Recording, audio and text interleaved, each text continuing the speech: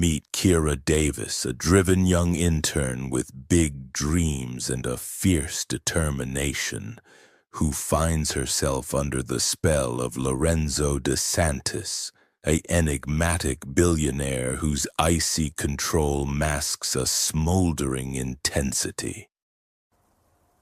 What begins as a professional arrangement spirals into a dangerous game of desire, secrets, and power, where every touch risks unraveling their carefully guarded hearts. Can Kira conquer Lorenzo's defenses, or will their hidden truths destroy their chance at love? Press play for a steamy, heart-racing romance that will captivate you, perfect for fans of bold, irresistible love stories like subscribe and ring the bell for more Billionaire audiobooks to feed your obsession. The Billionaire's Intern by Jackie Ashenden. Chapter 1. Lorenzo DeSantis wasn't a nice man. As CFO of DS Corporate, America's biggest defense and protection company, he couldn't afford to be anything as mediocre as nice. He was driven, ambitious, cold, ruthless, and determined, which in layman terms meant he was an asshole. Lorenzo didn't give a shit about what anyone thought of him. He didn't give a shit about much, period. In fact, the only thing in the world he did give a shit about was how he could oust his father from his position as CEO of DS Corp. Standing on the 100th floor of his downtown Manhattan corner office in the DeSantis Tower, Lorenzo looked out over the New York skyline stretched out beneath him. The buildings like so many supplicants before the throne of an emperor. Not that he was paying much attention to the magnificent view.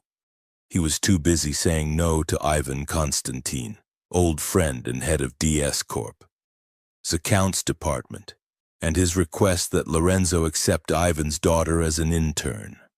"What do you mean, no?" Ivan said from behind him. "I mean, no.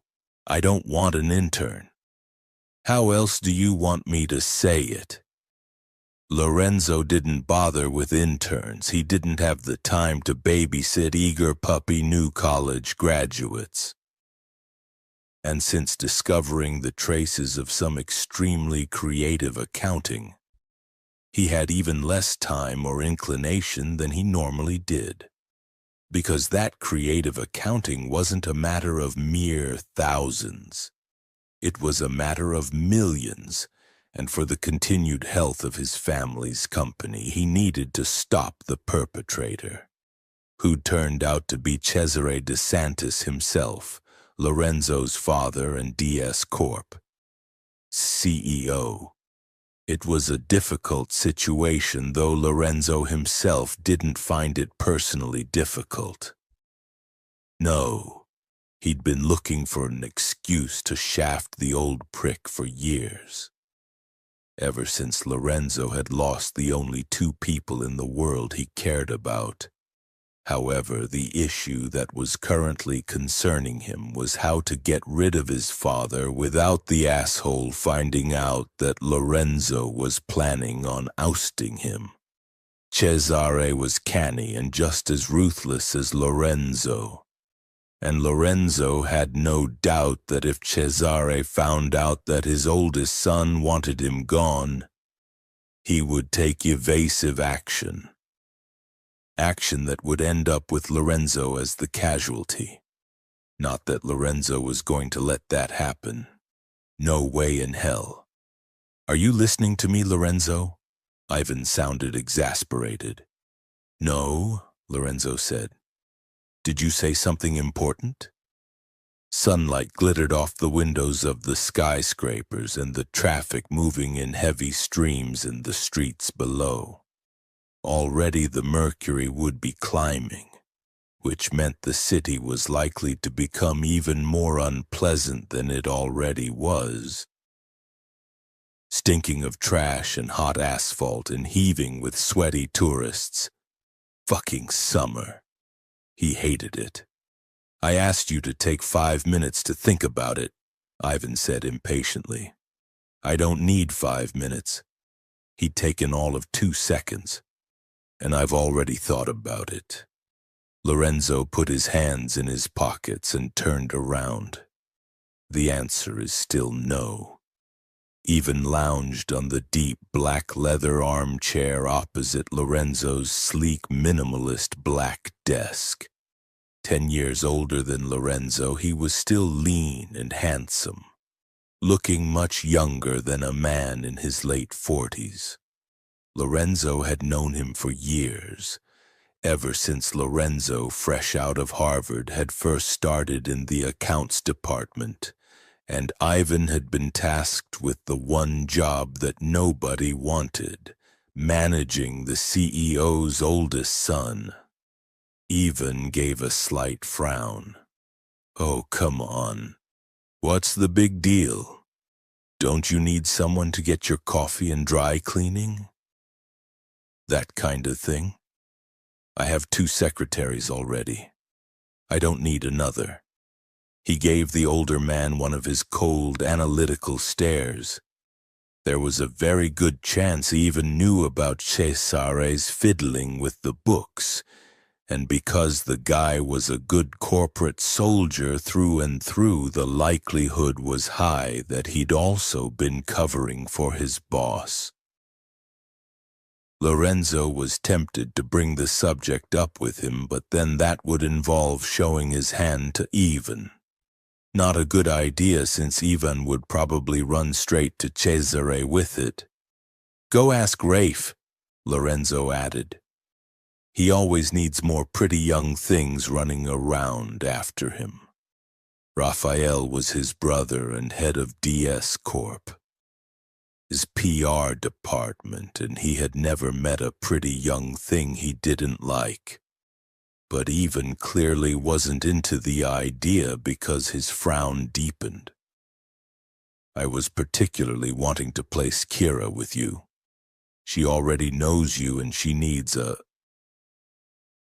steadying influence in her life. I think you'd be a great example for her. Lorenzo said nothing, watching the other man's face, wondering why Ivan was pushing it. He hadn't seen Kira Constantine for years, though he remembered her as a child. A little blonde moppet causing havoc wherever she went, shrieking and laughing one minute, throwing tantrums and refusing to listen to a word her father said the next. Ivan and Jenny's discipline had been negligent, to say the least, and it had come as no surprise to Lorenzo that she'd grown up into a total party girl, treating college as little more than an extended drinking session. Even if he hadn't been wrestling with the problem of his sticky-fingered father, he wouldn't have wanted a girl like her anywhere near his department.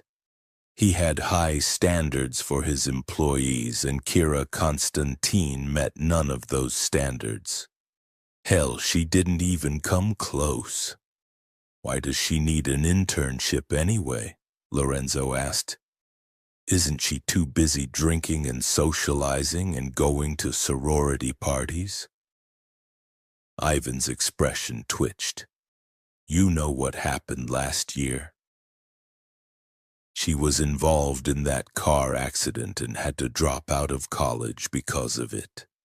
And since I'm not paying for her to go back, she needs something to do. Ah, yes. Lorenzo vaguely remembered the accident. Kira had been driving some overpowered car Ivan had given her that she hadn't been able to handle, and had totaled it on the New Jersey Turnpike. Hadn't some people died? Whatever, he didn't much care. People died all the time. Besides, that was Ivan's problem, not his. He turned back to the window again. I don't do favors, Ivan. You know this. Yes, I do know. Ivan sounded strained. But I'm not having her hanging around the house doing nothing. Besides, Jenny's on my back about this one. She wants the internship for Kira as much as I do. Of course, Jenny.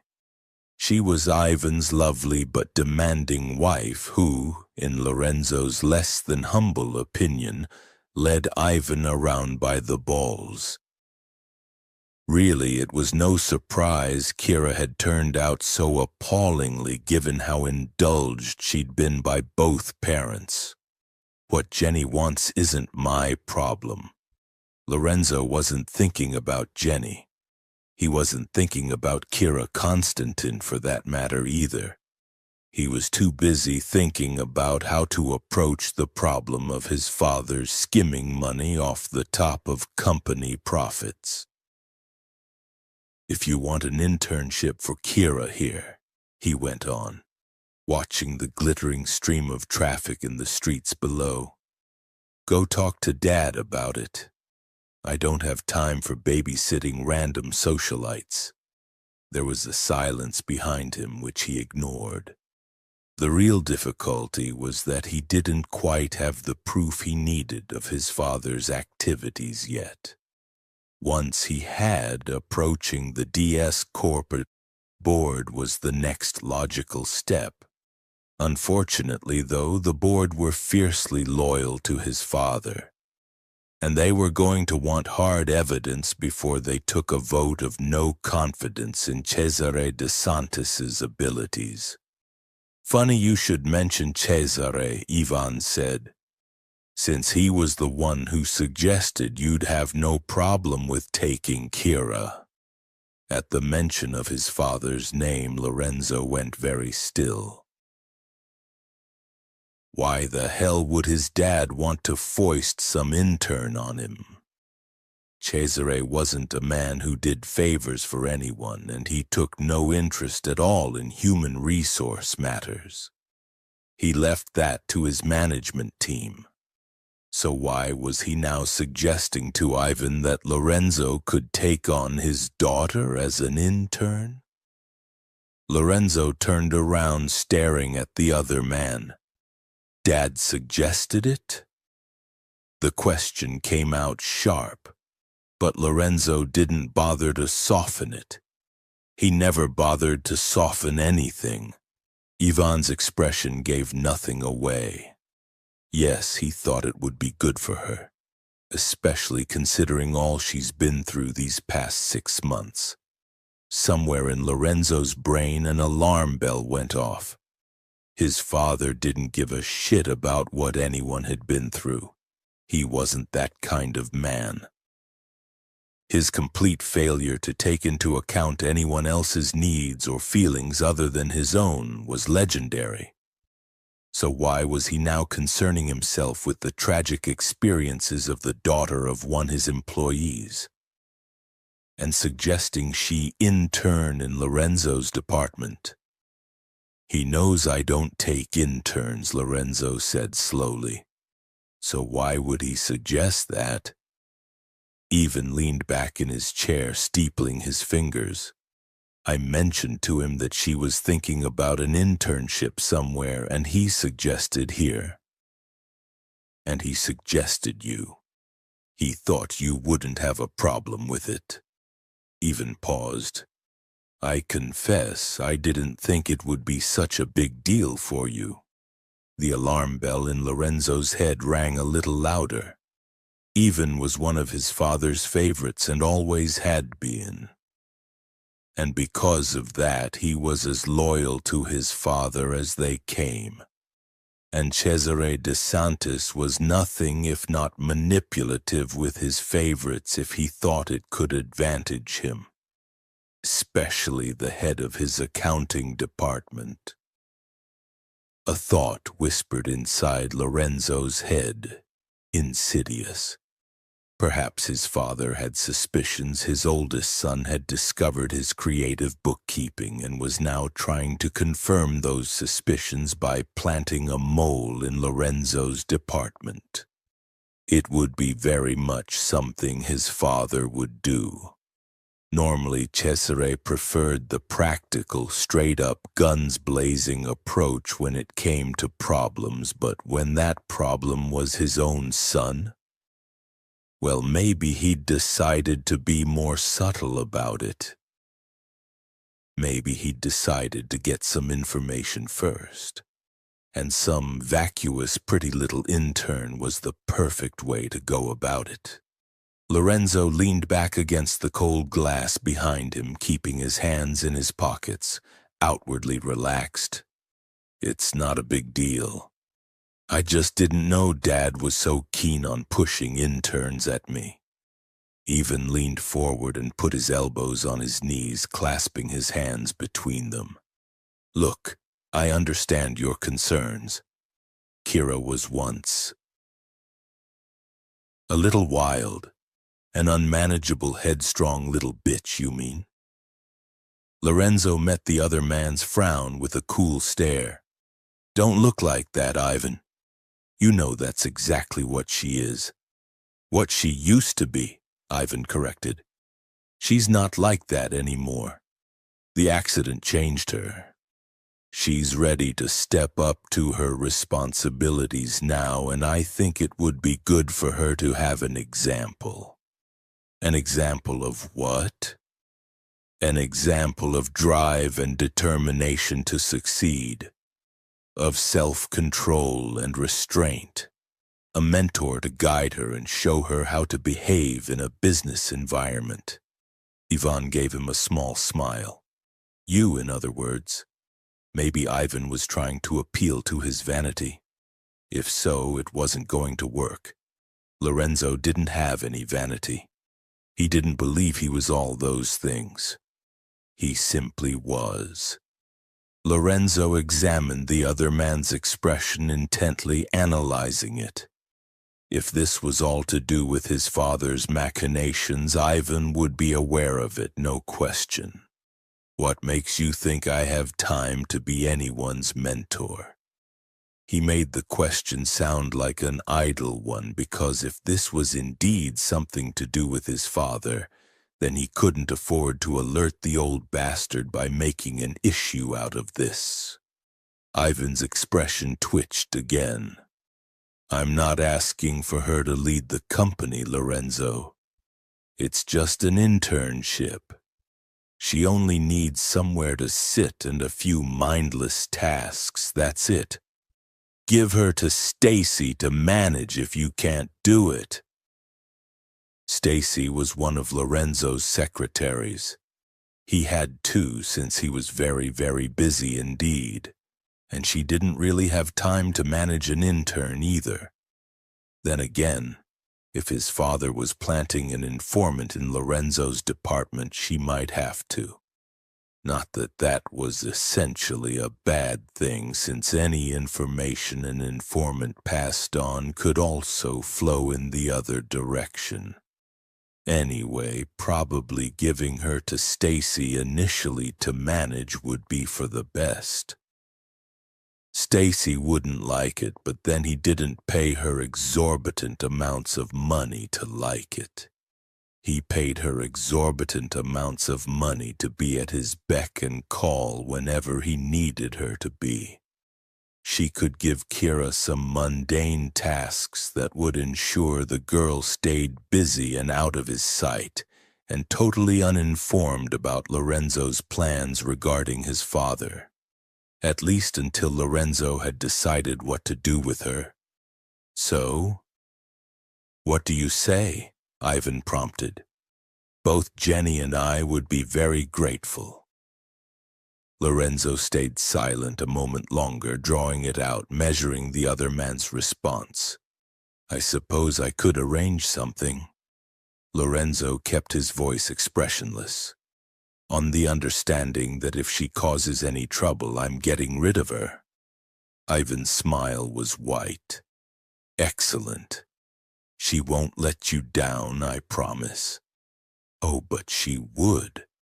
One way or another she would. But it wouldn't be him she'd let down, not if he had anything to do with it. Kira hated waiting, though over the past 6 months she'd gotten used to it. Waiting for people to wake up in the hospital. Waiting for the insurance assessors. Waiting for the police to press charges. waiting for forgiveness, waiting for Lorenzo DeSantis for over an hour, and she knew it was an hour because that's what the clock on the wall said. Barely registered. She took a quick scan around the waiting area, yet again trying not to fidget. The long, low, luxurious couches upholstered in white leather were empty.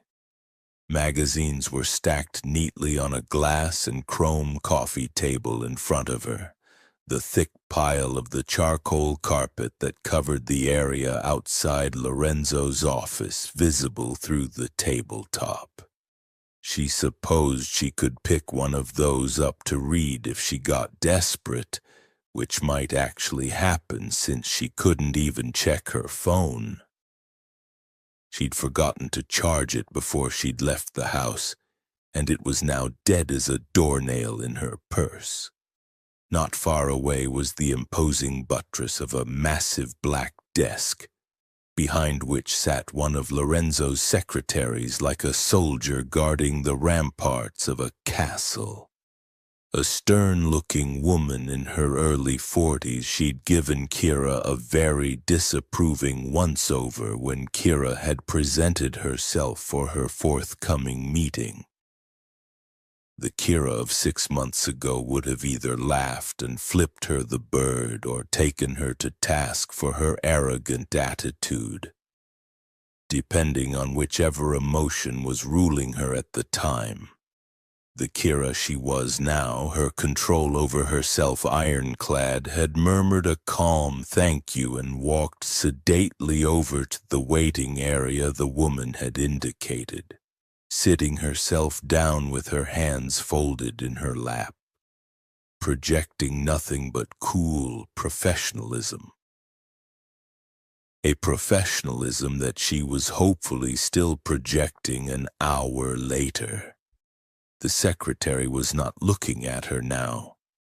Instead, she was typing importantly on her computer and doing a good job of pretending Kira wasn't there. Considering the length of time Kira had been there and that various people who'd also been in the waiting area had come and gone during that time, Kira was starting to wonder whether she was really there or not herself. She looked down at her hands resting on top of the black leather folder that sat in her lap.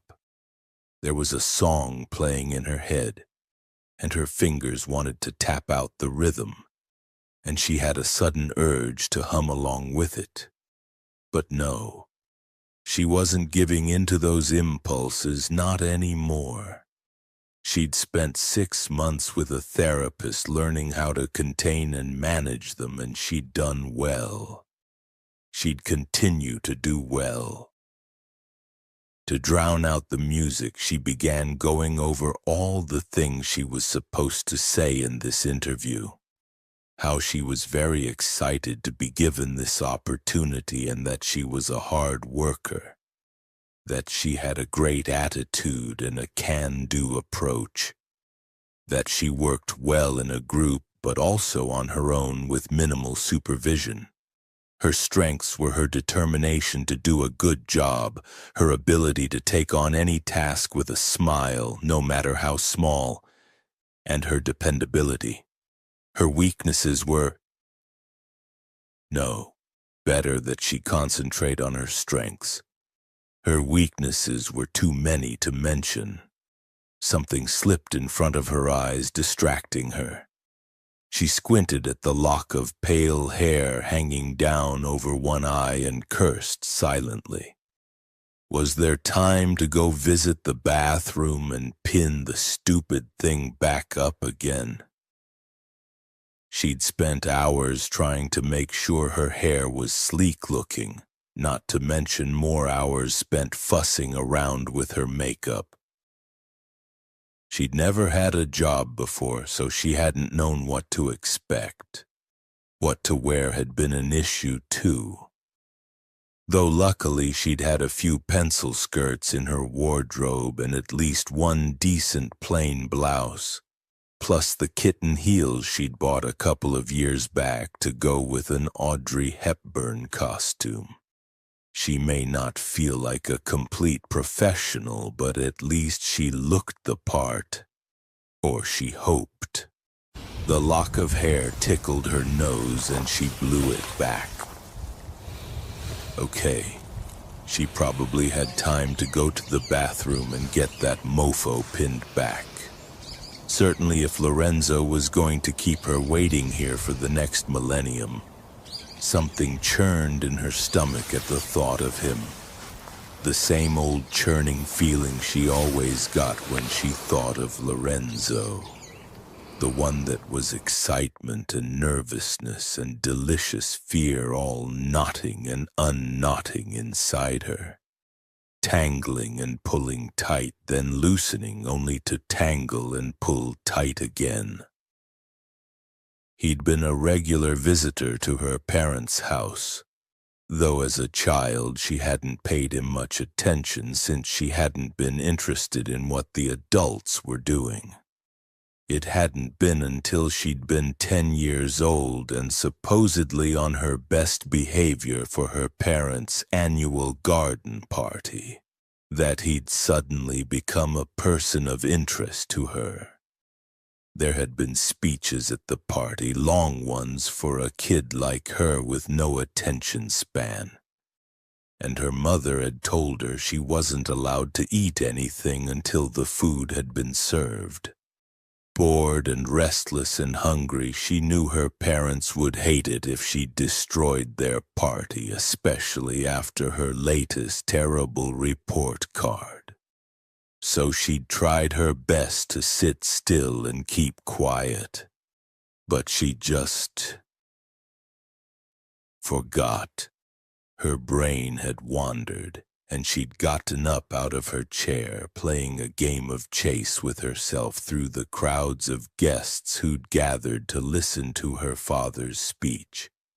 Unfortunately, one of the wait staff had tripped over her, sending a tray of champagne glasses crashing down and spilling wine everywhere. One of the wine glasses had hit her, cutting her, making her burst into tears, not so much in pain as with the shock at what she'd done. Tears she couldn't stop, because once she was in the grip of an emotional storm, she could never stop. So she'd stood there in the middle of a crowd of important guests, wailing loudly, her parents trying to soothe the guests and make things right. Her they simply ignored, since they believed very firmly that starving a tantrum of attention was the only way to end it, an approach that had never worked, no matter how often they employed it. Then a man had approached her. He'd been so tall, impossibly broad, his face all planes and wicked angles, his eyes the dark gray of thunderclouds. And she'd been afraid, thinking he was going to go cold and tight-lipped and silent, the way her father always did whenever she did something naughty. But he didn't. He'd smiled at her, then took her by the hand and led her off the terrace, taking her into the bathroom to put a Band-Aid on her cut. He'd talked to her all the while, asking very matter-of-fact questions like what her favorite TV shows were and what books she'd read, what her friends were like and what her favorite subjects were in school. His questions had calmed her, soothed the scary press of her emotions. Distracted, she'd stopped crying and asked him what his name was. Lorenzo, he'd said, and she'd laughed because it sounded funny. He'd laughed too. Then he'd asked her to find him a piece of paper, any piece would do. And when she'd scrambled into the kitchen and found a stack of notepaper, he'd showed her how to fold the perfect paper crane. It had been an amazing moment for Kira. She'd always been restless and fidgety, unable to sit still, her brain like a piece of thistledown in the wind, blown here and there by her thoughts. But sitting at the kitchen table with Lorenzo, trying hard to fold a piece of paper right, her hands busy, she'd found she was able to concentrate. Lorenzo DeSantis had given her something that day, something that no one else had. Not simply kindness to a girl who hadn't had much of it in her life, but a way to manage herself, a way to distract herself when she couldn't keep still.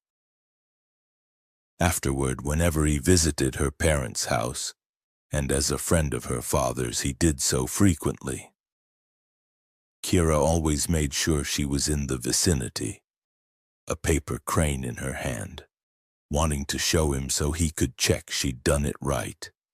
He always told her she'd folded it perfectly, always told her she'd done a great job, and she lapped up his praise like a thirsty plant water. There wasn't much she did well, and his praise was the only praise she ever got. As she'd gotten older, she'd stopped folding cranes, but her fascination with him didn't stop with it. No, if anything, it became more intense, gradually blossoming into a full-on teenage obsession. Then one day she'd been on her way to the public library for a school thing with her class, and she'd caught a glimpse of him in Bryant Park. He'd been standing there, clearly waiting for someone, his expression distant. Then quite suddenly a look of pure joy had unfurled over his face, and she'd been transfixed by the happiness and warmth and love that had burned so nakedly in his eyes, and by the incandescent smile that had turned his mouth. She'd wondered what he was looking at. And then a woman had approached him, and he'd taken the woman's face between his hands so tenderly, so carefully, handling her as if she was the most precious thing in the world.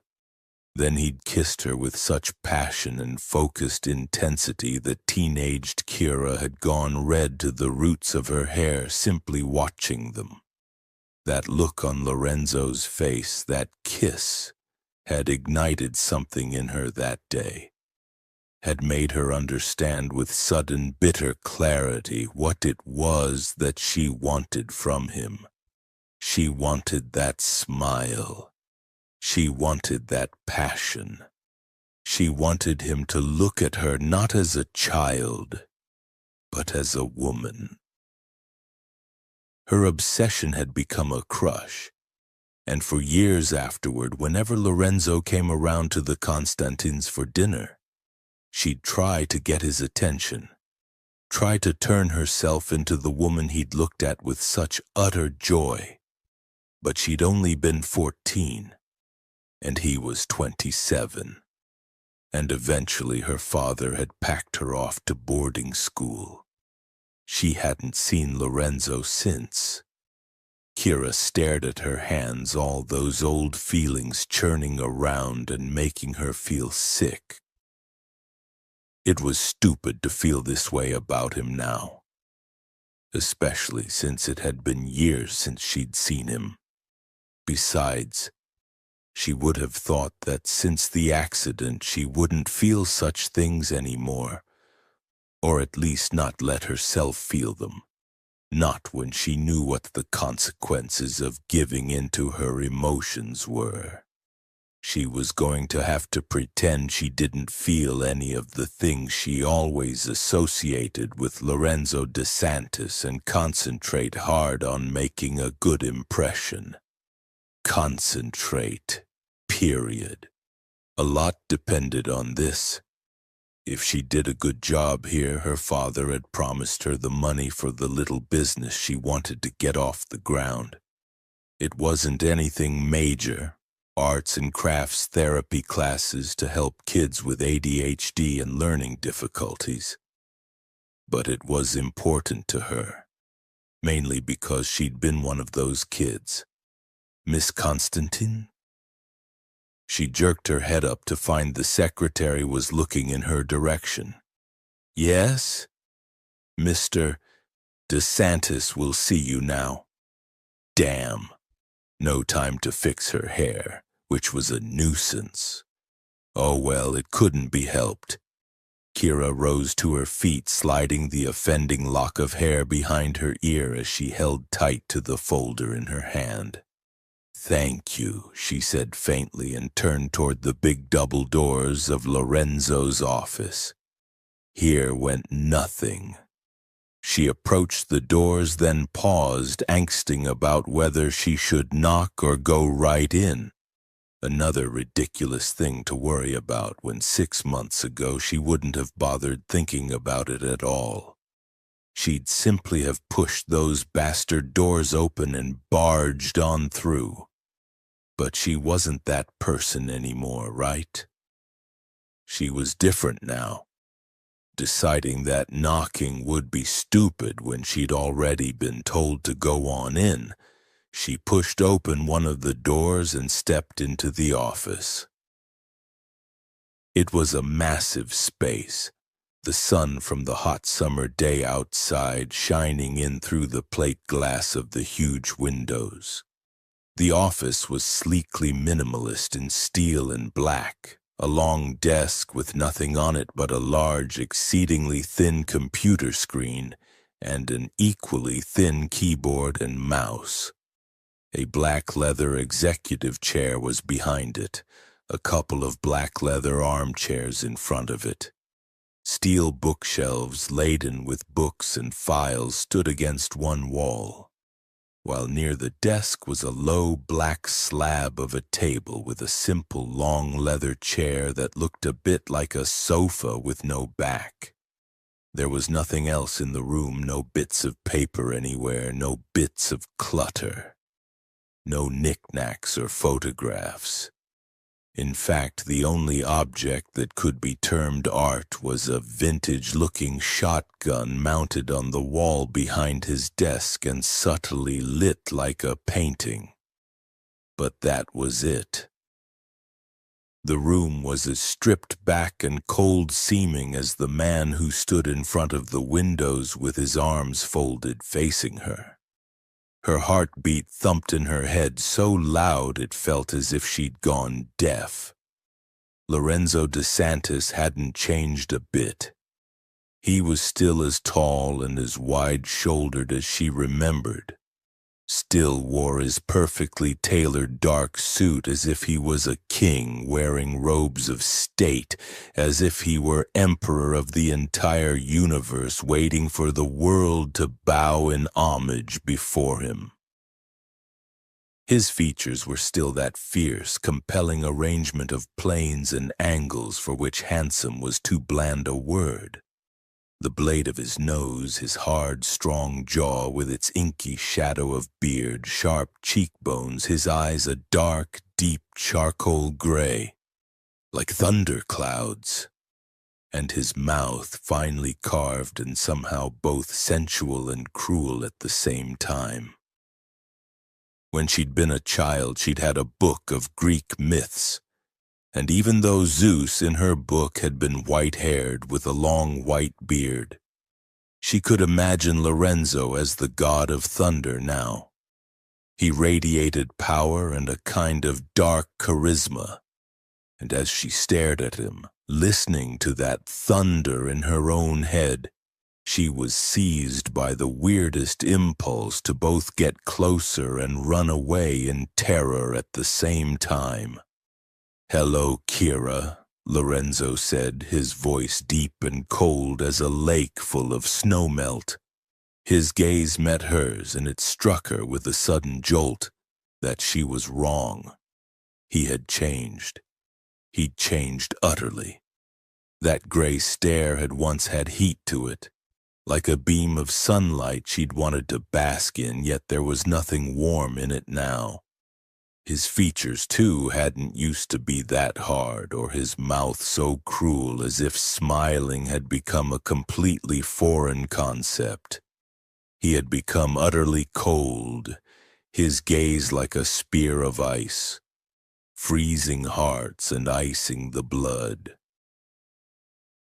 What had happened to him? What had gone wrong? Because something had. Something terrible, she was sure. He's not your business anymore. Not that he ever was in the first place. You're here for a job interview, that's all. Shivering, Kira sucked in a breath and tried to pull herself together. Of course, he wasn't her business anymore. And yes, this was nothing more than a job interview. She wasn't going to get sucked into her old obsession with him. She couldn't afford to. It messed with her emotions, made her feel too unstable, and that was not good for her. That made her feel too much like the old Kira, and she couldn't be the old Kira, not ever again. She had to stay in control of herself, that was the bottom line. Steeling herself, she met that icy, thunderous gaze head on.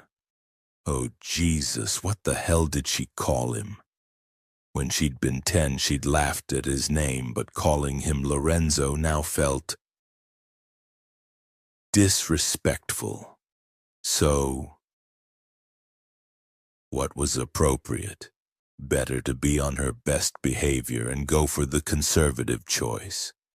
She swallowed. Hello, Mr. DeSantis. Chapter 2. She was not what Lorenzo was expecting, though quite what he had been expecting he couldn't have said. He only knew that the young woman who'd stepped into his office, closing the doors carefully behind her, was not it. He couldn't remember exactly the last time he'd seen Kira Constantine. Certainly he'd seen her as a young teenager, but that had been around the time when he'd first met Katie. And he hadn't paid much attention to anyone when that had been happening. Kira had been a delicate porcelain doll as a child, with the kind of white skin that looked as if a strong wind would bruise it, and long, silky, platinum blonde hair that most adult women paid hundreds of dollars for in hair salons all over the world. She'd had eyes the deep, intense blue of delphiniums, her stare wide-eyed and innocent, guileless. She'd been a fidgety kid, prone to emotional outbursts and temper tantrums that her parents completely ignored, an approach that only seemed to make them worse. He'd had to step in to distract her on a number of occasions, much to his irritation, but since the Constantines didn't appear to notice that ignoring her only exacerbated her behavior, he'd had to in order to get any peace. Lorenzo had asked Ivan once, after one of her outbursts, if there was anything the matter with her, because her behavior reminded him of his brother Rafe. But Ivan had simply told him that Kira had been spoiled rotten by her mother, and that giving her attention only fed into it. Something had never quite rung true about that explanation to Lorenzo, but back then, in love for the first time in his life, he'd decided it wasn't his problem. He had other, more important things to worry about than the correct discipline for someone else's child. Pity it had taken the loss of Katie to show him what a selfish little prick he'd once been. A man who hadn't thought that controlling his own needs and desires was necessary. A man who'd been just as unmanageable and headstrong as Kira Constantine had been. Christ, he had no patience for people like that. Not anymore. He eyed Kira from his position by the windows. She wasn't at all like the pretty, volatile teenage girl that he vaguely remembered. Tall and slender, maybe too slender, and dressed in a navy pencil skirt and a very plain white button blouse. Her platinum hair had been raked back and coiled in a prim little bun on the back of her head. One lock had somehow escaped and was now hanging by her ear. Her face was almost the same color as her hair, white and with a strained look to it. She looked washed out, the delphinium blue of her eyes like a piece of blue fabric put through the laundry too many times, becoming faded and near to a dirty gray. The lipstick she wore didn't help, its orangey tint doing her no favors whatsoever. Even her voice sounded colorless, all faint and uncertain. "Hello, Mr. DeSantis." He couldn't have imagined a more unlikely-looking spy. Yet, there was something about her that held his attention, something he couldn't quite put his finger on. As a kid, she'd been in constant movement, a live wire of energy, and it was like that energy was still there. He could almost sense it, an electricity that vibrated through her, that her stiff posture and washed-out appearance couldn't quite hide. Letting the silence in the room stretch, he studied her. When he'd told Even the previous day that he wanted to meet with her before she took up her position as an intern, Even had readily agreed. Lorenzo had been careful to make it sound like he'd simply wanted an informal, getting-to-know-you chat. But in reality, he'd wanted the meeting to check her out. See if he could confirm his suspicions. If his father was trying to find out what Lorenzo knew, he'd have better luck asking him straight up than sending in this girl. And if Cesare had been hoping for the honey trap angle, he was going to be sadly disappointed. Kira Constantine was hardly Mata Hari. Lorenzo wouldn't have been interested in any case. He had a lover he called when he needed one, an artist friend called Cian, who was happy to provide a couple of hours of physical pleasure, no strings. He didn't need this poor, washed-out dish rag. The silence was getting uncomfortable now. For her. He didn't mind it. Silence was useful.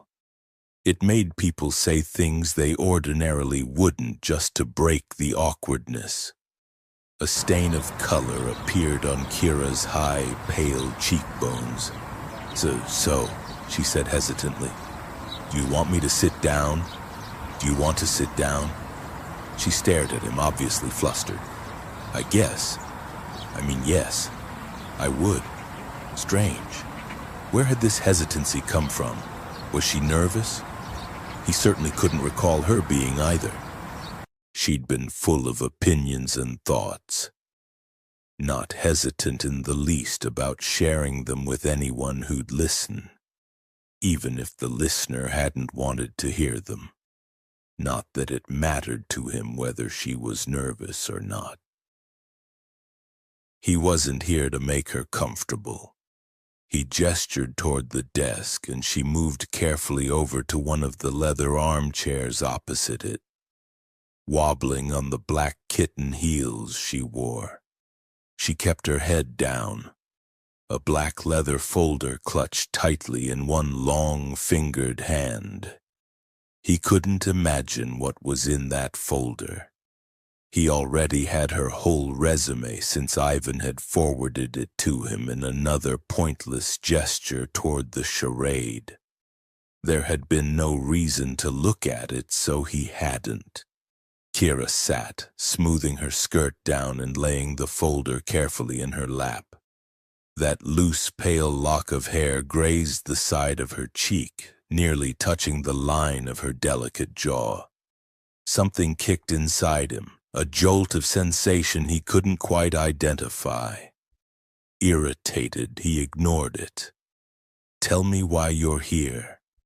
He didn't bother to make it sound anything less like the order it was. She gave a little shiver. as if the sound of his voice had given her a tiny shock. "Didn't Dad mention it?" "Your own words, please." "Oh, sure." Her delicate fingers had started tapping in a fast rhythm on her folder, an unconscious movement, he thought, because as she looked down at her hands, the tapping stopped abruptly. "I'm here to take up an internship in your department that Dad organized for me." Her voice was soft, measured. "But Dad said you wanted to interview me first, so here I am." As she spoke, those delicate fingers quivered, as if they wanted to move again and she was holding them back. He found that fascinating, though why he couldn't have said. What he should be doing was making her tell him her real reason for being here, if she was indeed the spy he suspected she was. It wouldn't take much in the way of pressure to make her crack, certainly not given how nervous and hesitant she already was. Then again, that could be an act. He moved closer to her chair, watching her. Her eyes widened as he approached, her gaze flicking down the length of his body before returning to his face. Not a sexual look, he didn't think. More as if he were a dangerous animal she wasn't sure of. Good. Keep her thinking that. "Yes, I did want to interview you first," he murmured, stopping not far from her chair. "Tell me why I should take you on." She gave a tiny nod as if this was a question she'd expected. "Okay, so while I was at Brown, I majored in business and entrepreneurship. I'm very keen to have some practical experience to add to what I learned at college." Her voice was firmer this time, as if this was a script she'd learned and repeated many times. Coached by Ivan, no doubt. "I'm a hard worker," she continued. "I'm also reliable, punctual, and I'm extremely willing to learn." He circled around behind her as she went on, not listening, because it didn't matter what her strengths were. He wanted to know her weaknesses. They could be used, could be exploited. Kira continued talking, but he wasn't paying attention, his gaze falling to her exposed nape. She had a long, elegant neck, pale and slender, and some blonde wisps of hair had escaped from the bun on top of her head, clustering there like down. Fragile. All of her seemed fragile, like she was made out of fine bone china and one blow would shatter her completely. Something coiled in the pit of his stomach that he couldn't immediately identify. Was it sympathy? He didn't think so. He didn't feel things like that anymore, not since Katie had died. And anyway, what would he feel sympathetic toward her about? Her uncertainty? Her nervousness? No, he didn't give a shit about that. In fact, she'd better get used to feelings that were unpleasant since life was full of them. He wasn't here to sugarcoat them or coddle her the way colleges did with their students these days. He wanted to feed her misinformation, which she could then feed back to Cesare. Hell, perhaps that might be the way to get the proof he needed of his father's guilt. Apparently, his father was very good at covering his tracks. The prick. Lorenzo's gaze fell once again to the vulnerable back of Kira's neck, to the wispy locks of hair there curling slightly from the heat of her body. Another strange sensation went through him. Another kick. Another jolt. The inexplicable need to touch one of those delicate wisps of hair, to curl it around his finger, maybe pull it gently. Would she make a sound if he did? Would she gasp? What the fuck are you thinking that for? He went very still, momentarily stunned as a very distinct wave of heat washed over him, an unmistakable heat. And he realized that she'd stopped speaking, and that given the quality of the silence, she'd been quiet for longer than a couple of moments, while he'd been standing there staring at the back of her neck. Is that okay? Her shoulders hunched very slightly, as if she'd been able to feel the weight of his stare. Do you want to hear any more? Lorenzo turned and paced back to the windows, keeping his back to her. Detaching himself from the inappropriate rush of sexual attraction the way he did with all unwanted emotions. He couldn't figure out where it had come from or why he should feel it for this pale, colorless woman. She was Ivan's daughter, for Christ's sake, and regardless of what she was like now. He despised people who did whatever they wanted without thought to the consequences, as well he knew, since he'd been one of those people. Perhaps it was only because he hadn't visited Anne for a while. Maybe he should give her a call tonight after work, see if she was available. No, he said after a moment. I don't need to hear any more. He turned around, pinning her with his gaze. It all sounds good, Kira, but that's not what I've heard about you from different sources. Color deepened on her cheekbones, making her eyes look bluer all of a sudden. The intense delphinium he remembered. What sources? The question held a sharp edge. He ignored it. I heard that you didn't take your studies very seriously, let's say. The flush on her cheeks became scarlet, and she looked down at her lap where her fingers were now pressing hard against the black leather of her folder, the tips white. Oh, yes. That. He waited, watching her. Was she going to admit to it? If she'd been an intern he'd been serious about taking on, he would have been grilling her much harder about her behavior. Then again, no, he wouldn't, because he wouldn't be taking her on as a serious intern. Period. I didn't get the grades I should have, no. Her voice was very quiet, but I learned a hard lesson not long ago, and afterwards I realized I needed to change. She lifted her head, meeting his gaze very deliberately. Please know that I'm not that person anymore. All I'm looking for is a second chance. He knew the lesson she'd learned, and if he'd been a warmer, kinder man, he might have touched on it. Told her he was sorry, maybe even shared the fact that he knew what loss was like, that everyone deserved a second chance. But he was none of those things, and his losses were no one's but his to know. And as for second chances, well, he didn't deserve one, so why should she? So all he said was, you better not be.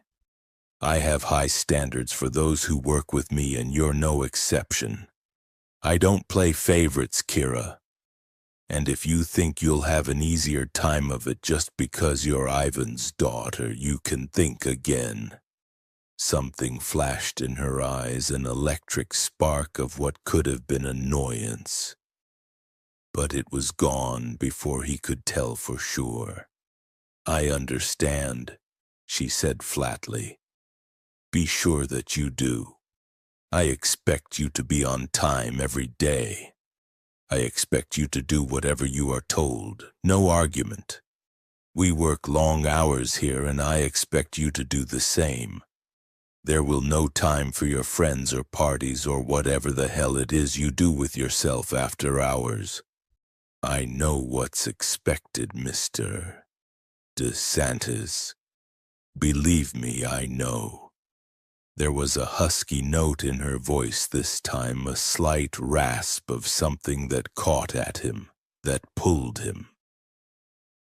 Was it defiance, annoyance, irritation? Jesus, why did he even care? He didn't like it when he encountered opposition, so why that small spark in her eyes make him feel intrigued was anyone's guess. Do you? He inquired coldly. Then you'll also know that I don't tolerate insubordination. I don't like my employees arguing with me, do you understand? I make the decisions, I make the rules. That's how it works here. Her mouth had firmed and he found himself staring at the shape of it because it was quite exquisite. All full and soft and pouty despite the unflattering shade of lipstick she'd painted over the top of it. Perhaps she was going to say something ill-advised? He realized he was almost hoping for it, but she didn't. Instead, she looked back down at the folder in her hand once more. Of course. The husky, defiant note had gone from her voice, the words sounding toneless. He didn't like that, though why? He didn't quite know. Certainly he'd preferred her to be biddable and quiet rather than having his time taken up dealing with the dramatic outbursts he remembered from when she was a child. That loose lock of hair by her ear had slid forward and was now hanging over one eyebrow. The sunlight coming through the windows behind it making it gleam like a stripe of fresh snow. Beautiful. His gaze drifted down before he could help himself, following the lock of hair to her elegant neck, then down to the hollow of her throat.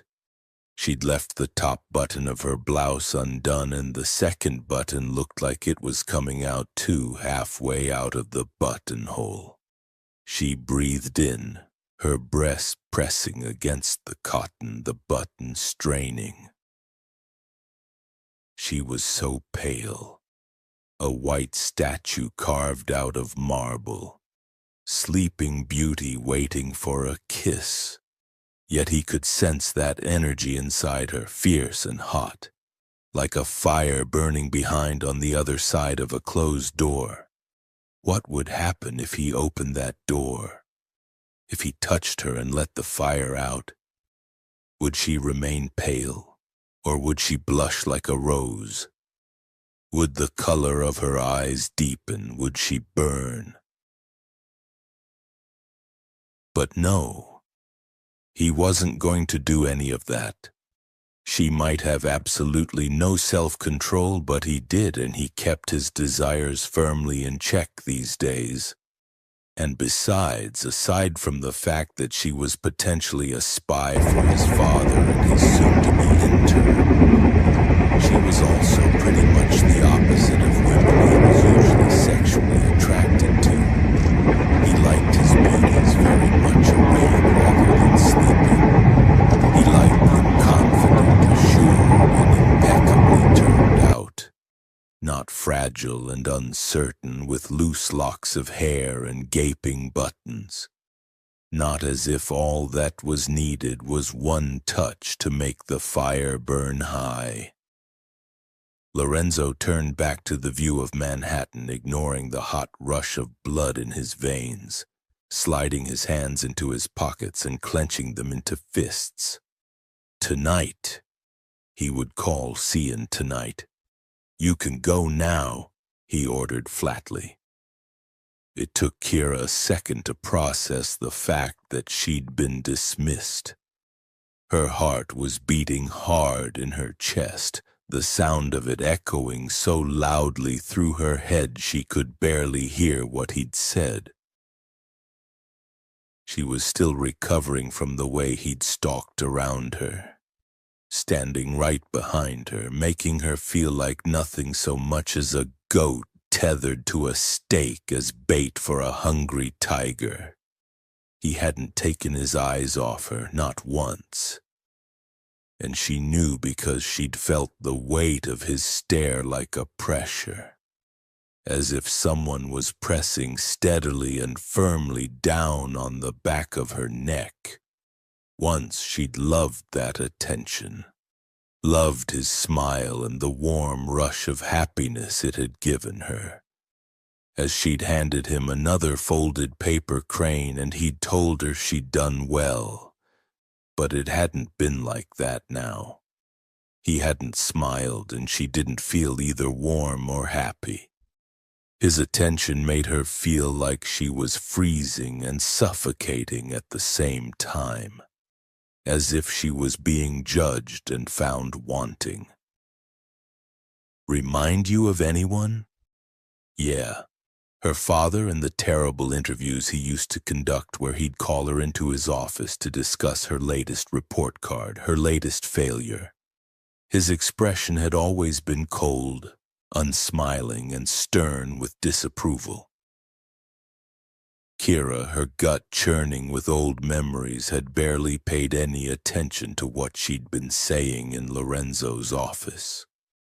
The words just tumbling out of her mouth, afraid of what it was that she'd done to earn that terrible judgment. No need to wonder, though. She knew. Deep down inside, she knew. He must have heard about the car accident and her role in it. The thought made her feel sick because even now she couldn't shake the need gathering inside her. The need for his smile and the patience he'd once shown her as a child. The need for some kindness and a bit of care. But there was no chance of that, not now. She disappointed him the way she disappointed everyone else in her goddamn life. Then, as if to make things worse, she'd become very conscious of how close he'd been standing, and how she'd been able to smell his aftershave, a dark, sensual sandalwood and musk combination. The scent had made her mouth go bone dry and heat turn over inside her. The contrast between his cold stare and the warmth of his scent had confused her, and it had been a relief when he'd suddenly turned and stalked back to the windows. The way he moved, fluid and predatory, made him seem like that tiger she'd imagined, and she hadn't been able to drag her gaze away from him. She took a calming breath, staring at his tall, broad figure, starkly outlined against the brilliant blue of the sky beyond the glass. So, that was it? Had she screwed this up the way she screwed everything up? Her father had told her that she was to use this interview to make a good impression, and that it was essential she do so, because she was going to have to gain Lorenzo's trust. Without his trust, he wouldn't let down his guard and she wouldn't be able to get the information her father wanted. The information that would prove Lorenzo was moving against his own father. God, she had to get this right. Otherwise, she wouldn't be getting any money, and without money, she wouldn't be able to set up those classes that she'd been planning on. It had been something she'd decided on after the accident, during those long hours spent waiting at the hospital while her friends had been in surgery. She'd reflected on her life and all the mistakes she'd made. The selfish anger that had fueled her as a teenager and those last few years of college. Her frustration with her father's insistence that she get a degree, even though she didn't have the academic ability. But she'd gone to college anyway, because she just couldn't bring herself to refuse and disappoint him. Even though everything she'd done in her life had disappointed him, it was as if she'd had this burning need to set herself up for failure every goddamn time. And fail she had. Every exam she'd taken, even though she'd tried, even though she'd worked so hard to sit still and concentrate, to study and get good grades the way her friends all seemed to do. But trying hadn't made any difference. It never did. It was easier to be the disappointment they'd always thought her and blame everything on her ADHD.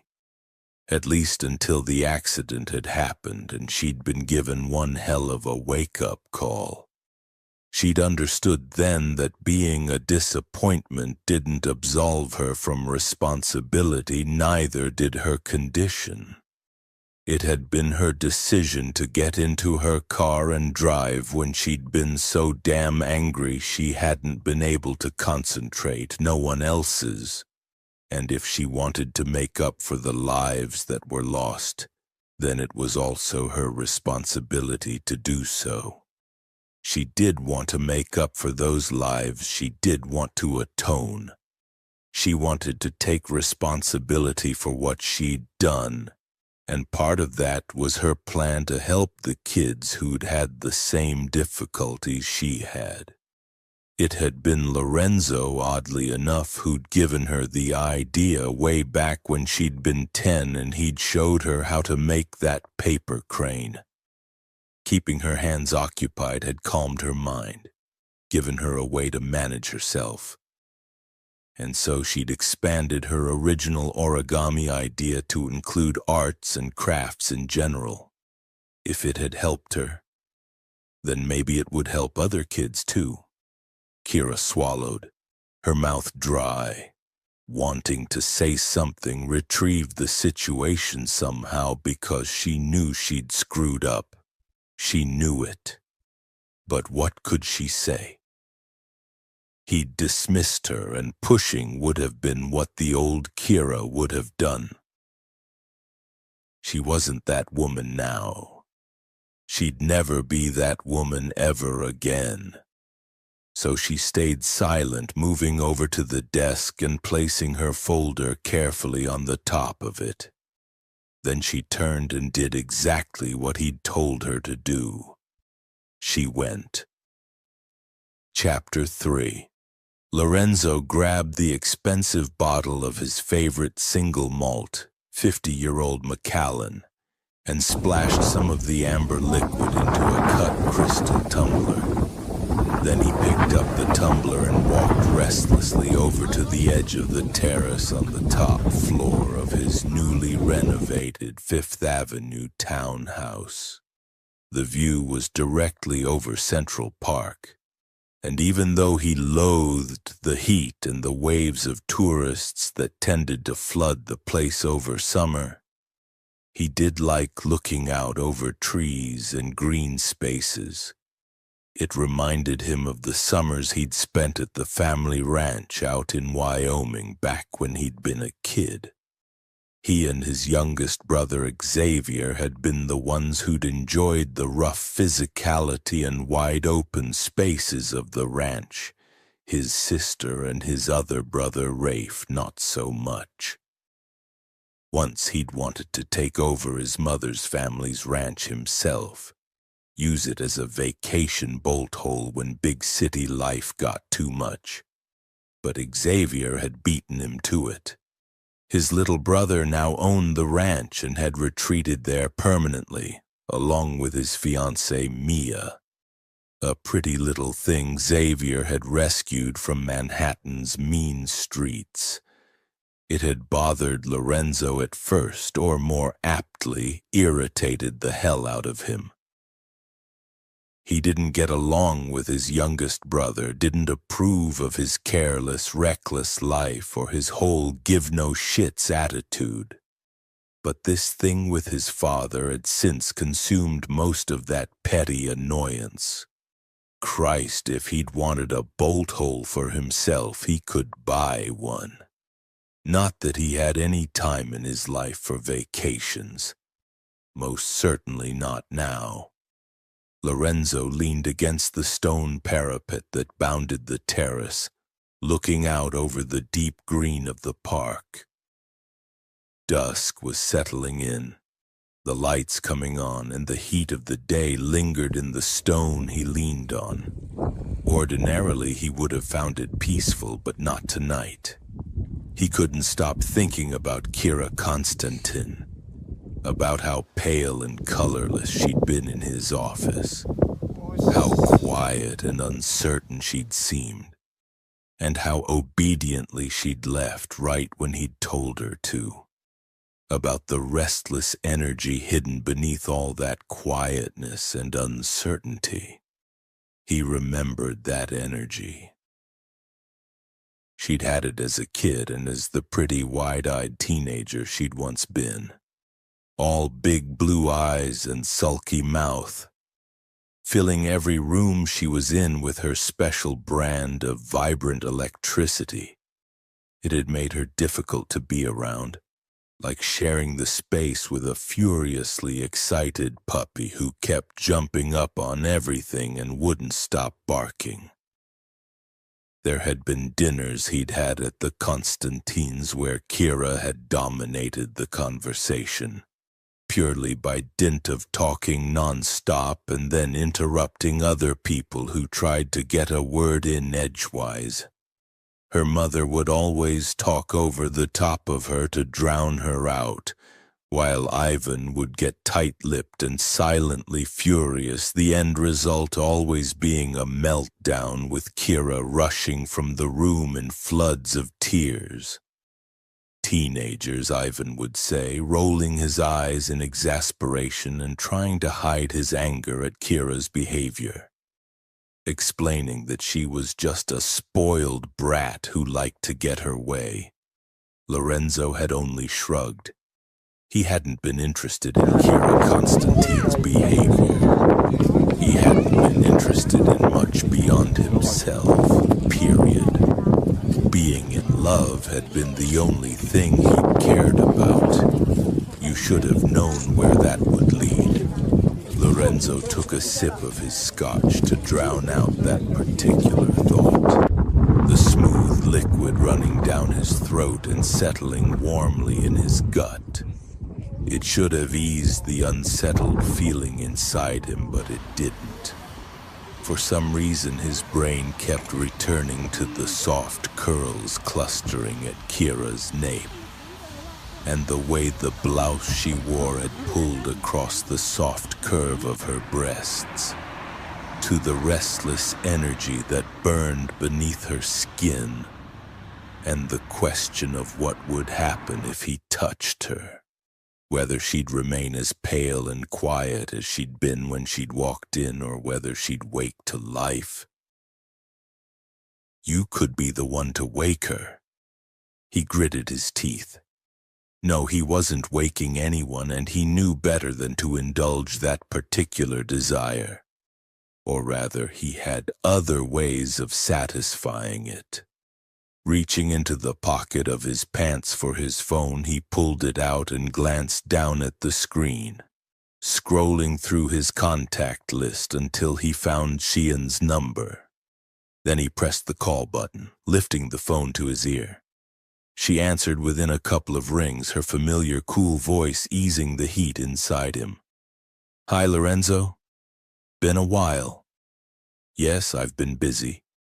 He stared out over the park. "You got some time free tonight?" Xian never protested about how busy he was and never made a fuss about how often he saw her. She had her own life, and it was nearly as busy as his. "Not sure. I've got a gallery opening and then a party afterwards." "What about after the party?" "I guess so." "Hey, why not come to the party with me? It's not a big deal, a kind of after-show thing. You could come to the gallery too if you like." For a second he contemplated the idea. He'd been to one of Xian's openings before, and it was a pleasant way to spend an evening drinking wine and talking and looking at art. The after-party probably would be a trial since he didn't much like parties, but maybe it would be worth it if he got to spend the night in her bed. Not that Cian required him to do all that in return for sex. She knew exactly what their arrangement was and got as much out of it as he did. I don't think so. He took another sip of the scotch. I've got too much on my mind for any pointless socializing. Cian gave a soft laugh. Pointless, huh? Well, you don't have to if you don't want to. But I might not be in till late, and it's possible I won't be in the mood for anything else. Cian is not what you want anyway. He drained the scotch in his glass and shoved the thought from his head. Fine. Another time. He pressed the disconnect button without saying goodbye, which was rude of him but too bad. Cian could deal. Well, if he couldn't use some sex to get rid of this unsettled feeling, then he'd probably be better served thinking about work, his father and his creative bookkeeping in particular. Lorenzo turned and leaned back against the parapet. The only other person he'd told about his suspicions was his half-brother Nero. Nero had once been a recluse, but since he'd met a red-headed English woman, apparently everything had changed. Though he still handled all things digital at DS Corp, Truzen still despised Cesare almost as much as Lorenzo did. Nero had been pleased when Lorenzo had come to him with his suspicions, volunteering to hunt for any digital evidence Lorenzo might need, a search that had so far proved fruitless. Scrolling through his contact list for Nero's number, Lorenzo flicked him a quick text, asking him if he'd had any luck. His brother's reply was pretty much instantaneous. Not yet. Damn it. Taking his empty tumbler back to the low table on the terrace not far from him, Lorenzo poured himself another drink. That settled it in many ways. Not that he was vacillating about his decision. It only confirmed that having Kira around to potentially be a backup when it came to finding evidence against Cesare was a good idea. And he had to find that evidence. His mother's death demanded it. Taking his second drink back to the parapet once more, Lorenzo was staring out over the park again, when his phone buzzed. He looked down at the screen.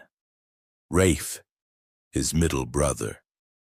For a long moment he stared at the buzzing phone, not bothering to answer. Rafe was deeply loyal to their father for no good reason that Lorenzo could see, and that was why he hadn't told him of his suspicions. In fact, that had been the reason he'd been ignoring him totally for the past few weeks now. Maybe that's why Rafe was calling him to ask him what the fuck was going on. Lorenzo lifted his gaze from the phone and took another sip of scotch, and he let it ring. Kira opened her closet and stared at the clothes hanging on the rails in front of her. It was 6 a.m., and she felt like death, but she was determined not to be late. She'd spent the whole of the previous day waiting for the axe to fall, for Lorenzo DeSantis or one of his secretaries to call her to tell her she would no longer be needed as an intern, for her father to call her into his study when she'd gotten home that evening to tell her how disappointed he was that she'd screwed up the interview. Not that being told how disappointing she was anything new. She just tried to never let it matter before. But her cell remained uncalled, and the only question her father asked her was how did the interview with Lorenzo go. Fine, she'd told him. I think I made a good impression. About time, he'd replied and went on with doing his crossword. It should have been a relief, and yet she didn't feel relieved. She felt almost scared. Meeting Lorenzo again had been shocking, especially considering how different he was from the man she'd once been obsessed with. But what had bothered her most was how badly the weight of his judgment had affected her. He doesn't matter. Only getting the information Dad wants does. Yes, that was true. That's what she had to focus on. Besides, she wasn't 10 years old anymore, and she'd spent the last 6 months after the accident learning how to manage herself. She was doing pretty well. Certainly well enough not to let cold-eyed Lorenzo DeSantis get to her, and she couldn't allow that. Not if she wanted to get her kids' classes off the ground. Pushing aside a swath of brightly colored mini-dresses, Kira searched for the meager store of muted professional clothing she had at the back of the closet somewhere.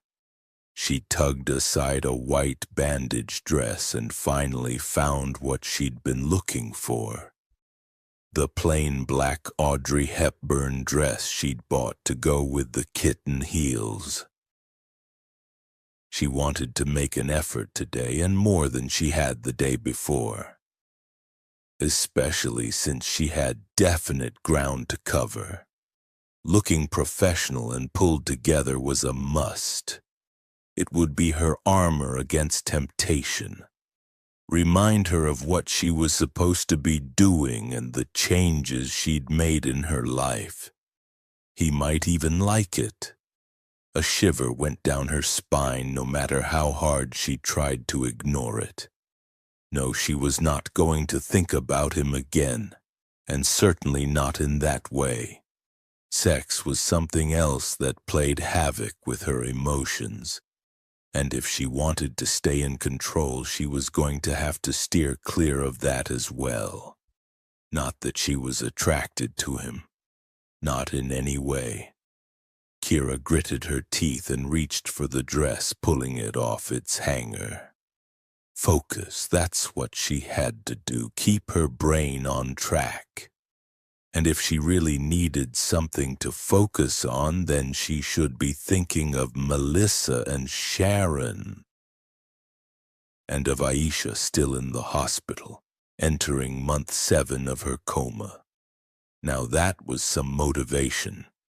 Kira laid the dress out on the bed, then stepped into the shower, setting it to cold in the hope of feeling slightly more awake. 6 a.m. was not her happy place. 10 minutes later, wrapped in a towel, she went over to her dresser and pulled open the top drawer, where she kept her special lingerie, because today she needed something more than an Audrey Hepburn dress to keep her on the straight and narrow. Sorting through the piles of carefully folded silk and satin and lace, she found what she was looking for. It was a simple black bra that was saved from complete plainness by the web of delicate jet beads sewn into the black lace, making the fabric cupping her breasts look like it was shimmering. There was a black thong that went with it, also beaded to match the bra.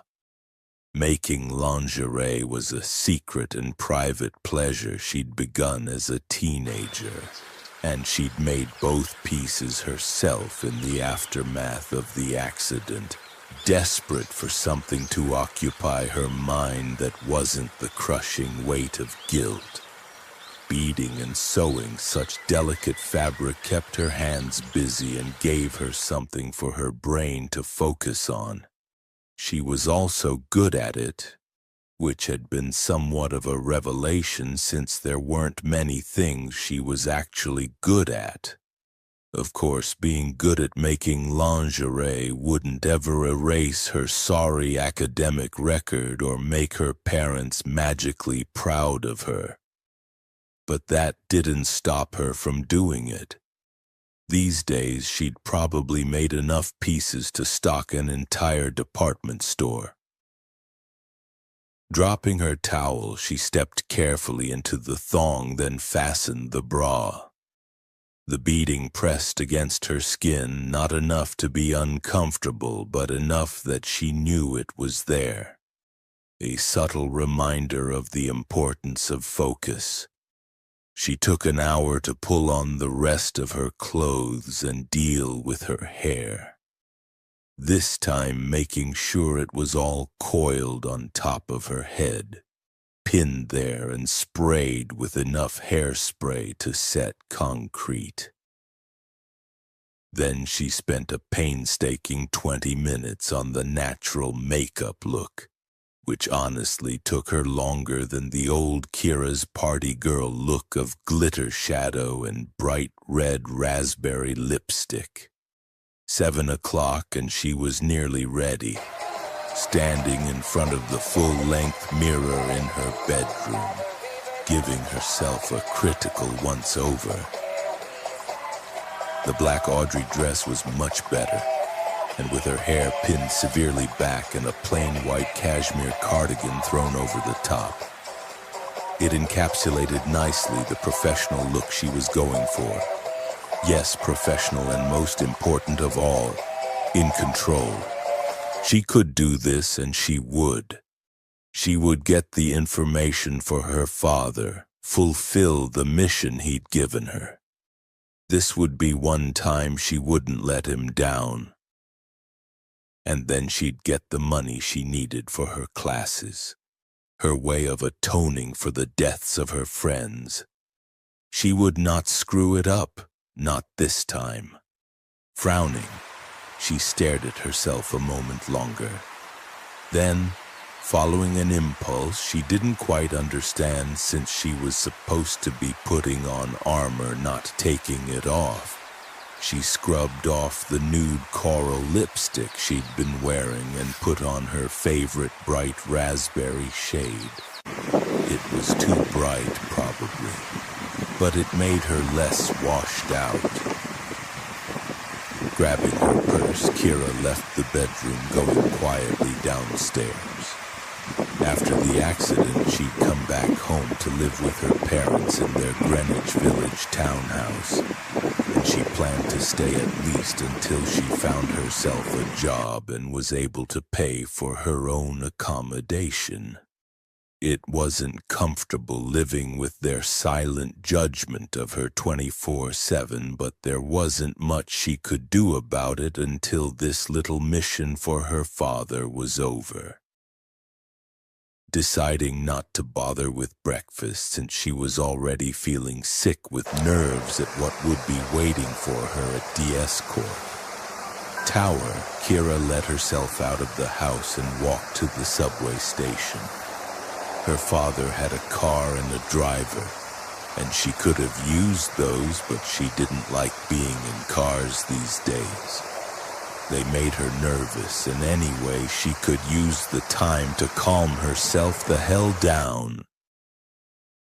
As the subway rattled along through the stuffy heat of the tunnels, she checked her phone just to make sure she hadn't missed anything from Lorenzo, but there was nothing. Her inbox remained empty. She got off the subway in Lower Manhattan and stopped at a Starbucks for an espresso, which she downed in seconds flat, desperate for a caffeine hit. Then she made her way to the entrance of DS Corp.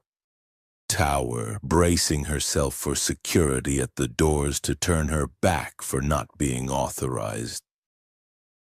Much to her surprise, however, the guards on the desk waved her through to the elevator that led to Lorenzo's floor when she gave her name, which obviously meant they were expecting her.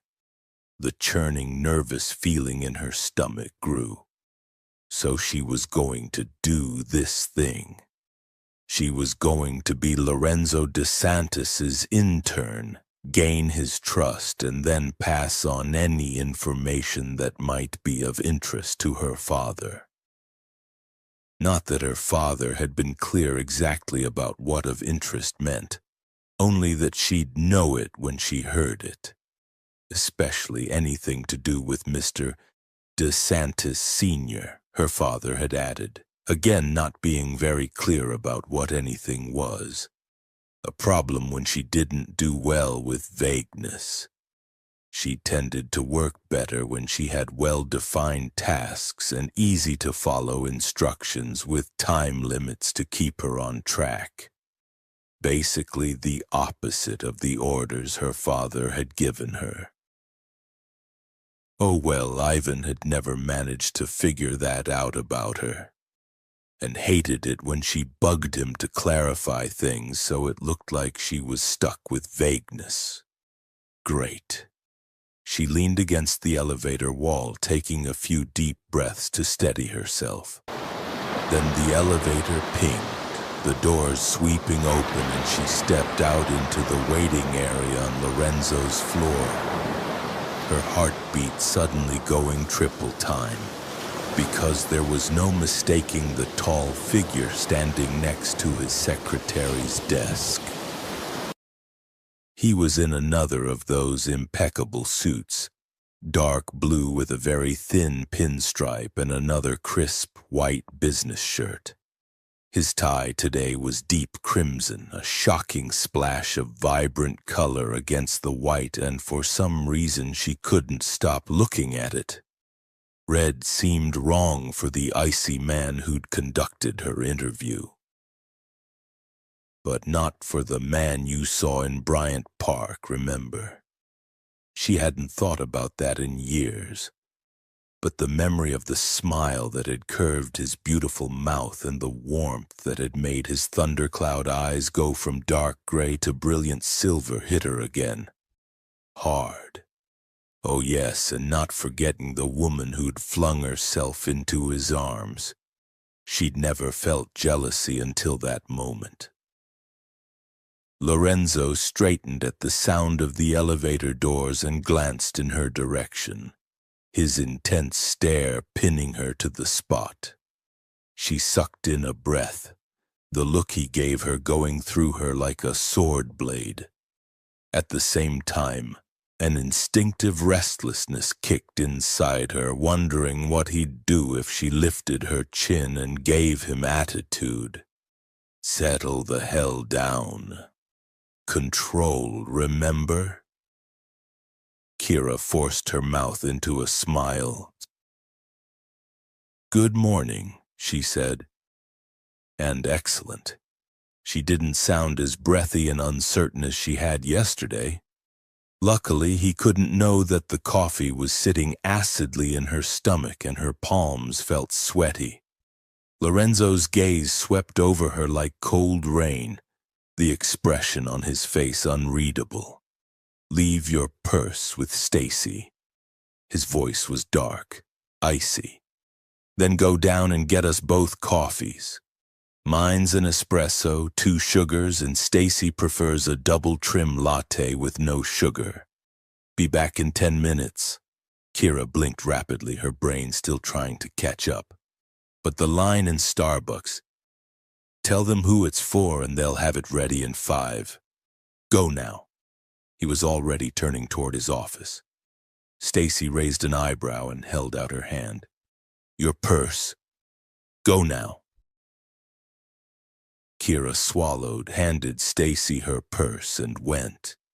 The line was insane by the time she got back to the Starbucks, but she gritted her teeth, straightened her back, and walked to the front of it, ignoring the annoyed looks as she told the staff she needed coffees stat for Mr.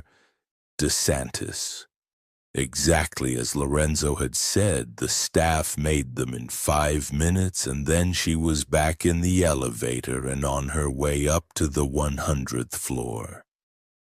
The restless part of her wanted to dawdle a little, to be slightly longer than 10 minutes just to see what he'd do. But she shoved the impulse away.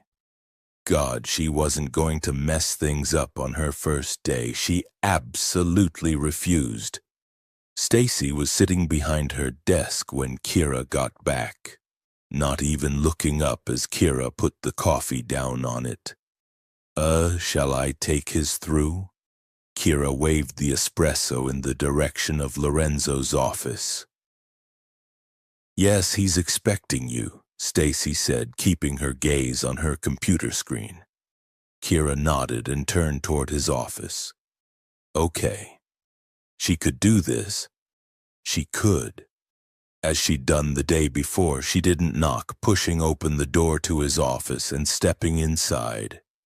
Lorenzo was again over by the windows, this time talking on his phone. He gave her one searing glance before he gestured for her to put the coffee down on his desk. Then he turned his attention back out the window again, still talking.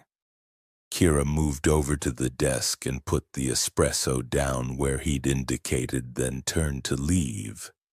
Lorenzo's arm came out in a stop gesture, and when she glanced at him, it was to find his intense charcoal gaze on her. She froze, the breath catching in her throat. He pointed imperiously to the chair opposite his desk, his meaning clear. Okay, so he wanted her to stay. Her heart thumping, Kira nodded and perched on the edge of the seat she'd sat down on the day before. Her shoulders felt tight, so she tried to relax them, because if she was this tense the whole day, she'd be exhausted by the end of it. Lorenzo had turned back to the windows again, still talking. He had one hand in the pocket of his perfectly tailored suit pants, the other holding the phone, the deep sound of his voice like the cold wash of the ocean. Kira shivered and tried to concentrate on something else, but his office was so extremely minimalist. There was nothing else to look at. Only that sleek black desk with nothing on it but his computer screen, keyboard, and mouse. The bookcase that stood against one wall was bare of anything personal, containing only what looked like legal texts and file boxes. The walls were bare too, except for that gun on the wall behind the desk. She knew the DeSantis origins, gunmakers from Italy who'd emigrated to Wyoming, and clearly that gun had significance. What was it? Her mind began to wander, filling her with the urge to go behind the desk and take that gun from the wall, see if it was loaded. See how heavy it was and what the metal felt like if she touched it. Yeah, and she knew exactly what Lorenzo would think of her if she did that. Jaw tight, she forced her busy brain to be still, trying to find something else for it to focus on. But there was nothing else of any interest in the room. Nothing but him. She turned toward him again, unable to help herself. He was tall, wide-shouldered, rangy, his body broadcasting lean, hard strength. A dangerous edge. He was like that gun on the wall, beautifully made yet deadly. Her gaze roamed over him in sudden fascination. Had he always had that dangerous edge, or was this something new? He'd certainly never been this cold, she knew that for certain. Had something happened to him that had changed him? And if so, what was it? Don't. You weren't supposed to be thinking about him, remember? Kira tore her gaze away for the second time, looking down at her hands, studying them fiercely instead of studying him, refusing to give in to the pull of her old obsession. Restlessness was filling her, though, making her want to get up and move, her brain beginning its inevitable spin around and around. Yes, she'd gotten used to waiting, but she still hated it. and now 1,001 thoughts were crowding in her head, pulling her away from the very important things she should be focusing on. God, she wished there was something she could do with her hands. If she was at home, she'd get out a needle and some silk and a bit of lace. Start stitching. But of course she wasn't at home. She was sitting in his office waiting. Again, you can do this. You have to. And she would. She'd start by not thinking obsessively about Lorenzo de Santis. She blinked, suddenly realizing that the office had fallen silent. And when she looked up, she found Lorenzo's hard gaze on her. Chapter 4. Kira looked very contained, sitting there on the black leather chair with her feet together and her hands clasped in her lap. Today she was in a black dress with a little white cardigan over the top, no jewelry. Austere-looking, especially with all that platinum hair scraped back and coiled neatly on the back of her head. No rogue locks dangling anywhere this time. But that bright pop of lipstick, nothing like the terrible shade she'd been wearing the day before, was definitely not austere, not in any way. It drew attention to her alabaster skin, to the soft, pouty shape of her mouth, and made the blue of her eyes seem even more intense. Yes, Kira looked contained, but he knew she wasn't. He could sense that fierce energy inside her in stark contrast to her stillness, vibrating and humming though her slender body, making him think of a wild creature straining at a leash, desperate to get free. It made him want to go over to her, put his hands on either side of that chair and lean over her. Look down into the deep blue of her eyes. Take a taste of that bright red mouth. Release her from her containment. Christ, why was he thinking that? Quite apart from the dangers of self-indulgence and the fact that Kira was the daughter of a friend, she was also his intern, and he didn't involve himself with his staff, not ever. Damn it, why hadn't he made the effort and gone to Sion's party with her? They would have gone back to her place and he would have gotten himself laid, and then this pale, strangely fascinating little creature wouldn't be so much of a goddamn problem. But he hadn't.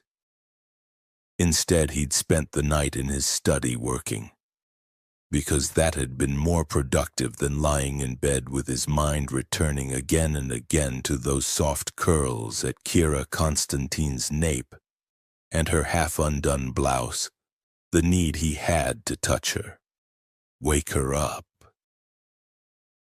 Resisting the urge to pace restlessly in front of the window, Lorenzo pocketed his phone and strode over to his desk, pulling out his chair and sitting down.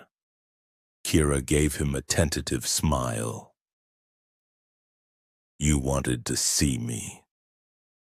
He reached for the coffee she'd brought him, took a sip to make sure she'd got his order right, then leaned back in his chair. He'd already decided how he was going to handle her. First, he needed to find out whether she was, in fact, passing on information to his father. But he had to do so in such a way so as not to draw attention, such as not feeding her sensitive information the day she started. No, he had to treat her the way he would any other intern for the first week or so. Make her think she was slowly gaining his trust, that she was doing well. Then maybe he'd give her small crumbs of something useful.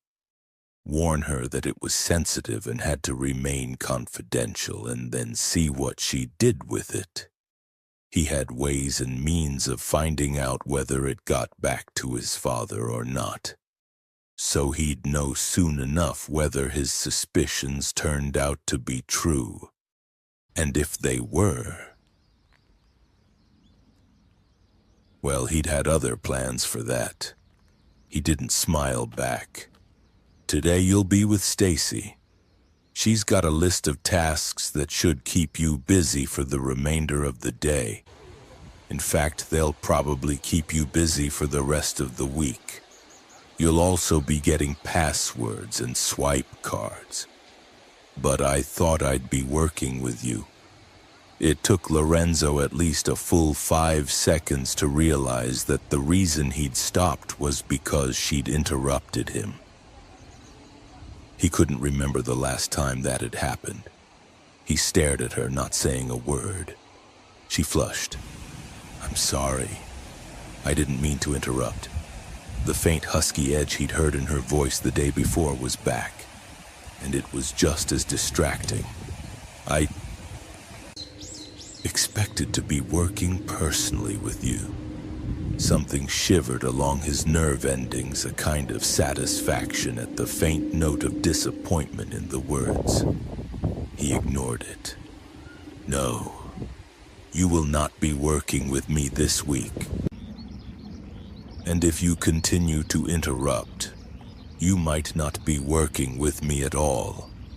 A spark of blue fire leapt briefly in her eyes, and it looked like she was going to say something hot and angry and extremely ill-advised.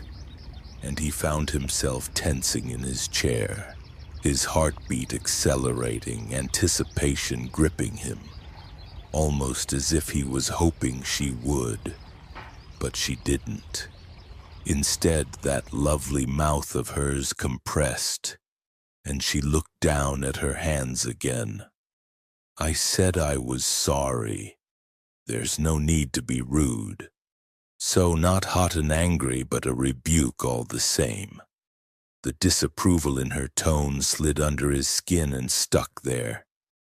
And for a long moment he could only stare at her yet again. Part of him was incensed at her gall, while another part was admiring of it. There weren't many people in New York who would have the balls to tell Lorenzo DeSantis not to be so rude. He did not have a reputation for friendliness. When he'd taken over as CFO not long after his mother and Katie had died, the media had dubbed him the Shark because of his cold-blooded and completely ruthless approach to business. To everything, really. They didn't know the real story, of course. That grief had stolen the softer, more merciful parts of himself. The self-indulgent, selfish parts. He'd cut them out, fashioned himself into a colder, harder version of the man he'd once been. A targeted missile aimed directly at his enemy. His father. Revenge on behalf of his mother was the only passion he allowed himself these days. His guilt for the way Katie had died only adding fuel to the fire. He didn't much care about anything else, or give 2 fucks about whether he was rude or not. Especially not when Kira Constantine was already back to her old tricks, interrupting him and then rebuking him as if he had been the rude one. "You're not exactly going easy on her." No, but his job wasn't to go easy on people, and giving into softer emotions didn't help anyone, not in the long run. His father used to tell him that John Donne was wrong, that every man should be an island. It was the only way to cut out weaknesses, to be strong. Yes, he hated his father, and when he'd been a kid, he'd hated that advice too. It was only as an adult he'd realized that despite what an asshole his father had been, that little nugget of wisdom had been true after all. Certainly if he'd taken it, Katie would have been alive today. Lorenzo took a long, slow sip of his coffee, letting the liquid burn down his throat, the caffeine buzzing in his veins. Tell me, Kira, what do you think about rules? Her head came up, her gaze meeting his and widening slightly. Rules? Yes. Laws, orders, edicts. Things you have to obey or else face the consequences. She blinked. Her lashes were long, the black mascara she wore making the color of her eyes seem even more intense. Katie's eyes were blue too. The thought hit him like a lightning bolt, but he shoved it away as soon as it hit. What do you mean, what do I think of them? Are they needed? Are they necessary? He put his coffee cup back down on the desk and leaned his elbows on the desktop. Or maybe you think they only apply to other people, not to you. Her lovely mouth tightened, that blue spark of what he thought was probably anger glittering in her eyes. Ah, so he'd hit a nerve. Good. That was a question, Kira. He kept his tone ice cold. I expect you to answer it. Of course, I think rules apply to me as well. Her posture was stiff as if he'd offended her. Do you? He held her gaze, studying the dizzying blue of her eyes. I told you what I expected yesterday. That I didn't want arguments. That I wanted you to do as you're told. And yet you walk into my office on your first day and you're already interrupting me, then telling me not to be so rude. Another flush washed over her cheekbones. Okay. I get it. But if this is a subtle dig at my past, this is not subtle. This is about as blatant as I can be. She said nothing, and he expected her to look away, but she didn't. That defiant glitter was in her eyes, and her hands had curled into fists in her lap. She was not cowed, not in any way. Something shifted inside him then, something dark. Something that liked her defiance. Something that wanted her to keep pushing, keep testing. That wanted the excitement, that was hungry for the challenge of her, the thrill. It flashed like lightning in his blood, coiled like a dragon in his gut, a deeply, intensely sexual pulse of flat-out desire. His anger, already simmering, flared in response. Jesus, where was this inexplicable sexual attraction coming from? He hadn't asked for it, and he didn't want it. He didn't want any woman to reach inside him and touch the part of himself he kept locked away. Still less this woman. Why not? Because you can't have her? Kira opened her mouth, but he held up a hand, silencing her before she could make the hole she was digging any deeper. I know who you are, Kira Constantine, he said because he was angry, and apparently it didn't matter how hard he was trying not to let her get to him. She was getting under his skin all the same. I remember. You never sat still and you never paid attention to anything anyone told you.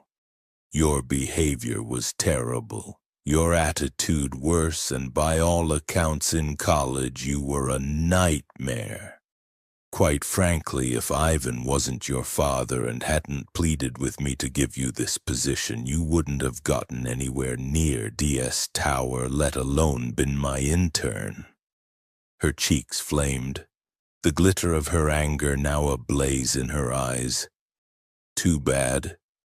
It seemed the lesson she'd already had in the form of that car accident hadn't stuck, which meant he was going to have to give her another. I know you've told me you've changed, he went on softly, harshly, that you're a different person now, but I've seen absolutely no evidence of it. You're still interrupting the way you used to do when you were a kid. So I'm going to say this only once. You're not a kid anymore. and you're starting from zero. Absolute zero. You have no margin for error, none at all. I have no time to deal with that attitude of yours, and if you can't manage your own behavior, you're out. No second chances. He paused to let the words sink in. Do you understand? Her knuckles were white in her lap, her face deeply flushed. A quiver went through her, a tremble that he thought was probably rage. He dealt out truths like this before, and while some people said nothing and accepted it, others burst into tears. Kira did neither. Do you know how many people I've killed? She asked, her voice slightly thick. 2. One has been in a coma for 7 months. Her prognosis isn't good, and she might end up being number 3. And yes, you're right. There's no excuse for my behavior, and because of it, some people died. People who were my friends. She took a hard, ragged breath, her blue eyes never leaving his. So yes, I understand. I understand exactly. Lorenzo recognized the pain in her voice, saw the guilt that she wasn't able to hide. And if the past 13 years hadn't happened, he might have actually felt some sympathy for her. But he didn't. Because those 13 years had happened, and he had his own deaths to bear. He didn't have any room for hers. He met her burning gaze and held it. Then you know what you have to do, don't you? Kira had never wanted to hit anyone as badly as she wanted to hit Lorenzo DeSantis. She wanted to pull back her hand and launch her fist straight into his perfect face. With a few well-chosen words spoken in that cold, deep voice, he'd sliced her straight down the middle with all the precision of a surgeon cutting open a patient. Then he'd calmly reached into her chest and pulled out all her insides. She struggled for breath, fury choking her. She didn't need him to tell her that her behavior was a problem. She knew exactly, just like she'd told him. 2 dead friends and a 3rd in a coma, to be precise. Yes, the accident had been her fault, and largely due to her refusal to take responsibility for her own problems. She'd been too busy showing her parents what a fuck-up she was, too determined to live down to their already low expectations of her to understand the consequences that could have on the people around her. But she'd learned her lesson. She was getting help, and she was trying. As to the rest of it, sure, she couldn't sit still, and paying attention had been hard as a kid. Her behavior had been terrible, especially as a teenager, good at nothing but failing all her classes and disappointing her parents. Unable to figure out what was wrong with her. Because something was. Yet her parents had refused to help her, because they didn't want to admit that there was even something wrong. He didn't understand that. He had no fucking idea. Her anger twisted. Where did he get off being such an asshole just because she'd interrupted him once and then called him rude? He had no right to tear her apart like that. And especially not when she was trying so very hard to do better. Kira dug her nails into her palms, looking for some pain to distract herself from the caustic anger that was bubbling up inside her. She didn't trust herself to speak, so she only gave him a stiff nod. Nothing would have given her greater pleasure than to stand up, flip him the bird, turn on her heel and walk out. But that would only prove him even more right about her. So she sat there, stubbornly refusing to look away. waiting for him to either dismiss her or give her some more instructions. Something gleamed in the deep charcoal of his eyes, but she didn't know what it was. The hard set of his strongly featured face giving nothing away. A silence fell, and it was not a comfortable one, the air between them seething with tension and animosity. No, she was not going to be the one to break it. Not this time. Slowly, Lorenzo leaned back in his chair. "You want to hit me, don't you?" Yes. There was no point in denying it, not when he could see her hands and fists in her lap. "But you won't." No. She wanted to add more, but that would be only more fuel to the fire, so she bit her lip instead. God, she was an idiot. She hadn't meant to interrupt him, but the fact that he was palming her off onto his secretary hadn't been at all in the plan. She was supposed to be working with him. That was the whole reason she was here, to get close to him. How was she supposed to do what her father wanted her to if she was working with his secretary? She'd ignored the edge of disappointment inside her that told her it wasn't just her father's mission she was concerned for. That the part of herself she'd kept walled away was actually excited about being in Lorenzo's presence every day. Still, she could excuse herself one interruption. But then telling him he'd been rude? That had been the stupid part. That had been the old Kira bubbling back to the surface and pushing at him, saying the first thing that had come into her head. "Why not?" he asked. The question sounded casual, but she didn't make the mistake of thinking it was. She looked right at him. "Perhaps I didn't want another death on my hands." That gleam in his eyes glowed brighter like lightning in a rainstorm, and it went through her just like lightning too. "You should probably get out. You don't want to blow all your chances on your first day by issuing death threats to your boss." She shouldn't say anything. She should do what he said and get out of here. Yet even now, even after he'd hurt her, for some reason she couldn't bring herself to move away from him. He was so hard, so cold, different from the intense, vital man she remembered, the one with the warmth of the sun in his smile. Her curious brain was fixating on him again, wanting to know why he'd changed, wanting to know what his secrets were. Wanting to see that smile again. "Can I just say one thing?" she heard herself ask. "While we're clearing the air?" No. That lightning in his eyes was pure silver. A warning, which she ignored because clearly she had a death wish and couldn't seem to shut herself up. "I think you're an arrogant, entitled asshole, and just because you knew what I was like as a kid doesn't mean you know one single thing about me as an adult."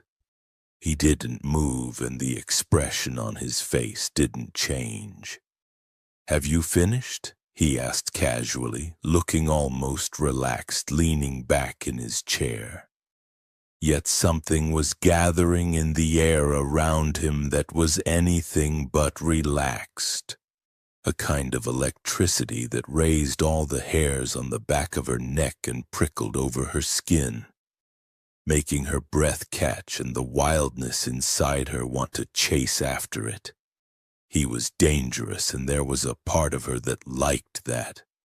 Liked it a lot. Fear joined the anger inside her, a delicious trembling sort of fear that held elements of excitement in it. "Yes," she said thickly, lifting her chin. "Good." The word was coated in ice, and yet that electricity around him was anything but cold. "You may go." She didn't want to. She wanted to stay here, cross swords with him some more. She wanted to get to him the way he was getting to her. Maybe even hurt him like he'd hurt her. You can't. You're not here for that. Shit. She couldn't forget what she'd promised to do for her father. She was supposed to be earning Lorenzo's trust, not making an enemy of him, not letting old obsessions get in the way. She forced herself to unclench her hands and stand up, to turn around and starting heading for the door. Oh, and Kira. She stopped as if she'd been turned to stone, her hand on the door handle. Stay out of my sight for the next 5 days. If I see you, you're out of here. She gave a short, sharp nod to show she understood, which was about all she could manage. Then opened the door and went out, resisting the urge to slam it behind her. Stacy looked up from behind her desk, giving Kira a cool, assessing look that made her feel as if the other woman knew exactly what had gone on in Lorenzo's office. But if she did... Stacy didn't say anything. All she said was, "Are you ready to get started then? I'll show you to Clara's office." 5 minutes later, she found herself in a small room down the hallway from Lorenzo's office. Unlike his space, there were pictures on the wall and knickknacks on the desk. Photos of people she didn't know and a cheerful arrangement of little china cats. And a list of mundane tasks a mile long. Kira stared down at the list Stacy had given her, feeling a little sick and a lot miserable. Then, letting out a breath, she sat down on Clara's chair. Okay, so once again, because she'd nearly let her emotions get the better of her, she'd come close to screwing up and getting herself fired. Only close, though. The line hadn't been crossed yet. You're going to have to try harder. Kira clenched her teeth together, her jaw tight, and pulled over the list of tasks she had to do. 5 days. He didn't want to see her for 5 days. Her stomach lurched at the memory of the cold expression on his face and the ice in his eyes. At the way he'd looked at her as if he despised her. It made the sick feeling in her gut get worse, and she hated herself that apparently she still cared about his opinion. Still felt the fascination with him that lurked inside her. A hot coal, banked and glowing, only needing one small bit of fuel to ignite it. The fuel being him. She sucked in a ragged breath. Staying out of his way was going to make her mission take longer, but maybe that was a good thing. Clearly, she needed the time to get herself the fuck together. After about 10 minutes of looking at the list and figuring out what she had to do, it was a good list, with lots of clear instructions. Kira took a quick break to grab her phone from her purse. Then she sent her father a text. He's handed me over to his secretary. What do I do? A minute later, her father responded, Nothing. If I encourage him to get you to work personally with him, it'll seem suspicious. Just do what we discussed. Earn your place there. It wasn't anything she hadn't expected. That might take some time. She texted back. I don't think he likes me. After a beat, her father replied, Then make him like you. Kira sighed and leaned back in the chair. Easier said than done. Then again, if she wanted to make this work, she had no other choice. She was going to have to make Lorenzo like her. The only question was how. Chapter 5. Lorenzo paused in front of Stacy's desk the next morning and took a quick look around the waiting area. There was no flash of brilliant blonde hair or deep blue eyes in sight. Thank fuck for that. She's in Clara's office, Stacy said without looking up. Good. Lorenzo turned in the direction of his own office. Make sure she stays there. He did not want to see her. He did not want her anywhere near him. Not after yesterday. Not after she'd sat in the chair opposite his desk. Her long-fingered hands curled into little fists and told him he was arrogant and an entitled asshole. And that, yes, she'd wanted to hit him. He'd told himself that he was furious because no one talked to him like that. Still less some blonde airhead he'd been forced to employ, and that he wasn't going to put up with it. But he knew that was a lie. It hadn't been because he was furious that he'd told her to leave and to stay out of his sight for 5 days. It had been because the dark, hungry part of him had wanted to reach across his desk, grab those slender shoulders and haul her into his lap. Then maybe crush that smart, pouty red mouth of hers under his own.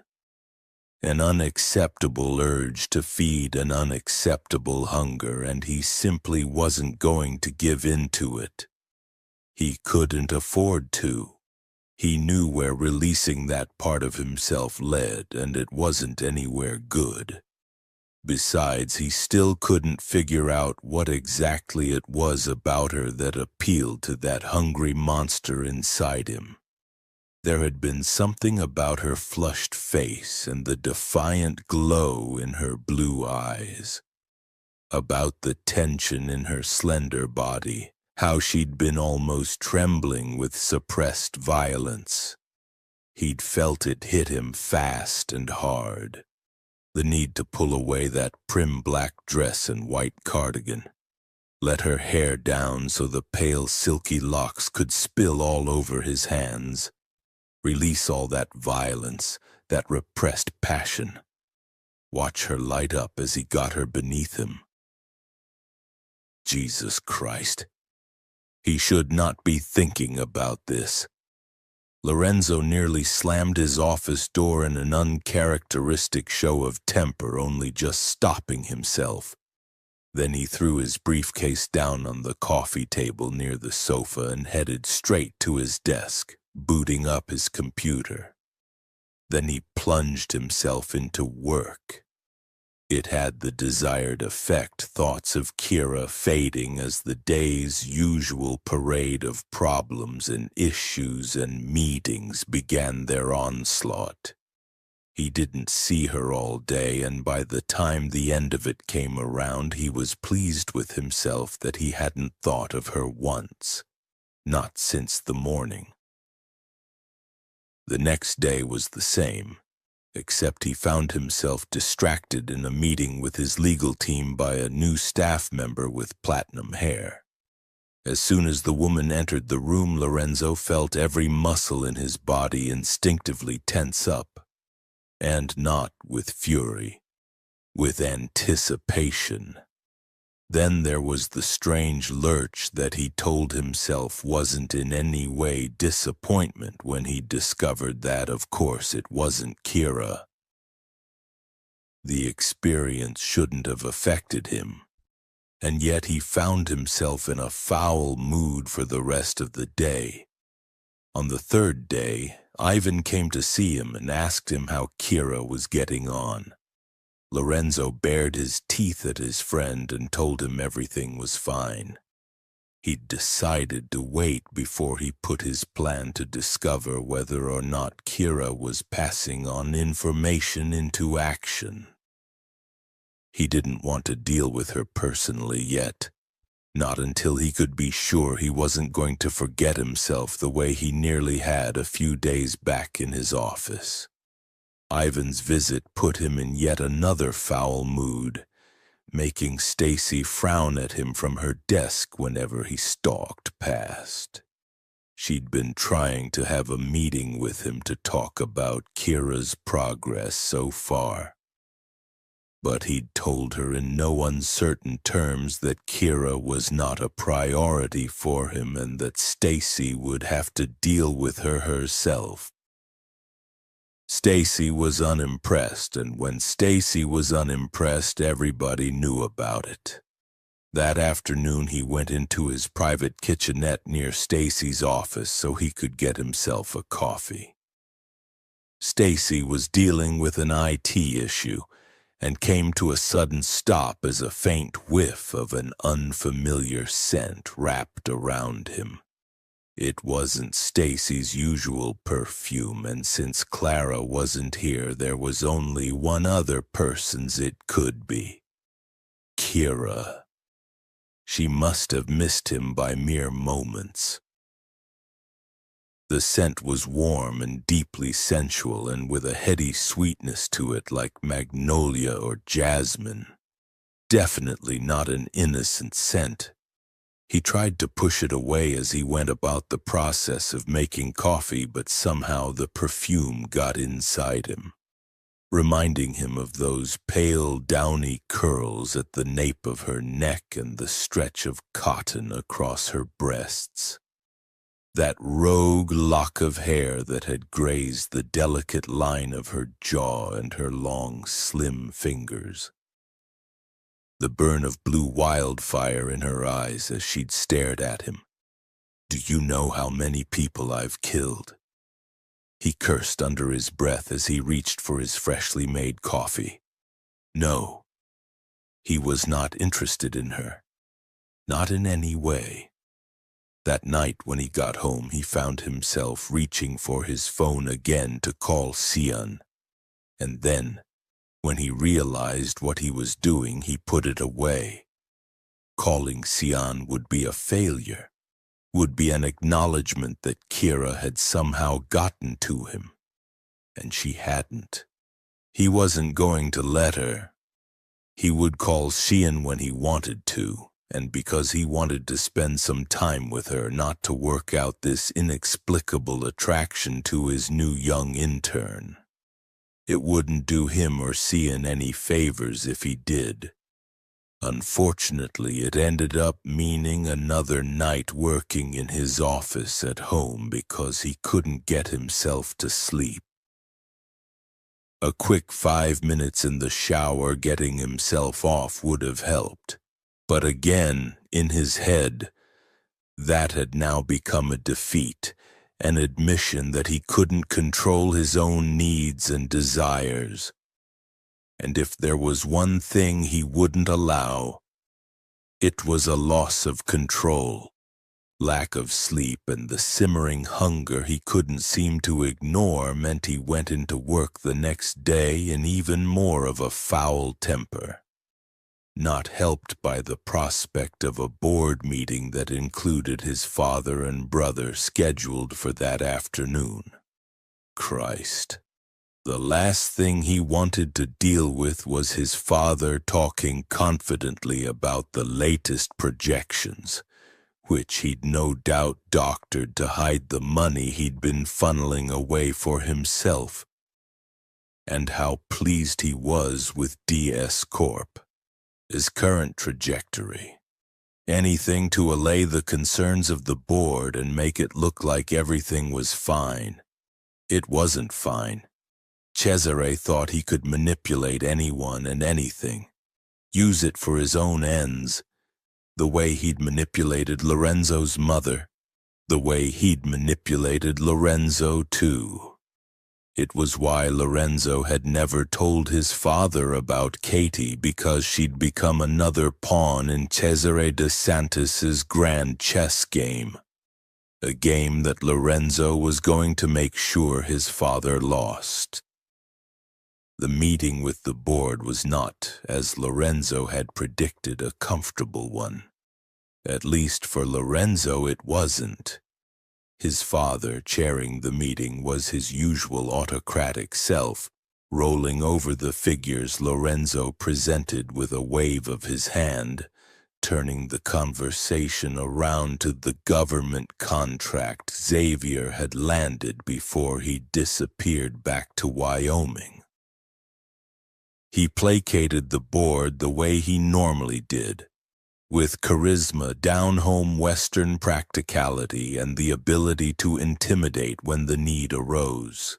Sitting beside the old man was Lorenzo's middle brother, Raphael, who said nothing the entire meeting, his silver blue eyes studying Lorenzo as if Lorenzo was a difficult equation he was trying to work out.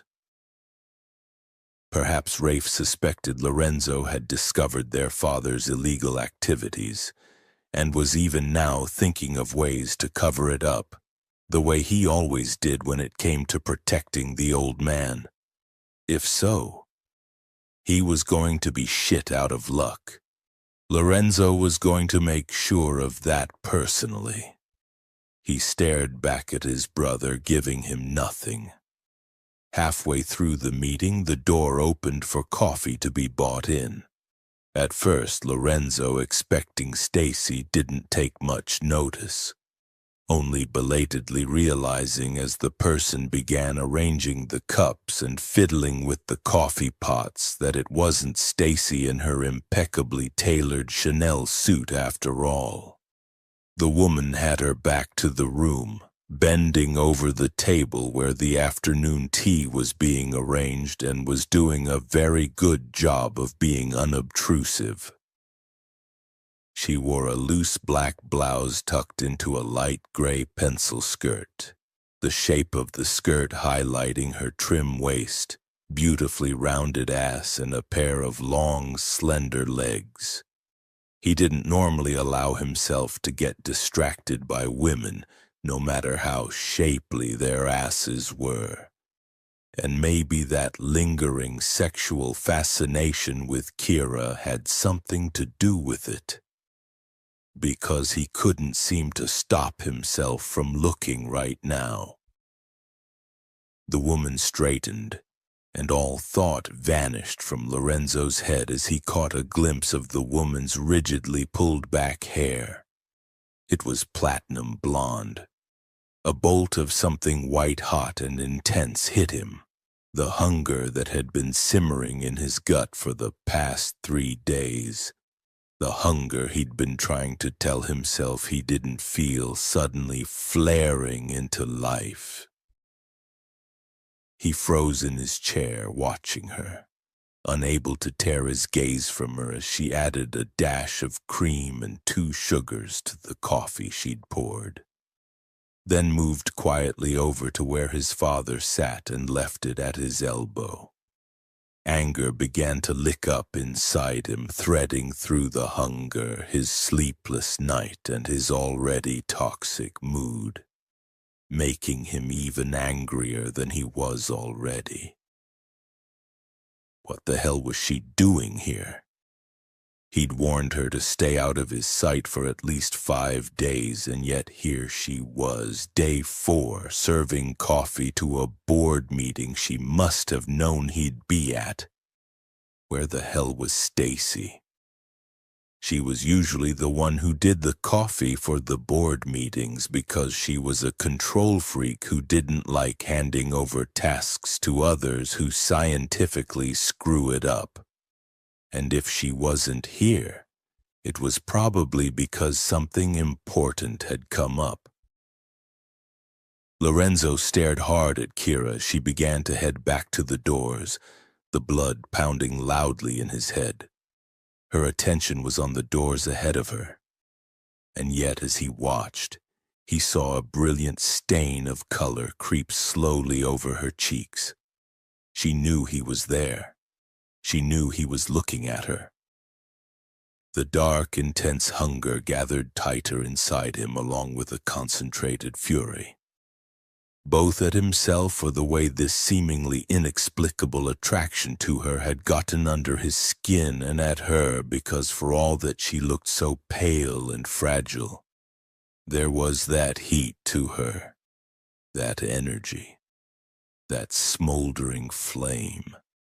It warmed her skin, made her eyes glow, made her push at him, call him arrogant and an asshole, made her want to hit him. And you want her to try, don't you? His breathing had gotten uneven, and he couldn't hear a single fucking thing under the roar of the blood in his veins. Then just before Kira disappeared through the doors, her head turned and she looked at him.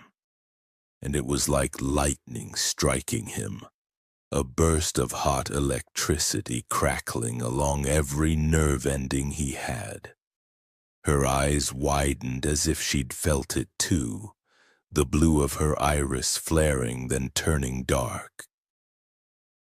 And as he watched, she stumbled, managing to check herself before she lost her balance completely. Fuck, that was him. That was all him. Something right down low inside him, something that he'd been starving in the hope that it would die, growled in intense satisfaction. "Lorenzo," someone barked.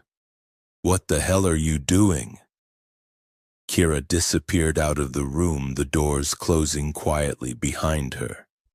And as she did so, Lorenzo became aware of the sudden silence. He turned his head and found the entire board staring back at him. And not only that, he was half out of his chair, as if he'd been preparing to leave the room. Shock gripped him. God damn it. What the fuck was wrong with him? Slowly, he lowered himself down into the chair, trying to get himself the hell together. His father, sitting at the other end of the meeting table, glowered at him. "Am I going to have to tell Ivan about this? That you were too busy staring at his daughter's ass to pay attention?" "Fuck!" Someone down at his father's end of the table snorted. Lorenzo swept an icy gaze over the board members before letting it come to rest on his father. "When you have something to say worth paying attention to," he said coldly, "I'll stop looking at her ass." There were no snorts now, the atmosphere in the room tense. His father scowled and opened his mouth, only for Raphael to interject mildly. "I don't want to derail this obviously fascinating topic, but perhaps we can leave the subject of asses out of this." Despite his casual tone, a warning glowed in Raphael's eyes. "I believe all Dad was asking for are the latest figures from the testing facility in Nevada." Lorenzo knew he should get a hold of himself. He should start the presentation he and Stacy had put together for the meeting. And most important of all, he should calm the fuck down. But fury was burning a hole in his gut, and all he could think about was how she disobeyed him.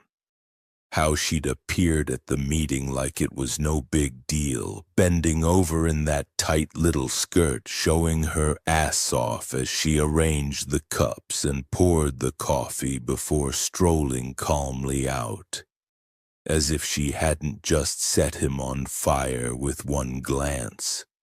She had to know what she'd done, and she had to pay for it. He was tired and foul-tempered and furious. His groin ached, and if he wasn't careful, everyone in the entire room would know exactly what she'd done to him. How dare she do that, him, and in a board meeting no less. Fuck, he didn't care what he'd promised Ivan. He was going to fire her so fast her head would spin. Picking up the remote, Lorenzo threw it over the boardroom table to his surprised brother, who caught it in a reflexive movement. "You tell him," Lorenzo said curtly, pushing his chair back and standing up. "Excuse me, gentlemen. I have an urgent staffing issue that can't wait." There was an eruption of sound as he turned and left the room, his father's deep voice calling after him, but he didn't turn. Instead, he headed straight for the elevator and was back on the 100th floor in less than a minute. As he stalked by Stacy's desk toward his office, he ordered, Tell Kira I want her in my office. Now. But you have Mr. Delaney and Ms. Chadwick from... They can wait. He didn't even look at the two people sitting in the waiting area. He wasn't interested. Right now, nothing was more important than getting Kira Constantine out of his company, out of his head, and out of his life. Going into his office, he started in the direction of his desk, intending to sit, then found himself pacing back and forth in front of it instead. The intensity of the emotion pumping through him too hot to allow for sitting still. She seemed to take forever to arrive, and by the time his office door finally opened and she came in, he was about ready to explode. Kira shut the door with a kind of deliberate care that only pushed his fury higher. Then she stood there with her hands clasped in front of her, not looking at all as terrified as she should be, considering he was going to give her the dressing down of her life before firing that pretty ass of hers. In fact, her chin was lifted, and those big, deep blue eyes of hers held nothing but a stubborn defiance. "Before you say anything," she began. But he was already heading straight for her, coming fast and not stopping, making her give a gasp and stumble back on the high black pumps she wore. And even then he didn't stop. Not until he'd backed her up against the door of his office. Then he put one hand on either side of her head, caging her against the wood at her back. "You're fired," he meant to say. But he didn't, because now he was close to her. That warm, sensual perfume of hers was wrapping around him again, and yes, it was the one he'd smelled in the kitchenette the day before. He'd been right about that, and it wound through his brain, making his heart race even faster, carrying with it a rich flower scent and something else. Something delicate and musky and hot. Something inherently female. Her. All the words vanished from his head. She'd been getting under his skin, pushing him, infuriating him, teasing him all week, and all without even being in the same room as him. And then, when she had been in the same room, all she had to do was look at him, and he was on fire, his control in pieces. In front of the board. In front of his fucking father. It was unacceptable. She had to be taught a lesson. So he didn't tell her she was fired. He bent his head and crushed her mouth under his instead. Kira barely had time to take a breath before Lorenzo's mouth came down on hers. And then she found herself pushed right up against the closed door. The hard heat of his body plastered against every inch of her. For a moment she froze, too shocked to do anything more. Then everything seemed to explode, an instant and intense hunger licking up inside her, igniting like a huge dark bonfire.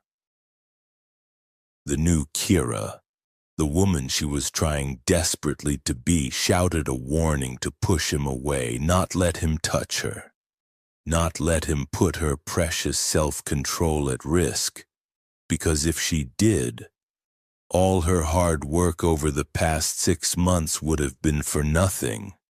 But it was difficult to hear that Kira over the roar of her own desire.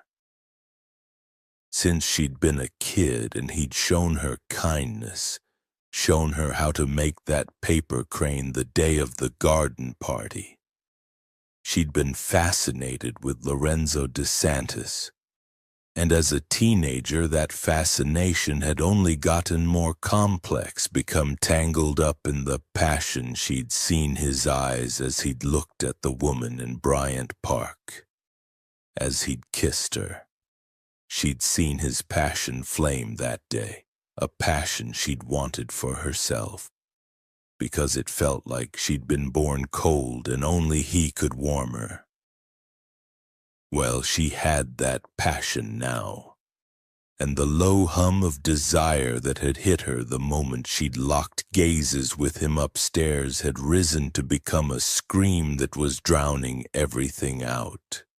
She should really stop and think about why he was always so angry with her, why he was pushing her up against the door and kissing her so suddenly when just days before he hadn't even wanted to set eyes on her. But her brain wouldn't work.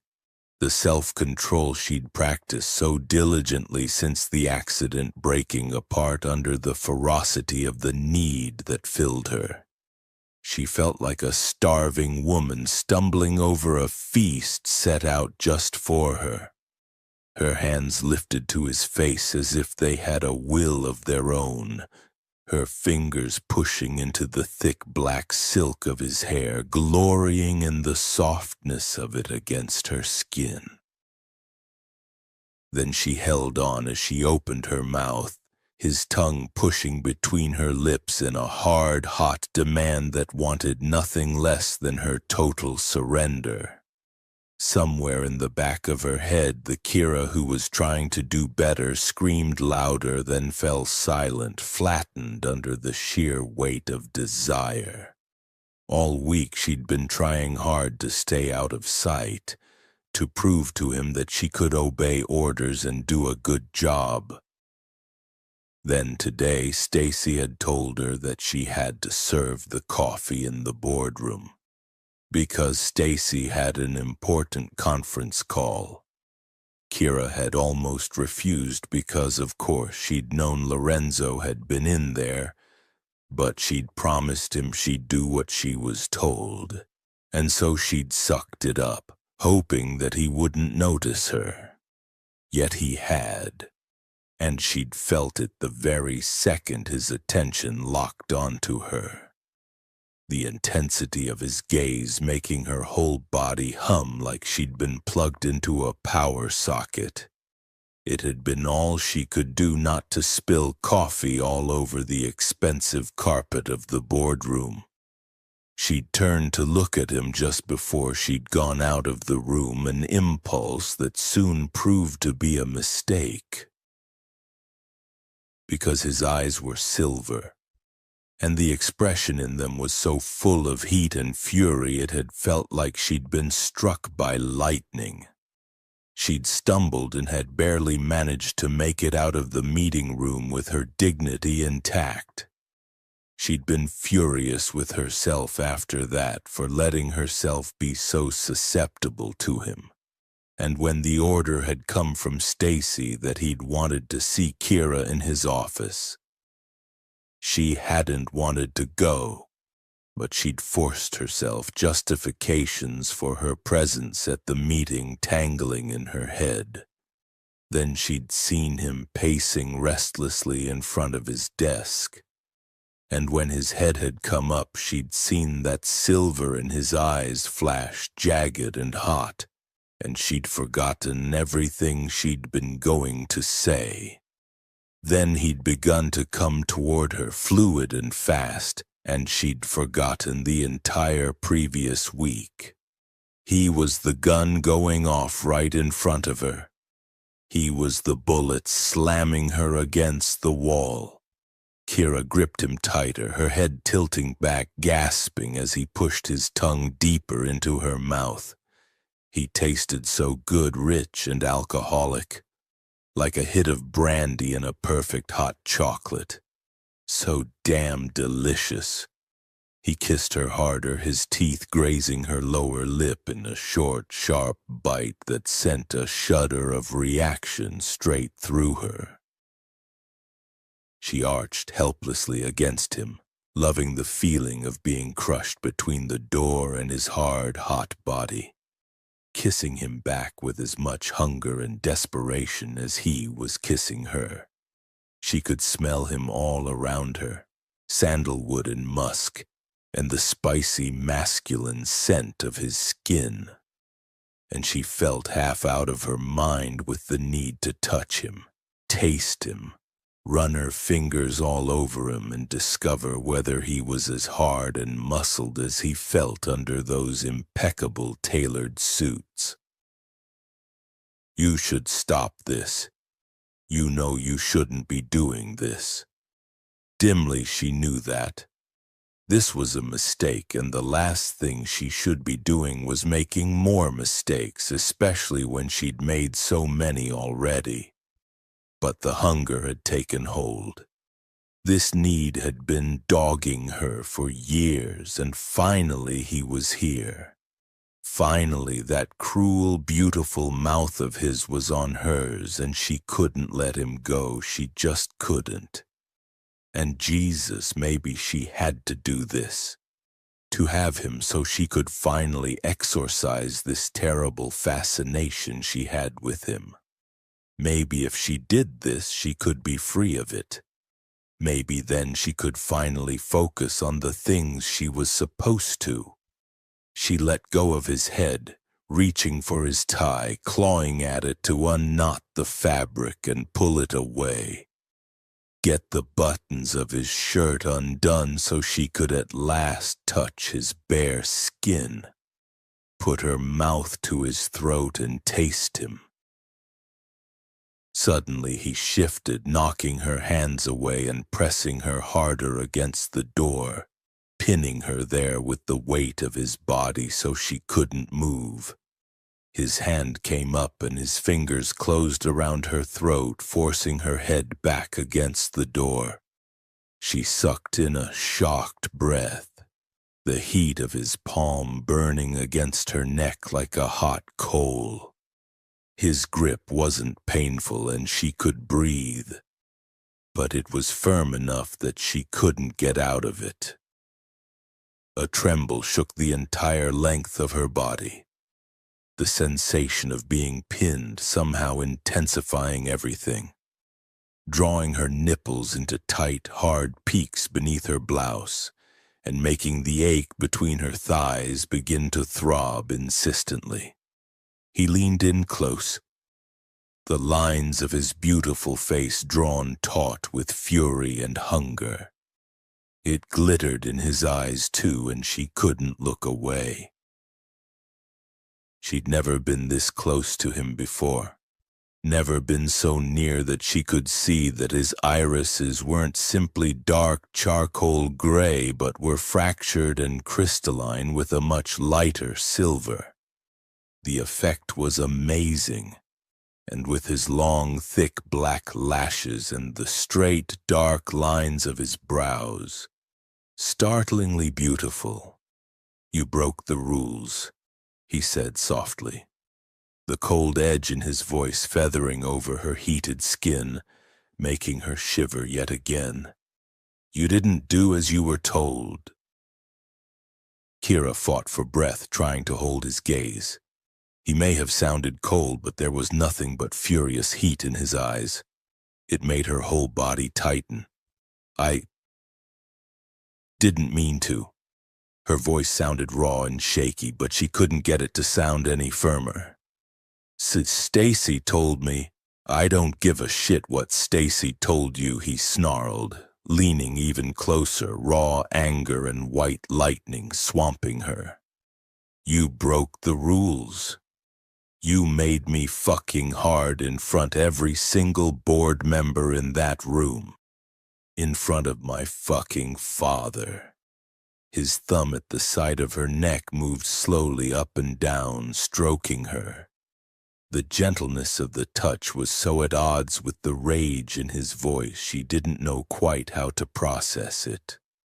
Lorenzo leaned farther in, putting his mouth near her ear, his breath whispering over the sensitized skin of her neck, raising goosebumps. "You know that means, don't you, Kira?" The stroking of his thumb was insanely distracting, adding yet another sensation to the mix already flooding her. She wanted to do so many things to him, but he was holding her completely still. containing her. She loved the feeling. No, she whispered, even though part of her did. It means, he murmured, a note of heat in his cold, dark voice, that now you have to pay. Her breathing hitched, her heartbeat thundering in her ears. She was shaking, and she couldn't seem to make herself stop. Yes, God, yes. She'd been angry before because it hadn't been her fault, but now her anger had changed, become something else. Now all she was conscious of was a terrible, insatiable need to prove herself to him, to show him that she was capable of being good, that she could follow the rules, that she wouldn't disappoint him or let him down. And not only that she wanted to, she was desperate for the chance to do so. This isn't folding paper cranes and you're not 10 years old anymore. No, but she didn't care. She'd take responsibility for her mistake. She would pay. She would pay whatever price he wanted her to. She could feel his mouth so close to the delicate skin under her ear. His breath like the touch of a flame. His scent was everywhere, and the astonishing heat of his body was making her crazy. How? She forced out. Are you going to fire me? He turned his head a little more, his thumb resuming its stroking movement up the side of her neck to the base of her jaw. Then down again. No. His mouth was so close to her ear she almost felt the touch of it. I'm not going to fire you. Another minute shift of his body, his hard, muscular thigh pressing suddenly between hers. I'm going to fuck you. Right now. Right here. Up against this door. Kira inhaled raggedly, a jolt of shock going through her. And then right behind it, a blinding surge of desire, so intense she could hardly breathe. His grip on her jaw firmed, and with easy strength he turned her head away from him, exposing her neck. Can you deal with that, Kira? His mouth pressed to the skin below her ear, and she gasped at the sensation, fire streaking through her. Because that's my price. She closed her eyes, her breathing getting shorter, faster. Yes. There will be rules, of course. His teeth against the side of her neck biting her, a sharp nip that made her groan. There are people out there waiting for me, so you'd better be quiet. You'd better not make a sound.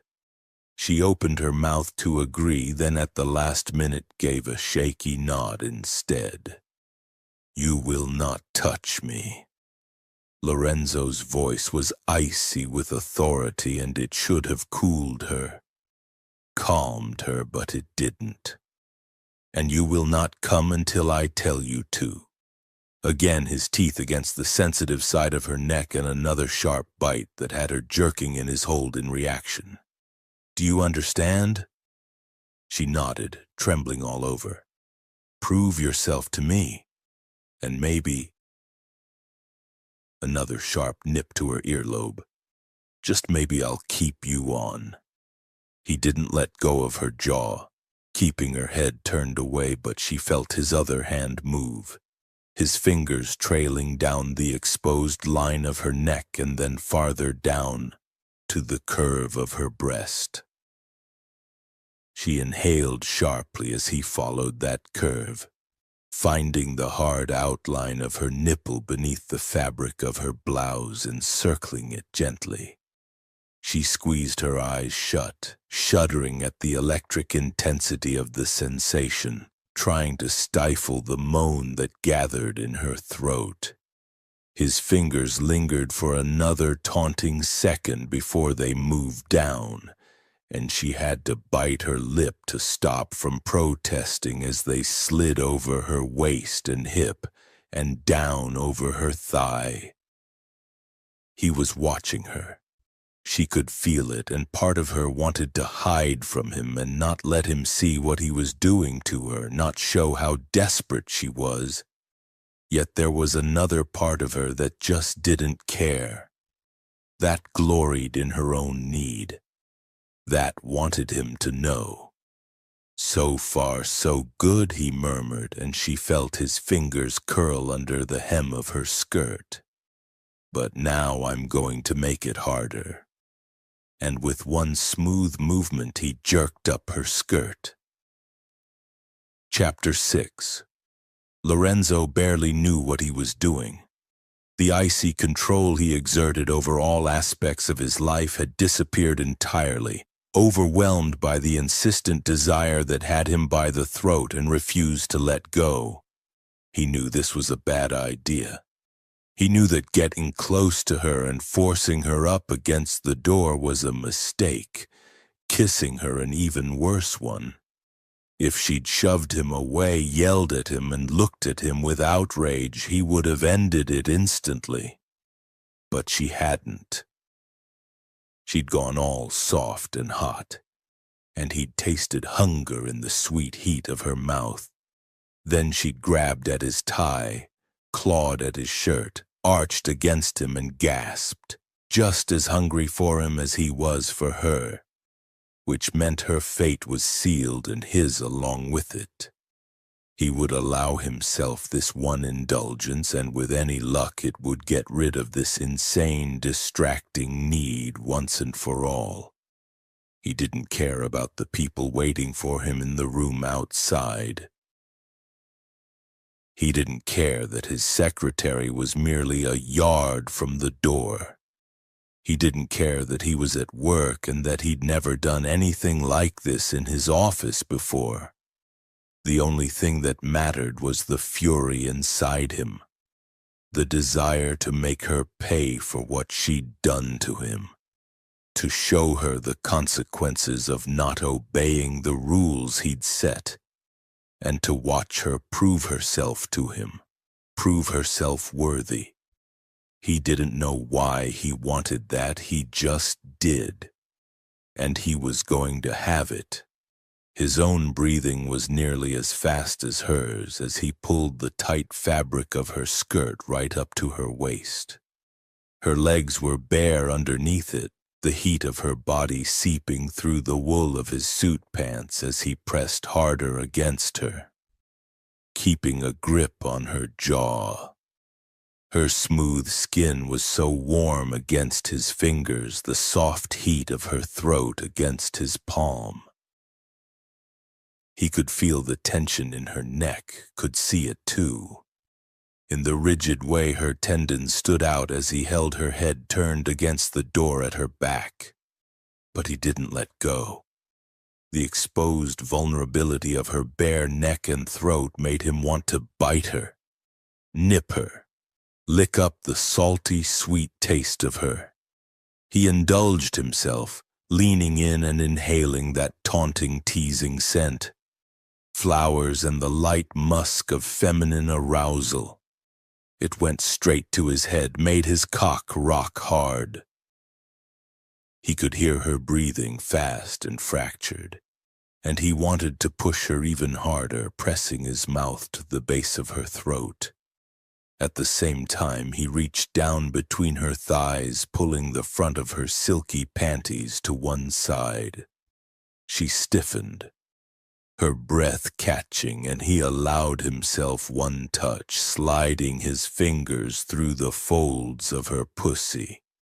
She was wet and slick and hot, her whole body going rigid as he found the hard butt of her clit, brushing it with his thumb. He watched her profile, watched her pale skin flush deep red and her eyes go wide. So she did blush when he touched her, and what a pretty color it was, too. It made her look so beautiful, like a statue slowly coming to life. Her teeth sank into her full bottom lip, and he couldn't resist the urge to linger. Stroke her clit a little harder, wanting her to make a sound. See how else he could affect her. "You like that?" he murmured, leaning in against her, inhaling so her scent filled his head. You like my finger on your clit? She gave a frantic nod, her breathing raw and harsh, hips pressing against his hand, trying to chase the friction. He wanted to stand here all day, touching her like this, having her at his mercy. But the pressure was building inside him, and if he didn't get inside her right now, he was going to fucking explode. Taking his hand from between her thighs, he flicked open the button on his pants and pulled down his zipper, grabbing his cock. Then he pushed between her thighs, guiding himself into all that softness and thrusting hard. Her mouth opened in a soundless gasp, her body arching against the door, her eyes closing tightly as heat engulfed him. Jesus, so much fucking heat. She was tight and slick, her pussy gripping him like a fist, and a growl escaped him, the pleasure almost blinding. He could feel the soft press of her breasts against his chest, smell that erotic scent of hers. And she was trembling hard, which made the satisfaction unwinding inside him all the more intense. He ran his hand down her thigh and slid it behind her knee, lifting her leg up high around his waist, angling her hips against the door so he could push deeper. Again her breathing caught, a sharp sound in the silence of the room. Lorenzo bent his head, licking the hollow of her throat, tasting the salt that lingered there, and it only made him hungrier. Visions started to unroll behind his eyes of her spread-eagled on his desk, utterly naked, and him sitting in his chair with his face buried between her legs, tasting her, pushing his tongue deep inside her, making her have to bite her own lip bloody in her desire to obey him by not making a sound. He didn't pause to examine why he wanted that, or question himself as to why it was so important. He just wanted it. Licking his way up her neck, he finally turned her head back so she was facing him again. "Open your eyes, Kira," he ordered, not caring how rough his own voice was. "I want you to look at me while I'm fucking you." Her lashes trembled and slowly they lifted. Her eyes were the color of the deep ocean, the currents in them as dark and complex as the sea itself. Desire glowed there, a hunger he recognized because he felt it too. And other things, pain and grief and desperation. You recognize those. They're familiar. Yes, he knew. And maybe he should have denied it, but he didn't. He just kept staring into her eyes as he drew his hips back and thrust hard, shoving her back against the door. Again and again. Her gaze didn't waver, didn't flicker. She stared back at him like she was drowning and only he could save her. Every thrust made her breathing hitch until she started giving sharp, hard pants, her hips lifting, trying to match the movement of his. The heat between them was incredible. Pleasure drew tighter like a massive fist slowly closing, and he moved harder, faster, slamming her into the door over and over, not caring who heard them, not caring about anything but the slick heat of her pussy and the darkening blue of her eyes. She began to shake, her teeth sinking so hard into her bottom lip. He saw blood. Satisfaction was its own dark kind of pleasure. "Good girl," he whispered. "You can have a reward." And he put his hand over her mouth. "Scream into my hand if you need to." Then he moved even harder, even faster, changing the angle of his thrusts. So he was hitting her clit, driving into her over and over again, until her head went back against the door, her eyes almost black, the heat of her frantic breathing against his palm. She said nothing, but she didn't need to. He could read the look in her eyes. "Yes," he growled. "Yes, you can fucking come." Instantly her body convulsed, her pussy squeezing his cock like a vice, her head back against the door, her neck arching. He kept his hand over her mouth, muffling the hoarse scream that escaped her, not even flinching as her teeth closed hard on his palm. The pain was an electric shock that went straight to his cock, and he was thrusting hard and wild, out of control and desperate. And at the last moment he took his hand away from her mouth and covered it with his own. Growling as the climax roared up from the base of his spine and exploded in his head. He was mindless for long moments afterward, his mouth motionless on hers, listening to the sounds of their frantic breathing start to even out. He could feel the wet heat of her pussy gripping him tight and the pressure of her thigh wrapped around his waist. His other hand was resting at the base of her throat, her pulse beating fast against his palm. He didn't think of anything at all for another good minute. Then it all came flooding back. Who she was, who he was, what they were doing, where they were doing it. "You fucked your intern up against your office door. You asshole." Lorenzo pulled out of her, ignoring the delicate shiver she gave as he did so, shoving himself away from her and the door. Then he realized something else. He hadn't bothered with a condom. Fuck. Fuck. Ice flooded through his veins, the heat that had been there before vanishing completely.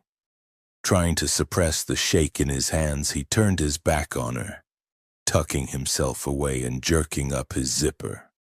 "We didn't use a condom." His voice was rough and far too ragged. "It's okay." She didn't sound any better, which was some consolation. "My last injection was only a month ago. It should have made him feel better, but it didn't." He turned his head to the side. "Are you clean?" There were soft rustles behind him, the sound of fabric being put back to rights. He should turn around.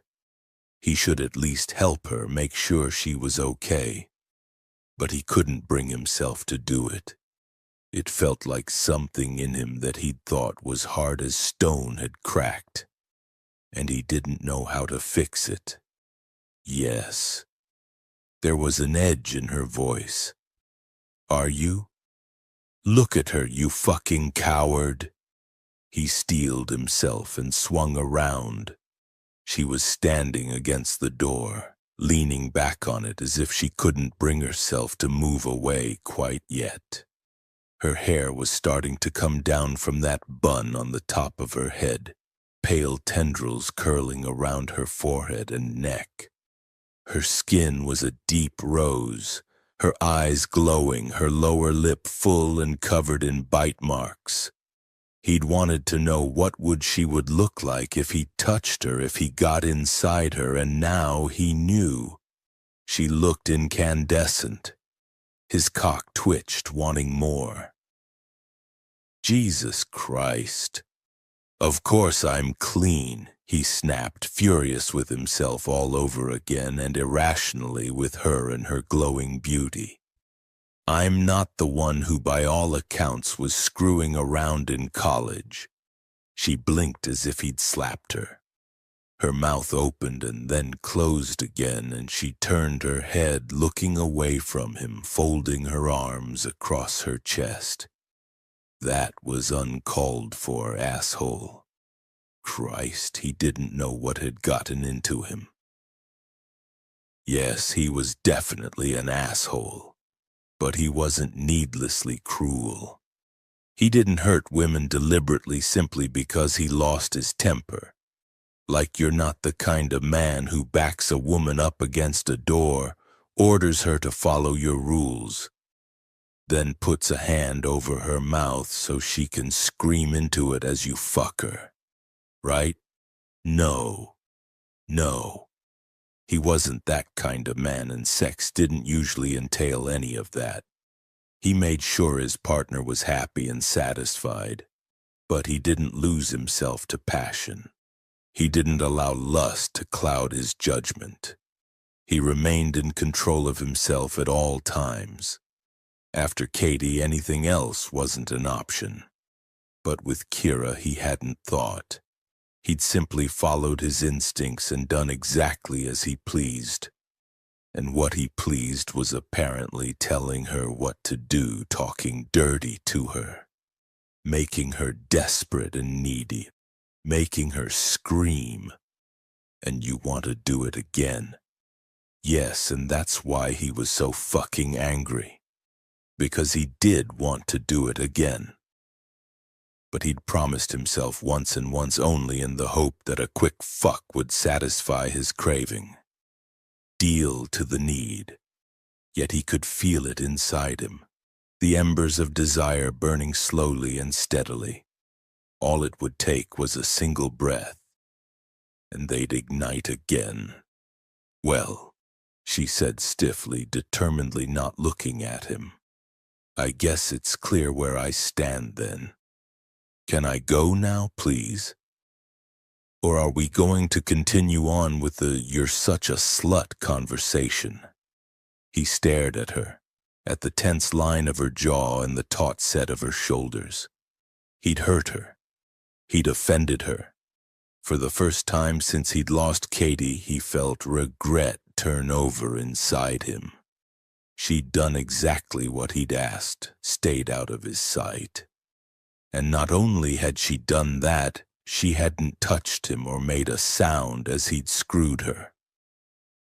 Even when he'd been the one crossing the line, she'd been trying to do her best to do as she was told. And he'd repaid her by screwing her, then dishing out some needless, pointless cruelty. He didn't know what to do with that. An apology seemed ridiculous after what had happened between them, and besides, he didn't feel sorry about the sex, not at all. But he didn't like that he'd hurt her. And the fact that her feelings were impinging on him didn't make his temper any better. Nor did the fact that his body was already readying itself for another round. I don't care who you slept with in college, he said roughly. And no, you can't go. I haven't finished with you yet. Kira kept her gaze on the view out of the windows, her heart thumping hard behind her breastbone.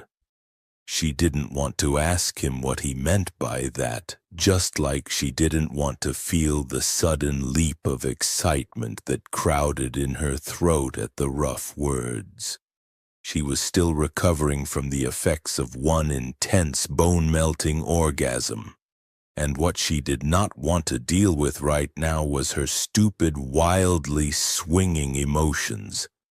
Jesus, he'd pushed her up against a door, screwing her senseless with people right outside.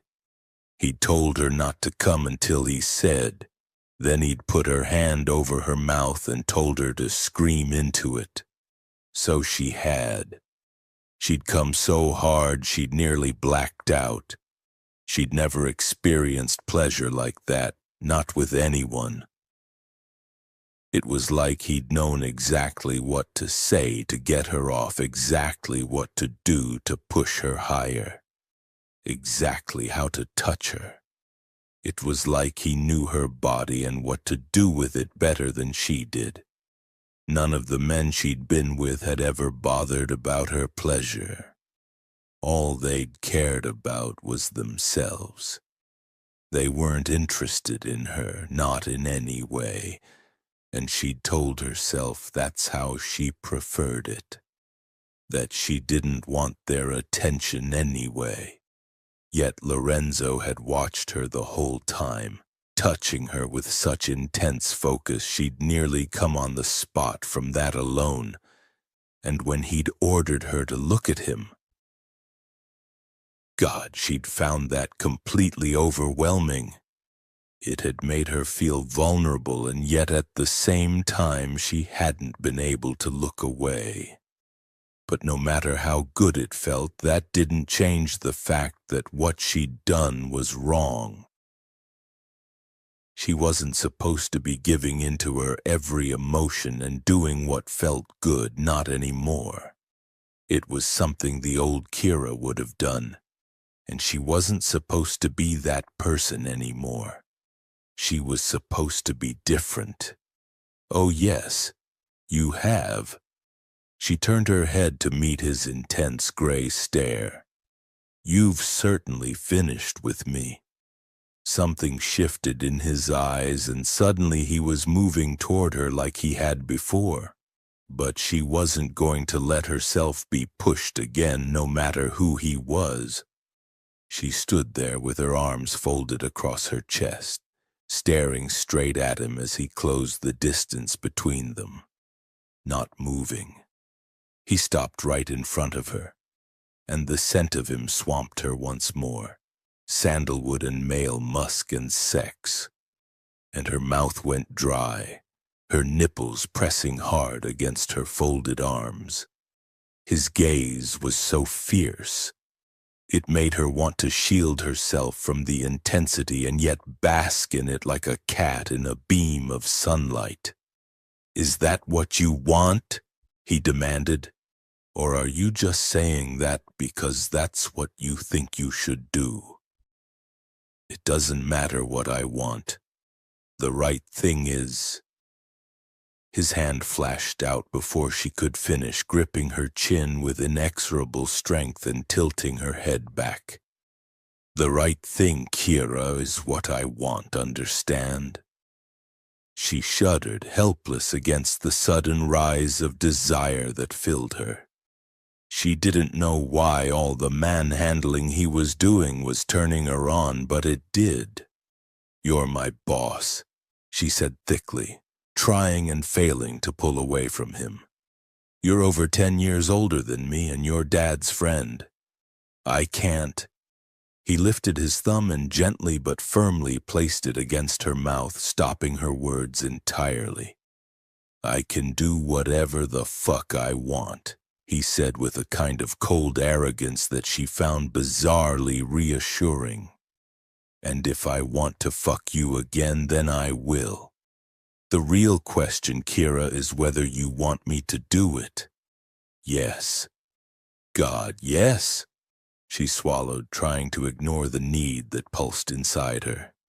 The terrible, insatiable need that was suddenly awake, that wanted the heat of his gaze on her, his hands on her, the fire of him warming up the cold parts of her soul. "Screwing my boss is not what I came here to do," she murmured against the press of his thumb, the desperation in her voice bleeding through no matter how hard she tried to stop it. "That's what the old me would have done, and that's not who I am anymore. I'm trying to be—" But she couldn't finish because his thumb was pressing down again, closing her mouth, silencing her. "You're trying to be good," he said. "Yes, I know." The flat statement sounded pathetic, and she tried to turn away from him, embarrassed all of a sudden. But he wouldn't let her, gripping her firmly, staring down into her face as if he was looking for something. "If you want to be a good girl," he said after a moment, "then how about you be a good girl for me?" There was no mistaking the slight emphasis on the words, and all she could think of was, yes, that's exactly what she wanted to be. A good girl for him. Hadn't that been what she'd wanted the moment he'd showed her how a piece of paper could become a bird? And all the moments after, whenever he visited, holding out a freshly folded crane for him to look at? See that she'd gotten it right? Though gradually it had become less about whether she'd done it right than wanting him to smile at her and tell her she'd done well. She'd never managed to be good enough for her parents. That ship had long since sailed, but she had a chance to be good for him. He stared down at her, a slight crease between his straight black brows, as if he was debating something. Then he said, "Saturday night, my place. I'll send a car for you." His thumb pressed lightly down on her lip and she shivered again, trying to fight the urge to lick it, taste him. "You can spend the whole night showing me exactly how good you can be, She should shake her head, refuse, give him her resignation. Tell him she couldn't do it, that she'd changed, and part of that change was not giving into temptation again. Why not? Aren't you supposed to be gaining his trust? And isn't this the best way to do it? The thought hit hard, jolting her. It was true. Her father had told her she needed to get an insight into what Lorenzo was working on or perhaps planning, and then forward that information to him and Cesare de Santis.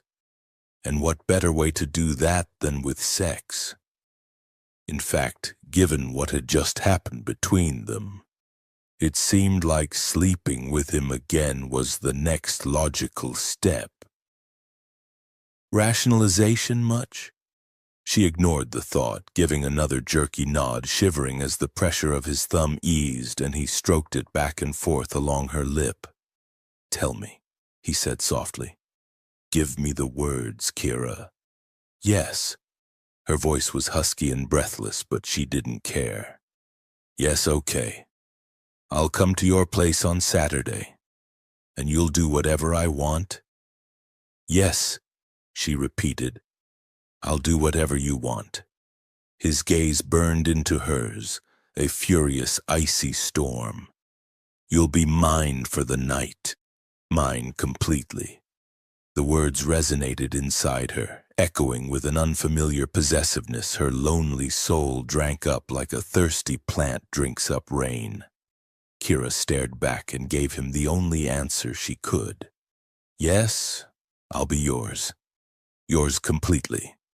Then, because she still wasn't in complete control of herself, she nipped the tip of his thumb, looking at him as the salty flavor of his skin burst on her tongue. A soft hiss escaped him, the silver in his eyes flaring in response. "You beautiful little bitch. Did I say you could do that?" Her breath caught at the soft menace in his tone, desire gathering tighter at the sound. Stupid to give in to the impulse, but a part of her wanted to keep pushing him and maybe punish him for that sleeping around comment he'd made. And maybe so she could see that amazing silver ignite in his eyes. She wanted the lightning. God, she wanted it. Kira didn't reply, opening her mouth to nip him again. But before she could move, his grip tightened abruptly and he was kissing her, hard and hot and demanding. She groaned, leaning into him, opening her mouth under his. But then his teeth closed on her already battered lower lip, delivering a nip of his own that sizzled along her nerve endings, all the way down to her sex. Then he lifted his head, his eyes gleaming. "If you don't want to end up naked and screaming on my desk, you'd better get out." Instinctively, she looked at the desk, her stupid brain already racing ahead and thinking that's exactly where she wanted to end up. Lorenzo gave a soft laugh that was somehow both icy cold and yet blazingly hot at the same time and released her chin. Perhaps I should amend that. If you don't want me to change my mind about Saturday night, then you'd better get out. And I mean now, Kira. This time she didn't even think about arguing. She got out. Chapter 7. Lorenzo paced back and forth on the terrace of his townhouse, his phone glued to his ear. Nothing? He demanded, not caring how he sounded. Nothing at all? Are you sure? Of course I'm sure. The deep, gravelly voice of his half-brother Nero was barbed. You think I'd miss anything? When it comes to taking Dad down, I'm on your side, remember? Lorenzo stopped pacing, staring sightlessly over his Central Park view at the lights coming on in the park and in the skyscrapers around it. The clear, deepening blue of the sky tinged with hints of orange and pink as the sun went down. There has to be a digital trail of some sort, he insisted, frustration coiling tight inside him. You can't move money these days without leaving some kind of footprint behind you. Yeah, well, he didn't leave one. Nero's tone was flat. Because if he did, I would have found it. Are you sure? Nero was silent. Lorenzo's jaw tightened. It was a stupid question. Of course, Nero was sure. The guy was a technical genius, and if he couldn't find a digital footprint, it was because there wasn't one. He must have gotten someone to cover his tracks then. Lorenzo tried to lock down the frustration that burned in his gut. Someone very good if you can't find it? There are people out there who could, Nero allowed. Fuck knows he wouldn't have been able to do it himself, not when he's such a fucking Luddite. Lorenzo let out a breath, turning from the view of the park and scanning over the terrace reflexively, making sure everything was ready for Kira's arrival. He'd gotten Stacy to organize a special outdoor setting for dinner tonight, and whoever she'd gotten to do the decor had excelled themselves. The table was set with a white cloth, and there were crystal glasses and silver flatware. Rustic wooden dining chairs had been softened with silk cushions, and a number of tea lights glimmered in colored glass holders. A lattice pergola framed the dinner table, fairy lights threaded through it, and not far away was a big wooden daybed piled high with more silk cushions. Near the daybed was an ice bucket full of ice and a bottle of vintage Krug, and a table with some champagne flutes at the ready. Lorenzo's gaze settled on the daybed and his cock hardened. A fantasy of having Kira spread out naked on it already playing through his head. But this isn't about your fantasies, remember? No, of course it wasn't. It had come to him in his office yesterday that if he didn't want to make his loss of control with her into a giant mistake, he was going to have to think of some way to turn it into an advantage instead. And because he was good at turning mistakes into advantages, it had only taken him a couple of seconds to settle on the perfect way. He hadn't considered using sex to build her trust and loyalty to him. But since sex was now on the table, so to speak, he didn't see why he couldn't.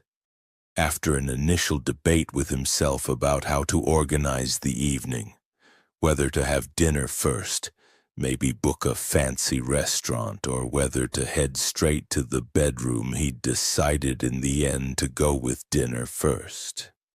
It would be good to know a bit more about her. Discover what was going on inside that beautiful head of hers. Find out what made her tick. Not for himself, of course, but so he could build a bond between them. Women liked that conversation with their sex, after all.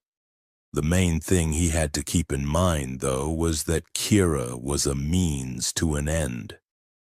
And that end was all about taking his father down for his mother's sake. It had nothing whatsoever to do with what he wanted for himself, or what you need. There was nothing he needed. Not a single thing. Not anymore. Maybe we're focusing on the wrong person, Lorenzo said, turning over a few thoughts in his head. Maybe it's not Dad we should be looking at. Clearly he's got some help from someone. Perhaps we should be looking around for who that might be. Shit, Nero muttered. That's a good point. I think I have an idea about where to start. Lorenzo did too. If you're thinking Ivan, then we're on the same page. That bastard. Nero sounded pissed. Looks like I've got some digging to do in that case. You could try that angle.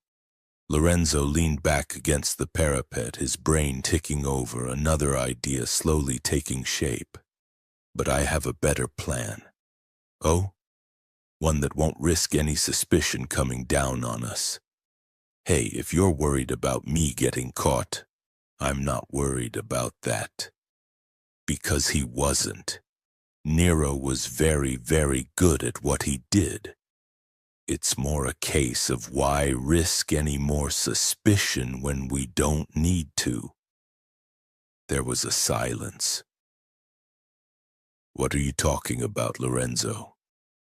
Lorenzo allowed himself a grim smile. I've got someone close to Iva who might be able to be of some use to us. Who? But he didn't want to name Kira, not yet. Not until he was sure he could get her on their side. Let me see if I can make it work first. Nero muttered a curse. This is no time for you to be fucking cagey. At that moment, the door to the terrace opened, and his housekeeper put her head out. Miss Constantine is here, Mr. DeSantis. I've got to go, Lorenzo said to Nero. I'll let you know what's happening. Without waiting for his half-brother to reply, he hit the disconnect button. Show her up, Janet. Sure. How long do you want me to stay this evening? We only need dinner served, so bring that up in half an hour. You can go after that. Janet, a laconic older Scotswoman, gave a brisk nod and disappeared back downstairs again. Lorenzo folded his arms and waited, staring at the door. A hot, hungry feeling rising slowly inside him. A hunger that had nothing whatsoever to do with food. It had only been a day since Kira had walked out of his office, yet for some reason he'd felt every one of the hours, minutes, and seconds that had passed since. He couldn't remember the last time he'd been so sexually obsessed with a woman. You really can't? No, this had nothing to do with Katie. With her it had been about so much more than sex. He'd been obsessed with her and not simply her body, though that had been pretty obsession-worthy. She'd been warm and giving, always happy to see him, always happy to spend time with him, always concerned about him and interested in what he'd been doing. That kind of emotional generosity had been so lacking in his childhood and in his family as a whole. He'd lapped up Katie's adoration of him like cat with a bowl of fresh cream. It had been so good to feel needed by her. If only he hadn't needed her in return. Because if he hadn't, he cut the thought off dead. No need to dwell on past mistakes. They were over and done with, and he couldn't change them now. What was important was not repeating them, and that at least he had well in hand. The door to the terrace opened and a figure appeared in the doorway. A figure that turned into Kira stepping out onto the terrace, shutting the door closed behind her. Lust hit him like a sucker punch, driving the breath from his body. Because she wasn't in one of the little pencil skirts, loose blouses, and pairs of low heels she wore to work. Tonight she wore a simple white silk slip dress that followed the slender line of her figure as if it had been poured on. The hem was perfectly modest, fluttering around her knees as she came closer, the neckline dipping between her breasts but not too deeply. A virginal dress almost, if it wasn't for the way the silk pulled taut across her small round breasts and swirled like liquid around her hips. If it wasn't for the fact that there was nothing but pale skin beneath those narrow straps, alerting him to the fact that she wasn't wearing a bra. Her hair was loose for a change, falling in platinum blonde waves around her shoulders, and on her feet were a pair of high-heeled sandals that were nothing but one silver strap over her toes, and another buckled securely around her narrow ankles. She wore no jewelry, her makeup minimal, nothing but mascara and a slick of gloss on those beautiful pouty pink lips of hers. She looked like a virgin sacrifice, a princess, an angel. The only color to her was in her eyes, the deep, clear azure of the darkening sky above the terrace. "Is this your good girl look?" He let the rough edge in his voice bleed through since he couldn't be bothered trying to hide it. Kira stopped in front of him. She was holding a white satin clutch in one hand while the other lifted toward her mouth and then dropped away at the last moment in a nervous-looking gesture. Kind of. She made an awkward movement with the hand holding the clutch. "I hope it's okay. I didn't know if we were going out or what." He studied her fine-boned, delicate face, watching the ebb and flow of color on her cheekbones, the flicker in her blue eyes. She seemed uncertain, which was good since it gave him the advantage. He tilted his head, watching her. "Are you nervous?" She gave a small laugh, her gaze sliding past his and toward the park. "It's that obvious, huh?" He hadn't expected her to acknowledge it, and the fact that she had surprised him. It also turned him on. Yes. He gave her figure a slow, sweeping glance. It's obvious. A faint, warm breeze had started up, bringing with it the scent of exhaust fumes and grass and hot earth and asphalt. It made her dress flutter, flattening the silk over her breasts and making the outlines of her nipples clear. "Sorry." She shivered and rubbed at her arm, looking resolutely out at the park and not at him. "I don't know what's happening here. I think it's pretty clear what's happening here.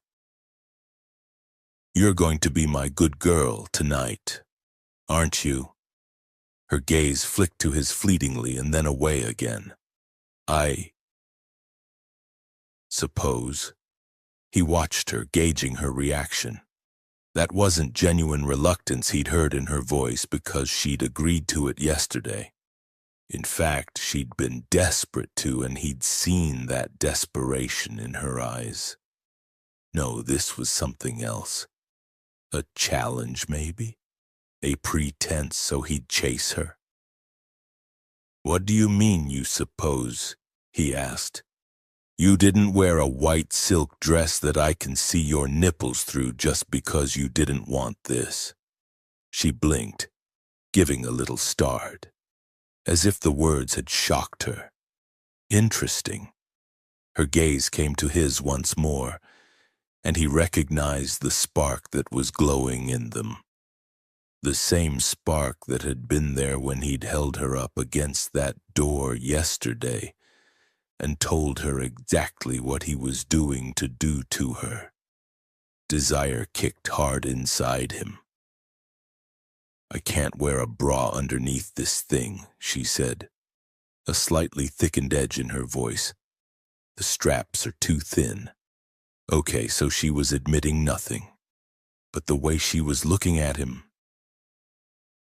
Yes, they both knew that she was lying. Did that mean she wanted him to push her harder?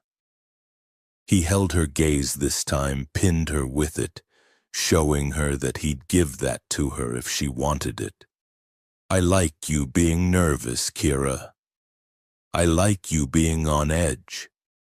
But what I don't like is you pretending you didn't wear that dress without a bra because you wanted to be sexy for me." Color flooded her face. "No, that's not... Are you wearing panties?" Her eyes widened, her pale skin flushing an even deeper red, the blue glow of her eyes intense. "Of course I'm wearing panties. Aren't you supposed to be having dinner first, before you get into this?" It didn't matter what came first. He wanted her, desperate for him, eager to please him, and if this was the quickest route to that, then that's the route he would take. It had nothing whatsoever to do with his rapidly escalating desire. Of course it didn't. He looked into her eyes, caught by the intensity of the color, fascinated by how different she was now to the pale creature who'd come into his office that first day. "Take them off." "What? Now?" "Here. Don't argue, just do it." She looked away again. Her free hand had dropped to her side, still clenched in a fist, while the knuckles of her other hand were white against the satin of her purse. His heartbeat had accelerated, the blood rushing in his veins, his muscles tightening in anticipation. This felt important. He wanted her to obey him, and he wanted it very much indeed. "No, you don't. You want her to challenge you." Bullshit. He wanted obedience. Needed it for his plan to work. He had to test her, so he knew for certain that she'd do whatever he asked her to, and without question. That was all. A moment passed, the sounds of the traffic drifting up from the street loud in the air, along with the constant hum of the city, music, voices, and sirens. The familiar sounds of a New York evening. The tension in the atmosphere pulled tight. All his focus had narrowed to the woman standing in front of him with her gaze turned from his, so virginal in her white dress. So painfully beautiful. Every muscle was taut, his fingers curling unconsciously into fists. He wanted this. He needed it. And right now, whether it was her obedience or her challenge, he didn't care. "Kira." He said her name softly, a seduction. "You wanted to be my good girl, didn't you? So, take off your panties." Slowly, her gaze came back to his, something hot and bright glittering in the depths. Then her expression relaxed and her mouth curved very slightly. "No," she murmured. Adrenaline surged, and he'd pushed himself away from the parapet, taking a couple of unconscious steps toward her before he could stop himself. She didn't move, didn't back away. She simply stood there, watching him from beneath her lashes as if fascinated, that faint smile taunting him. He wasn't in the mood for games, and he didn't like being played. He liked being teased even less. Yet that didn't stop his dick from getting harder or his heartbeat from getting even faster. Jesus, what was she doing to him? If you don't take them off right now, you're fired, he said coldly, attempting to regain some control of the situation. Her chin lifted, the spark in her eyes glowing, the slight smile curving one side of her lovely mouth deepening. Then enjoy the sexual harassment suit I'll be bringing against DS Corp. I know I will. An uncontrollable pulse of excitement shot all the way down his spine, and he didn't have the first clue as to why. There was just something about that wicked smile and the gleam in her eyes. You like her challenge? Yes, but he shouldn't. It should be the very last thing he should like. Yet desire gripped him by the throat, squeezing him tight, and he almost lost it. Almost went over there to rip her panties off himself. But he managed to hold on. Just. If she was going to push him, then he would push back. Hard. Take them off. He looked into her eyes. Unless you're scared. Is that why you're teasing me, little girl? To cover the fact that you're afraid. He kept his own voice quiet. Because if you can't handle this, all you need to do is turn around and leave. I'll get a car to take you home. Nothing will happen if you refuse, I promise. Her smile faded, but not that hot blue spark in her gaze. It was electric, making him realize with a sudden jolt that he actually didn't want her to leave. Not at all. Which means she's got the power this time. Christ. So she had. She'd stolen it from him with her white dress and her glowing sapphire eyes. She'd made him want. And now he was trapped by his own need. Another long moment passed and he could barely breathe, the pressure of desire crushing all the air from his lungs. Finally, Kira let out a breath, then moved over to the parapet, placing her purse on it. She reached up underneath her dress and eased down what turned out to be a thong in lace almost the same pale color as her skin. The material glittered as she stepped out of it, like it had been embroidered with diamonds. She straightened, the thong dangling from her finger. There, happy now. Relief filled him and he couldn't speak, holding his hand out wordlessly instead. But Kira shook her head. Oh no, you want them. The naughty smile was back. You have to come get them. He shouldn't give in. He shouldn't. Yet he was. Because he was already moving over to where she stood before he'd even made a conscious decision. Reaching out to take the thong from her finger. The fabric was silky and warm from her body, and he had an intense urge to lift it to his nose and inhale her scent. Be careful with them. Her gaze didn't even flicker as it held his. The beading is delicate and took me forever to do. He blinked and looked down at the pale silk in his hand, at the tiny glittering beads sewn in intricate patterns over the front of them. What? She'd embroidered these herself? I did what you wanted, she went on, her voice turning soft and husky. Now it's your turn. First, I'd like a drink, and then I'd very much like it if you fucked me. Oh God, why had she said that? Kira gazed up at him, his eyes full of storms, a mirror to the chaos of emotion that was careening around inside of her. What the hell had gotten into her? She wasn't supposed to be challenging him or teasing him. She was supposed to be doing what he said. You know what's gotten into you. Okay, so she did.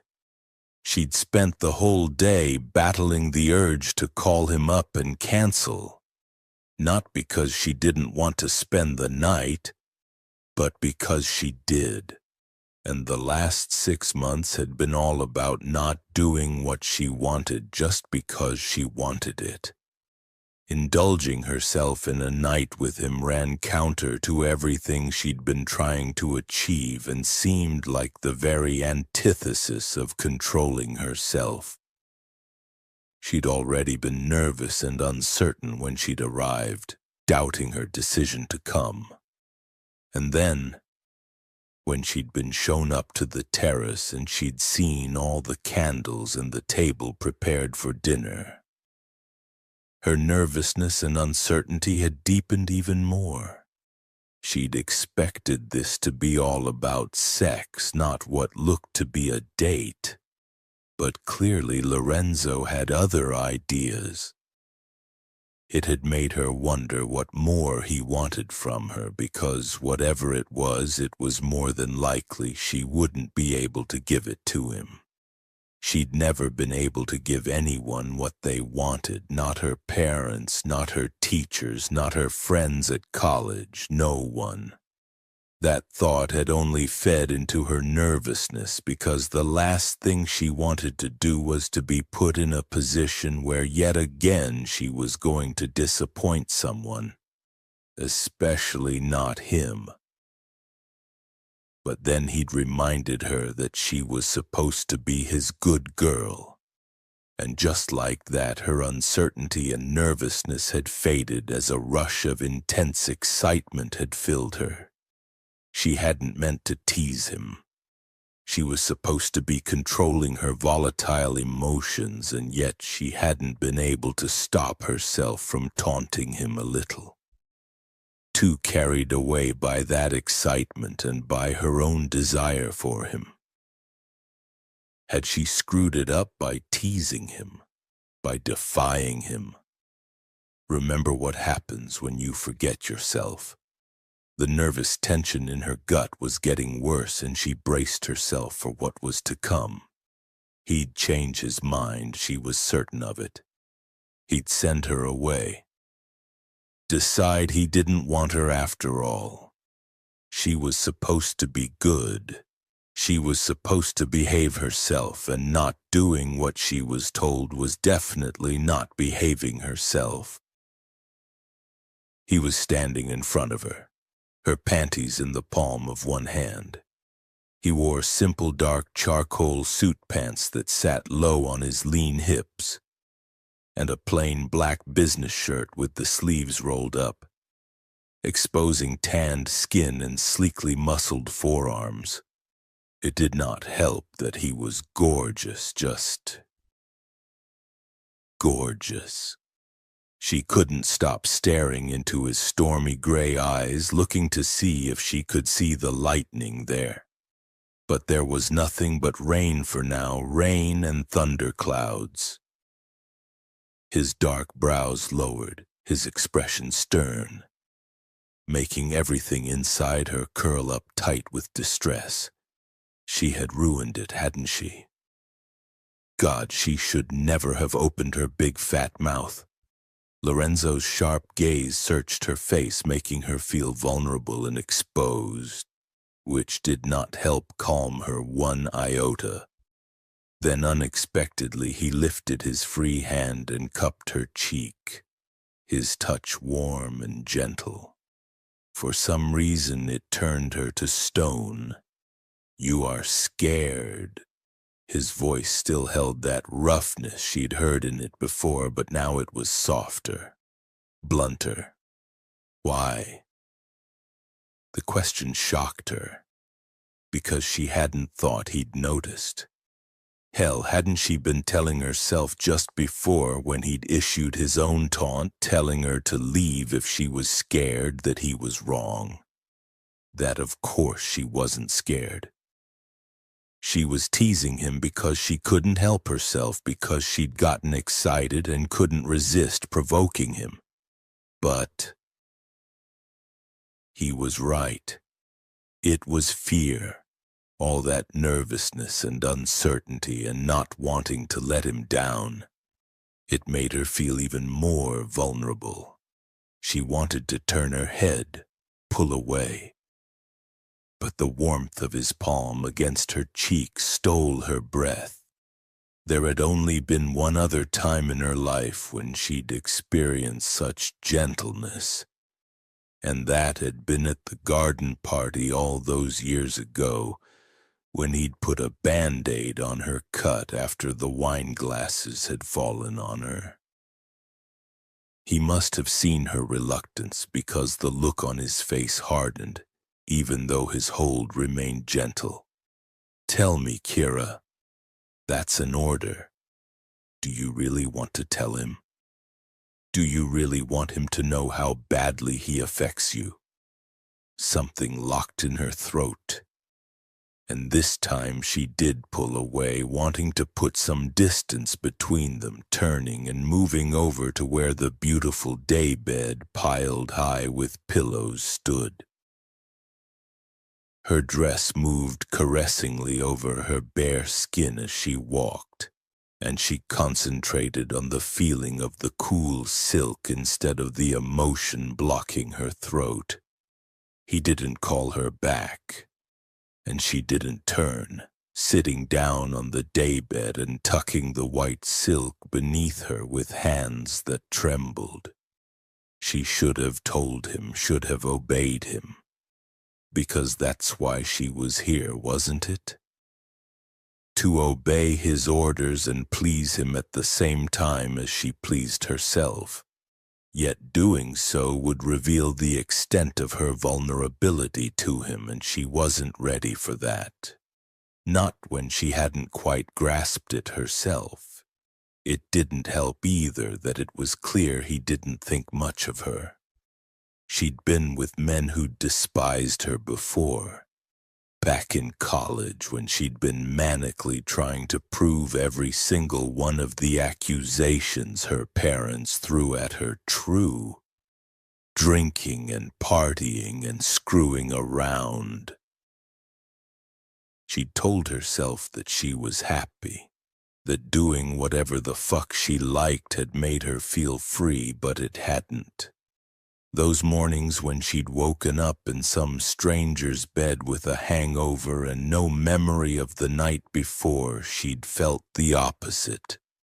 Trapped by who she was, by her parents' expectations, by all her failures, by her ADHD, by her entire life. Pity it had taken the deaths of two people, her friends, to make her understand how destructive her behavior had been. God, if only she'd thought about that before she'd gotten into the car that day. But she hadn't. She'd failed her semester, and so she'd decided her parents, and her father in particular, could go screw themselves. She was dropping out of college, end of story. Of course, she hadn't been able to wait to tell her father the happy news, picking up her phone to text him as she'd raced down the New Jersey Turnpike, not thinking that maybe texting and driving wasn't a good thing. The sound of a popping cork jolted her out of her thoughts, bringing her attention back to Lorenzo as he poured some champagne out of the bottle he'd just opened and into two glasses that sat on the low table nearby. Then he picked up the glasses, coming over and handing one to her without comment. Kira didn't look at him as she took the glass, sipping at it and letting the bubbles of the champagne fizz on her tongue. The dry, yeasty taste of it delicious. Trying to ignore the rush of heat that went through her as he sat down beside her. "You went to a lot of effort." She gestured toward the table and candles. "Just for sex, I mean."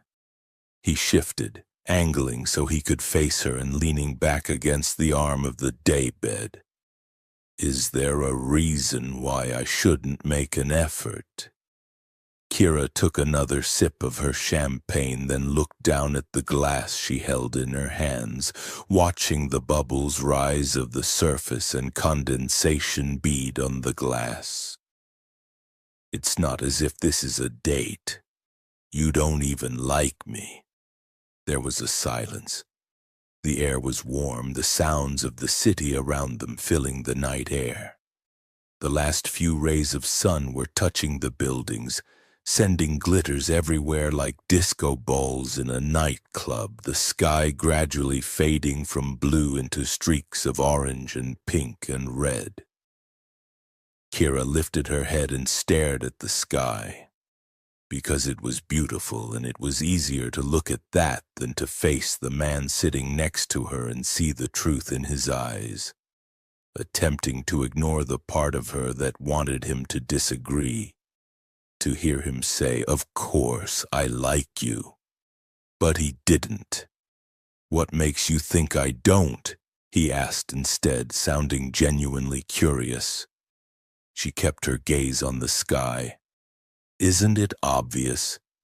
You've been treating me like dirt since the day I started, getting angry with me for absolutely no reason, snapping at me, judging me, calling me out on my behavior when I've done nothing but do whatever task you set for me.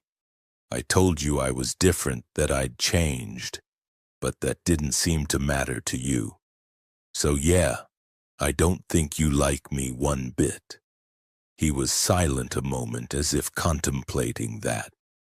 Then he said, "Why does it matter? Do you want me to like you?" "You do. Of course you do." Her jaw hardened. Maybe once she had, but again she wasn't 10 years old. A little girl holding out a paper crane for his inspection and desperate for a smile. She wasn't that pathetic, not anymore. "No," she said firmly to herself and to him. "I was only curious as to why you'd go to all this trouble for me." "It was no trouble. I got Stacy to organize it." His voice was cool. "I thought you might appreciate something to eat before we did anything else." So he'd gotten his secretary to do all of this. He hadn't actually had any hand in it himself. She didn't know why. That disappointed her, since getting his secretary to organize flowers and lights was a nice gesture. It was almost as if she wanted it to mean more than that, which was impossible.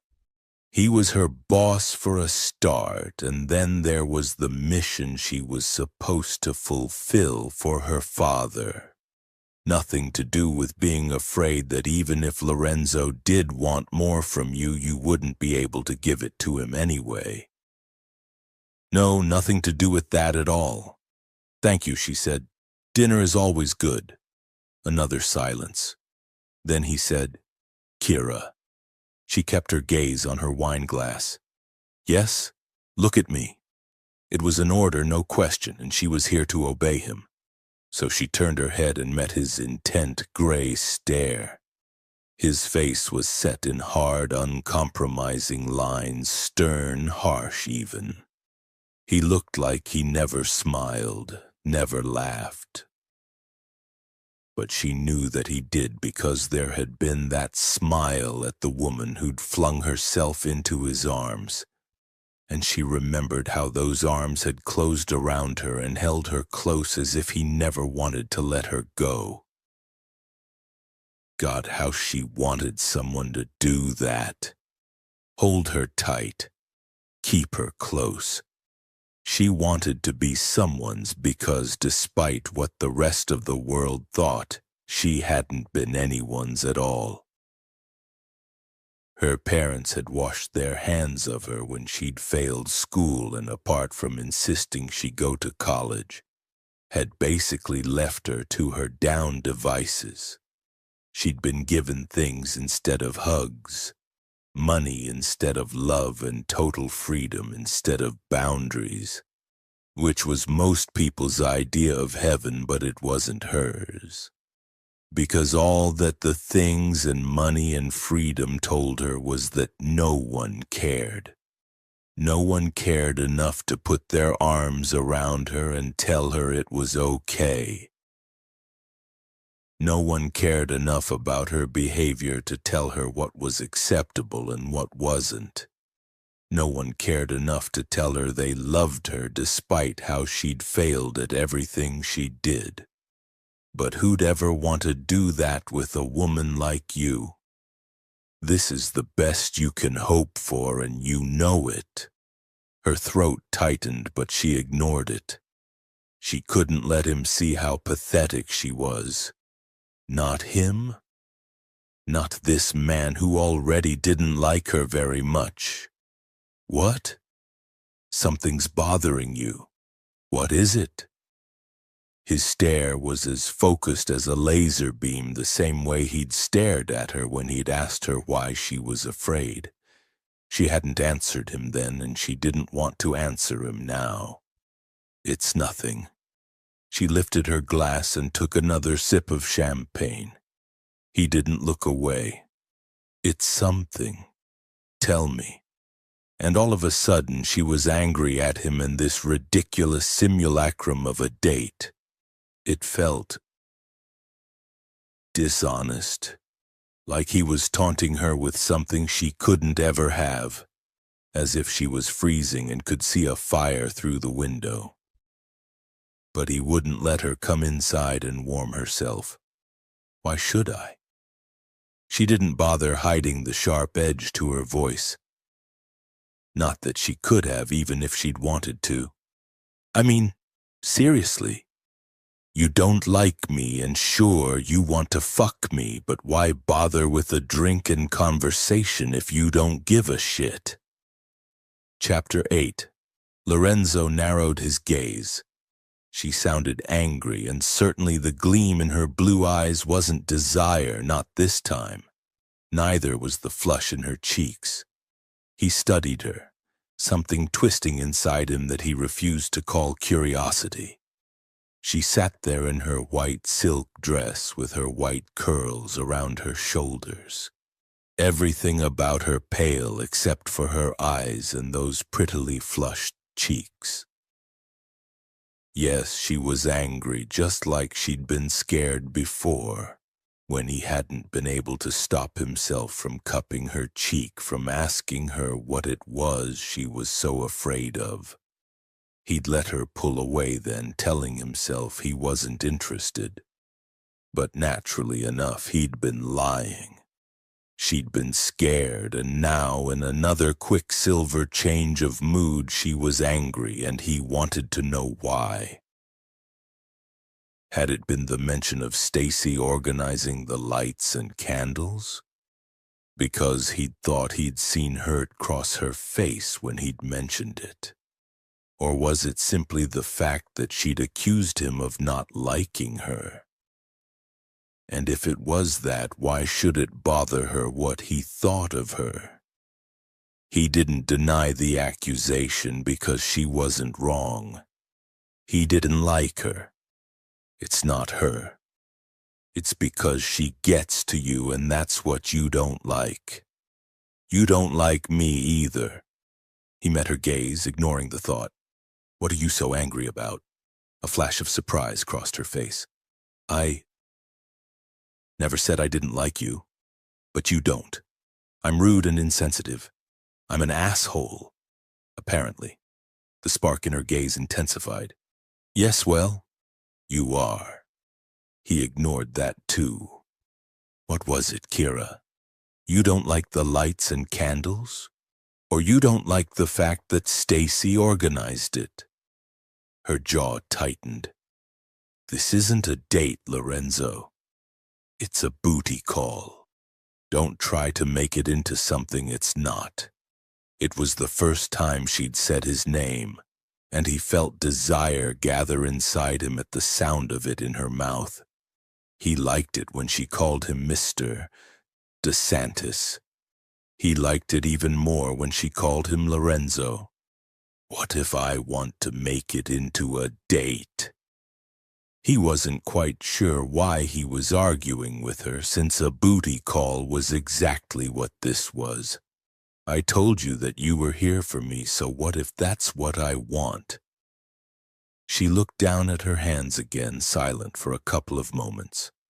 Then she said, I guess I'd have to suck it up, wouldn't I? It wasn't what he expected her to say, and the passive note in her voice irked him. Then he realized why. He'd expected her to keep arguing with him, keep fighting with him. And she hadn't. He was quiet a second, the remains of that adrenaline rush when she'd refused to take her panties off still echoing through him. He couldn't tell himself that he didn't like her challenging him. Couldn't tell himself it didn't turn him on. Why else would he have shoved her up against the door in his office 3 days ago? Is that what you always do, Kira? He asked. You always suck it up? Because I think that's bullshit. She lifted a shoulder. Yeah, well, sucking it up is what I do now. Why? He demanded. Then a thought hit him. Because of your car accident? Her head came up sharply. It wasn't just an accident. People died. I killed people. My friends. He wasn't supposed to be getting into this. A nice, easy, light conversation over dinner was all it was supposed to be about, yet he couldn't seem to kick the curiosity that had him in its grip. It was her fault, or so he'd heard, and yet he found himself saying, You didn't kill them, Kira. Sure I did. I was driving. I was going too fast and I was distracted. It's my fault, no one else's.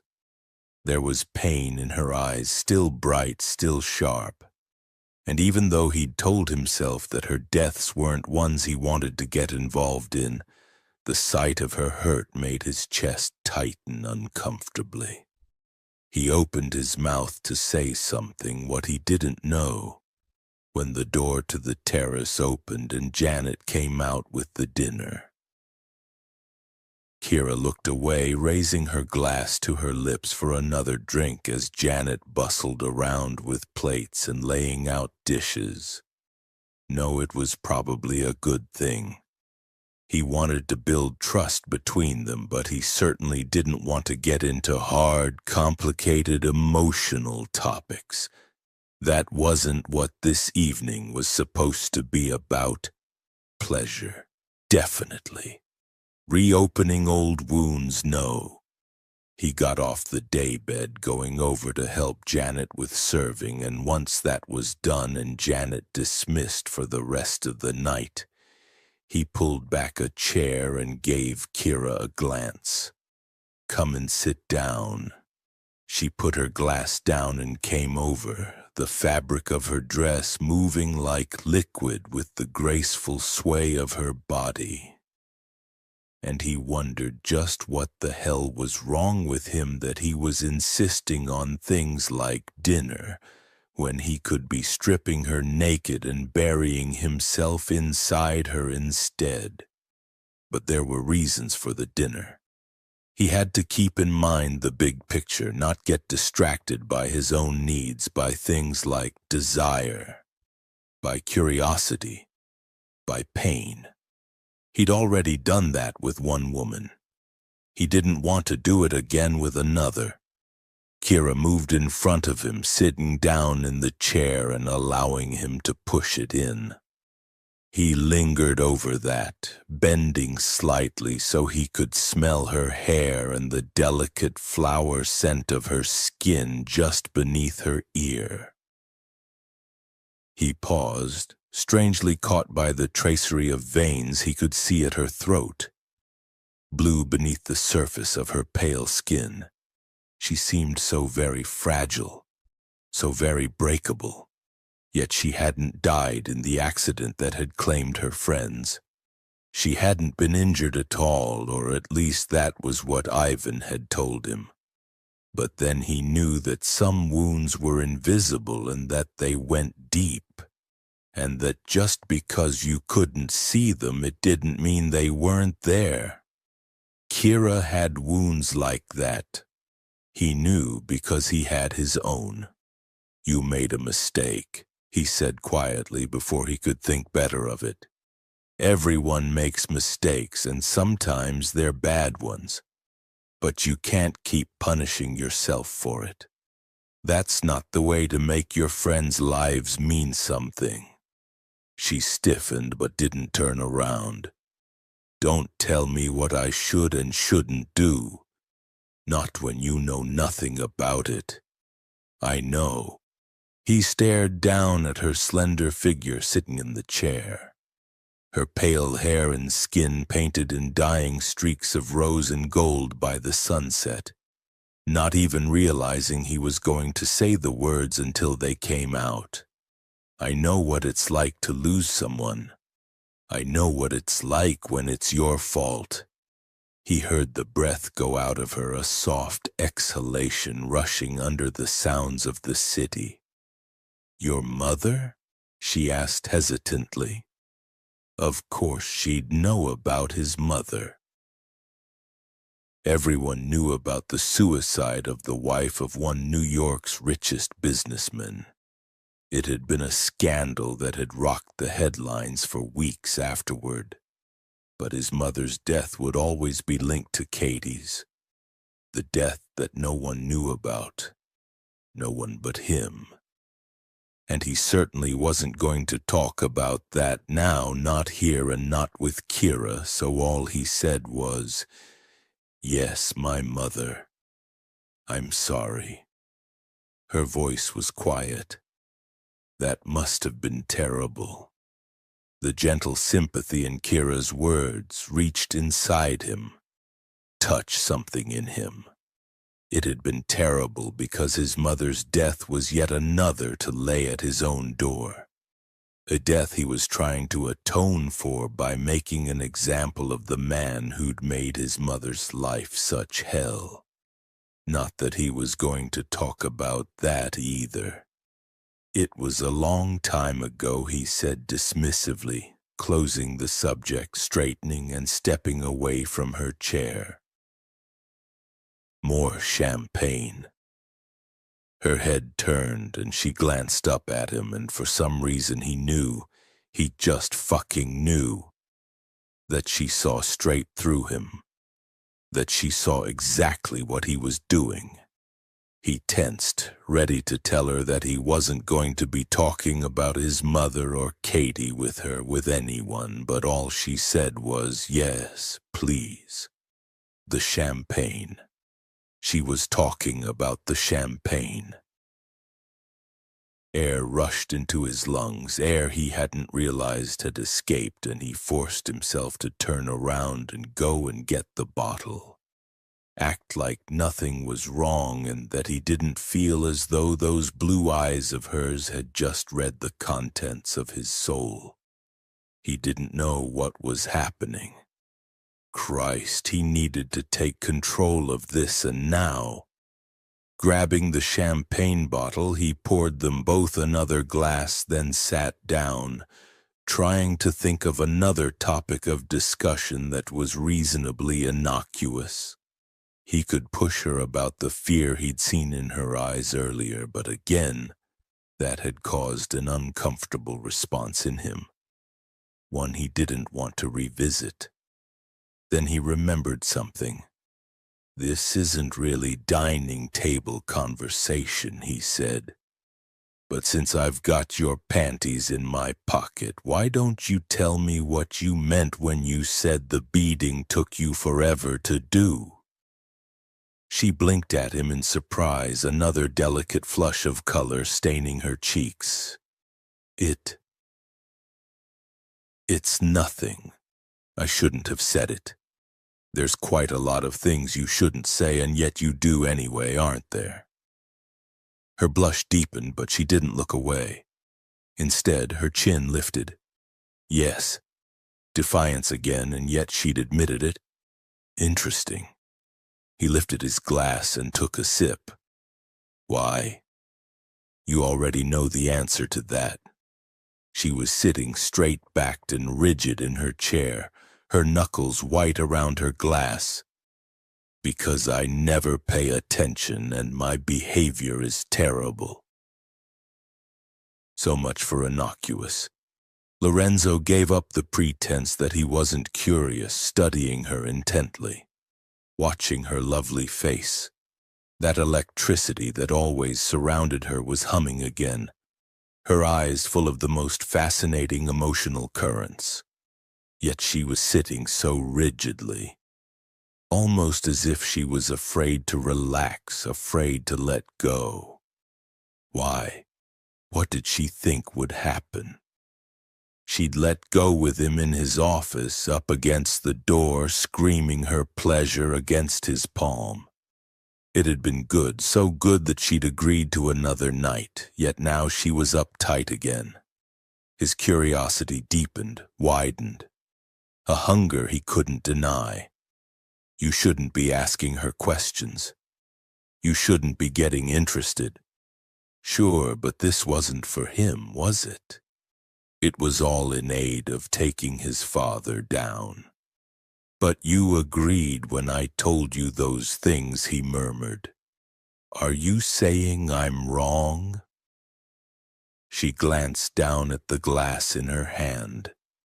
The beading on that thong took me forever to do because I embroidered it myself.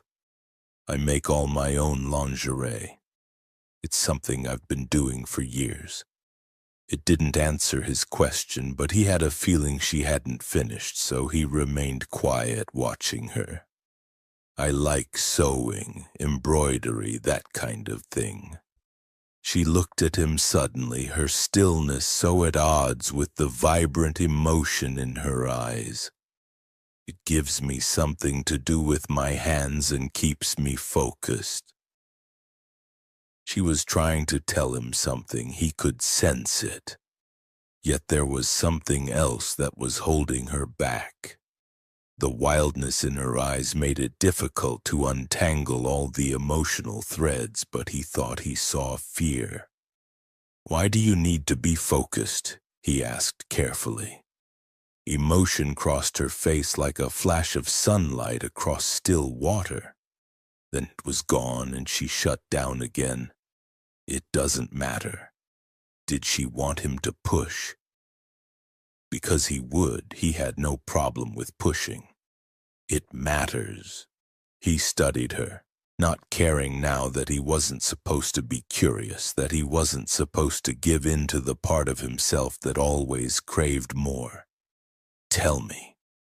She said nothing, her attention on her glass, her shoulders even more rigid. This is an order, Kira. He let the edge of command bleed into his tone, wanting to see her response to it.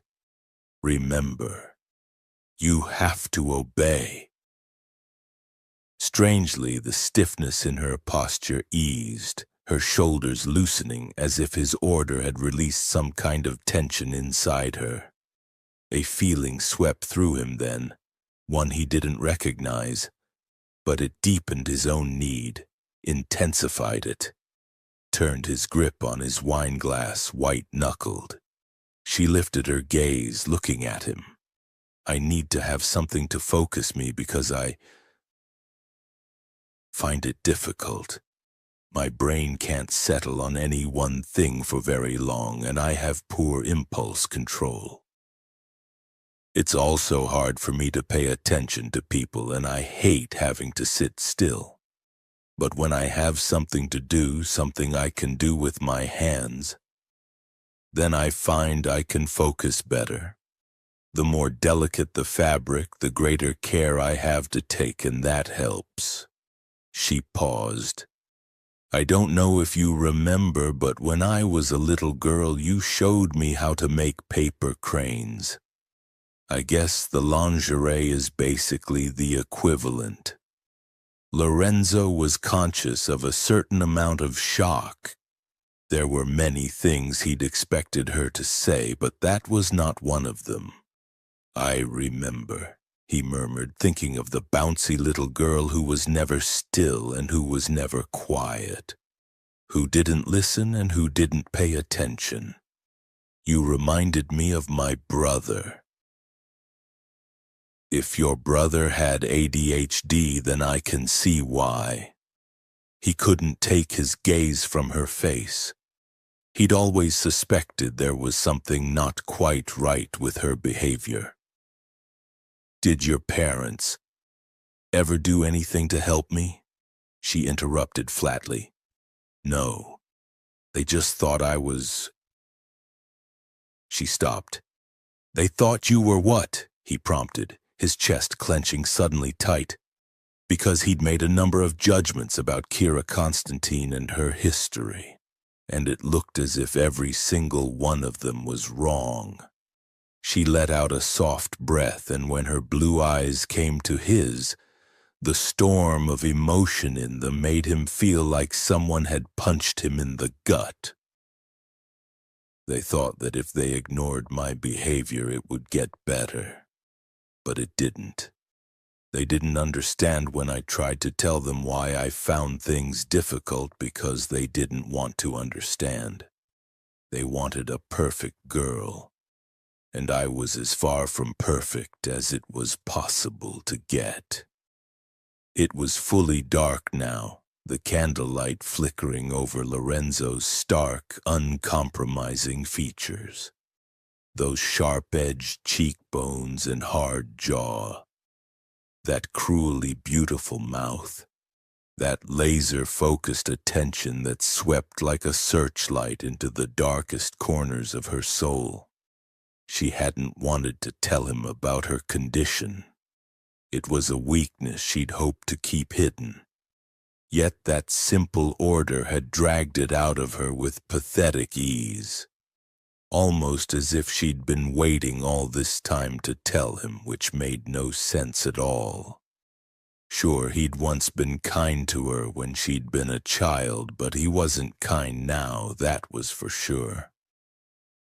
Telling him felt like ripping a layer of skin off, leaving all her nerve endings exposed. And he was standing by, with a whip. There was a silence now, and the urge to fill it was overwhelming. My grades in school were terrible, she went on, because she couldn't stop herself. The words pouring out of her whether she wanted them to or not. And I told Dad I didn't want to go to college, but he made me. Told me I wasn't trying hard enough and that I had to try harder. But no matter how hard I tried, I just kept fucking failing. Without thinking, she picked up her fork and began fiddling with it, a dim part of her brain warning her that she was supposed to sit still, that she was supposed to control herself. But she couldn't focus on that voice, though, the urge to speak too strong. So I thought, fuck it, you know. Why bother trying?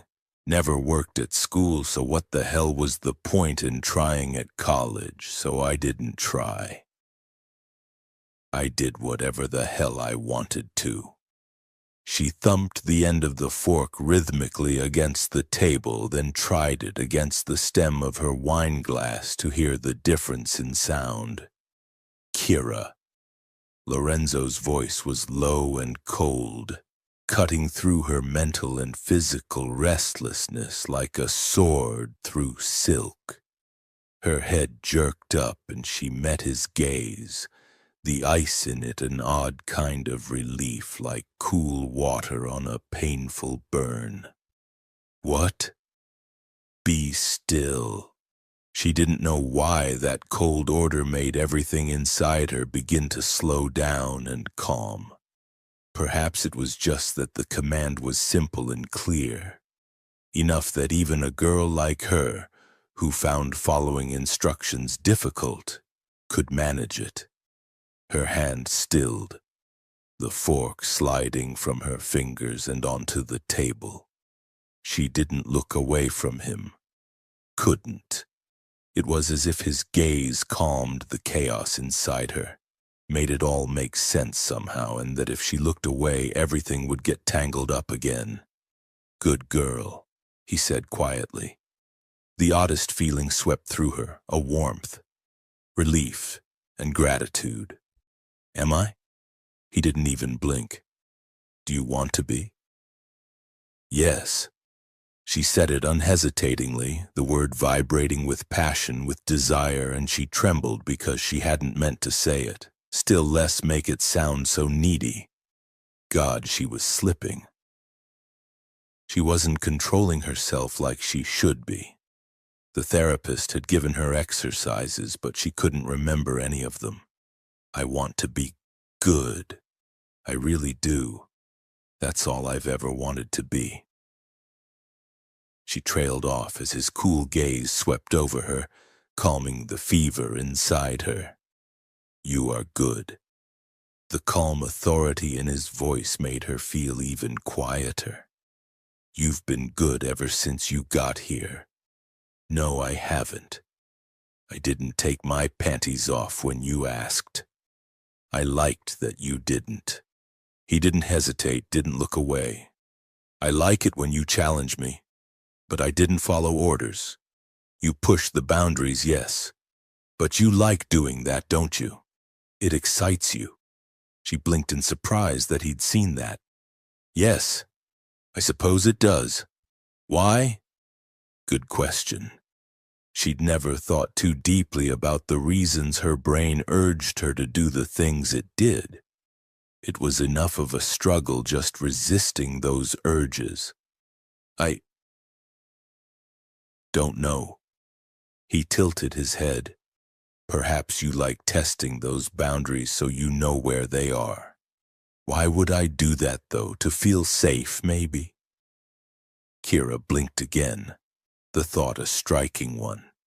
She did like explicit instructions and precise rules because they made expectations absolutely clear. It was much easier to control her roving brain and focus when she knew what was expected of her. "That's why you teased him when you first arrived. Because you didn't know what he wanted from you, and that made you anxious. And when you get anxious, it's harder to control yourself." She swallowed, part of her disturbed that he'd been able to understand her better than she did herself, while another part of her was strangely relieved. "I don't know. Maybe you're right. What gave you the idea? Because boundaries make it clear what's expected. And that's reassuring. Had he read her mind? He must have. There wasn't any other explanation for how he'd lifted her own thought clean out of her head. She found she'd curled her fingers around her fork and was leaning forward, curiosity overwhelming her. "Did you have lots of things expected of you too?" The candlelight made his eyes glitter, and for some reason the usual restlessness she constantly had to battle was gone. She almost felt as relaxed as she did when she had a piece of silk in one hand and a needle and thread in the other. But her focus wasn't narrowed on sewing beads, it was narrowed on him. My father expected certain things. Lorenzo's expression turned distant, and he was very clear about what those things were. "Pity I didn't listen to him." Kira clutched her fork tightly, staring at him in helpless fascination. "Why? What did he tell you?" Lorenzo didn't move, but she had the feeling that she'd suddenly come up against one of those boundaries and she was pushing at it. "We're not here to share secrets," he said coldly. "But I told you all about—" No. A quiver ran through her. She wanted to know his secrets. She suddenly wanted to know them desperately. But how to get him to give them to her? Perhaps if she gave him one of her own, he might reciprocate. It was my fault, the car accident, she said before she could stop herself. We were going clubbing and I'd just failed the semester. So I decided I was going to drop out of college. Of course, I couldn't wait until after I'd finished driving. I had to text Dad right then. So I did, and... She stopped, her throat closing. She couldn't remember much before the accident, only the words of her text to her father, a big middle finger emoji glowing on the white screen. Then a loud noise and the world turning upside down in blackness. Lorenzo said nothing, watching her. I shouldn't have been texting. I shouldn't have taken my eyes off the road. I shouldn't have been driving while I was so angry. She was babbling and she knew it. But I didn't even think because I never did. I was careless. I wasn't paying attention. If I'd only controlled myself. If I hadn't let my anger get to me. If I'd only thought and paid attention, my friends might be alive and I wouldn't... Stop! The rush of words halted like he'd closed a hand around her throat, and she blinked, breathing fast, horrified to find there were tears in her eyes. Slowly he pushed his chair back from the table. Come here. She blinked fiercely. Damn it, she didn't want to cry. Not in front of him. She was supposed to be better at controlling her emotions than this. Hadn't she learned anything? Why? Don't ask questions. The intensity of his gaze was inescapable. Do as you're told. She didn't want to. She felt too unstable, the emotions gripping her too raw. And she was afraid of what he might see. Telling herself she didn't care what he thought of her didn't seem to work, and she didn't want to lay herself bare in front of him. Not when she was healing from wounds that went deep enough already. She shook her head, not trusting herself to speak this time. His dark brows drew down and he tilted his head, searching her face. You're afraid. Why? And this time, Kira, you will tell me. A spark of anger caught, becoming a flame, licking up inside her, wild and hot. And again she found herself opening her mouth and letting the words spill out. Why should I? You said we're not sharing secrets, yet you said it only after you'd gotten all of mine. I don't see you spilling your guts, so why should I tell you a damn thing? Because I don't want you to be afraid. Too bad. It was an admission. She should have said that she wasn't afraid, but Kira was too angry to notice. Too overwhelmed by the toxic mix of disappointment and her own guilt and shame sitting heavy in her gut. Maybe you should have thought of that before you made such a big deal of how much you despise me. A bright emotion flashed in his eyes. Her own anger mirrored back. I never despised you, Kira. Sure, I admit I had an opinion on you based on your past behavior, but I got that wrong. Completely and utterly wrong.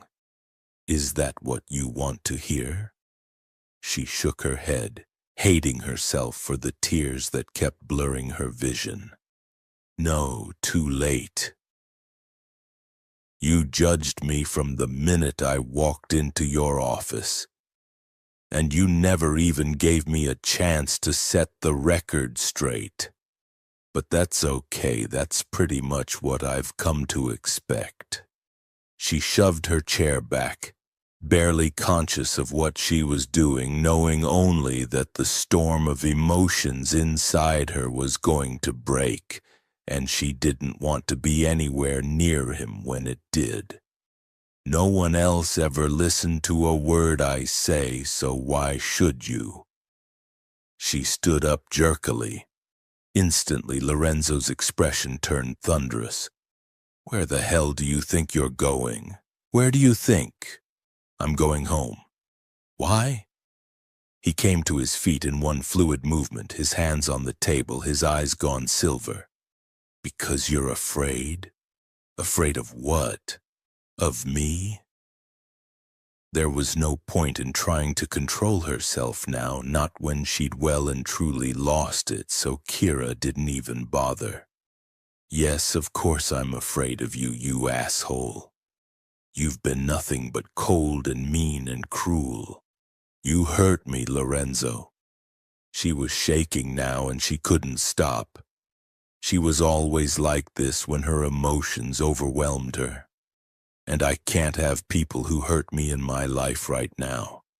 I can't deal with people who mess with my feelings, period. His gaze turned fierce, lightning in his eyes, silver and jagged. "Yes, I judged you. Yes, I was wrong. And I'm sorry I hurt you. What more do you want?" But she couldn't bear it. She had to get away from him, had to put some distance between them, find her control again. Her emotions were hurricane winds, and she was going to be blown apart if she wasn't careful.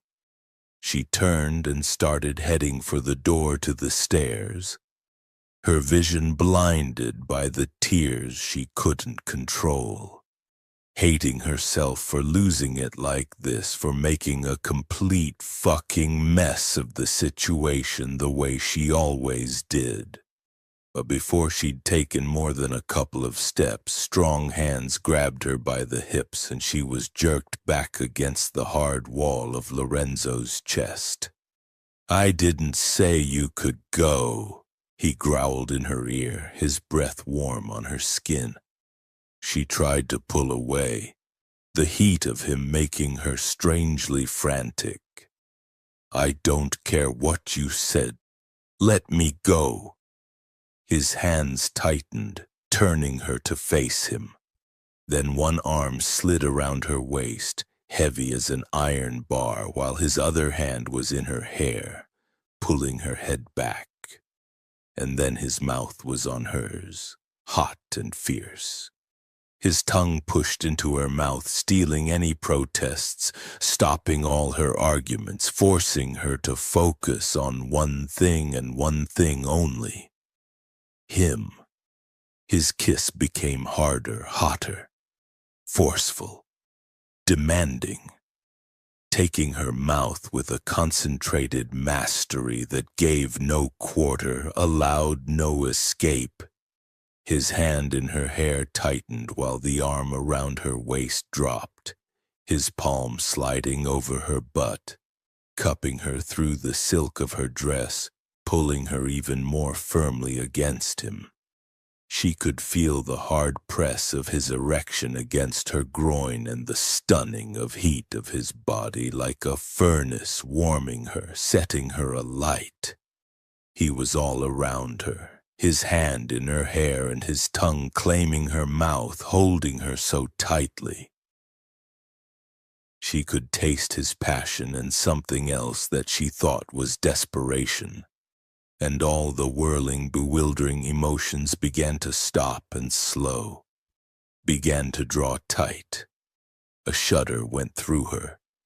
He drew her head back even further, his kiss turning even deeper, ravaging her mouth like a marauder. The shudder became a shake as the hard knot of emotion changed into something far more recognizable. Something she knew she shouldn't give in to, not again. Yet she was powerless to stop it as all that feeling erupted into a blaze of need that incinerated what little control she had left, burning it to ashes. Kira lifted her hands without a second's thought, shoved them into Lorenzo's short black hair and held on, returning the kiss with a ferocity and a demand equal to his own. He made a growling sound in his throat, ramping her desire higher, hotter. She came up on her toes, clinging to him, pressing herself against him, kissing him wildly, the most intense heat sweeping over her skin. It felt as if she was burning alive, and he was a cool mountain lake she wanted to dive into to put out the flames. It wasn't what she was supposed to be doing. None of it was. She was supposed to be in control of these emotional storms, to not let them affect her thinking or her decision-making processes. And yet there was no control to be had. It was gone. He had taken it. She became frantic, biting at his lower lip, her arms winding around his neck, her body arching against him, searching vainly for relief from the intensity of the feeling, for some way to escape it. But there was no escape. He was everywhere, and she was drowning in him. He made another rough sound, and then she was being lifted into his arms, and they were moving. Lorenzo taking a few steps back until his chair was behind him. Then he sat down, carrying her with him so she was sitting in his lap facing him.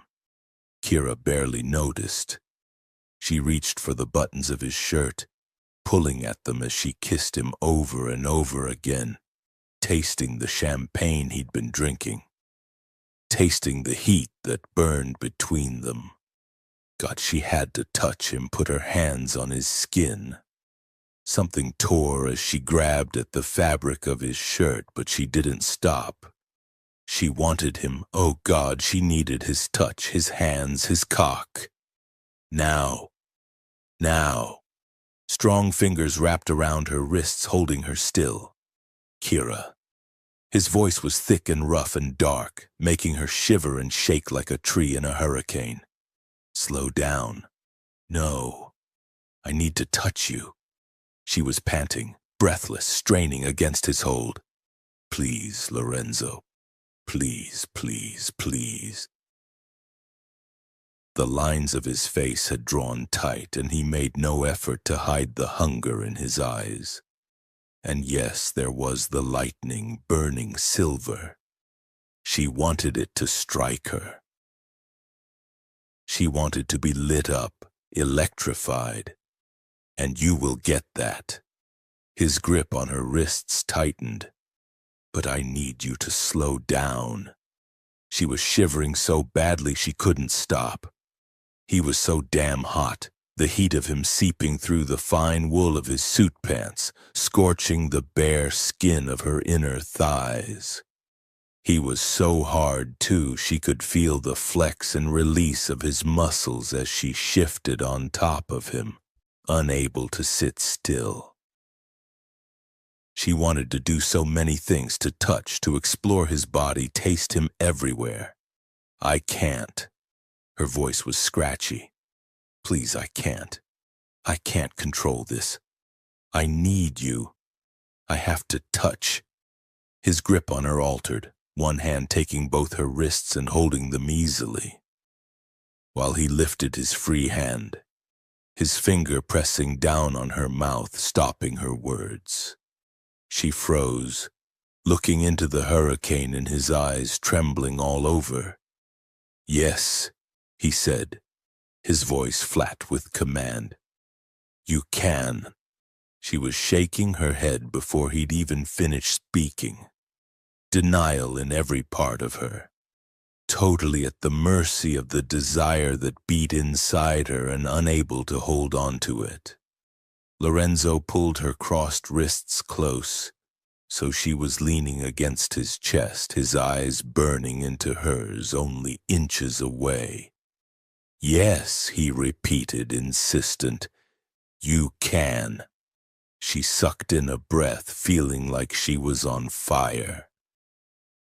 Like if she didn't move, didn't get her hands on him, she was going to go up in flames, burn to ashes right here in this chair. I don't know how, she croaked against his finger. I can't. It's very simple. He lowered his finger, his gaze inescapable.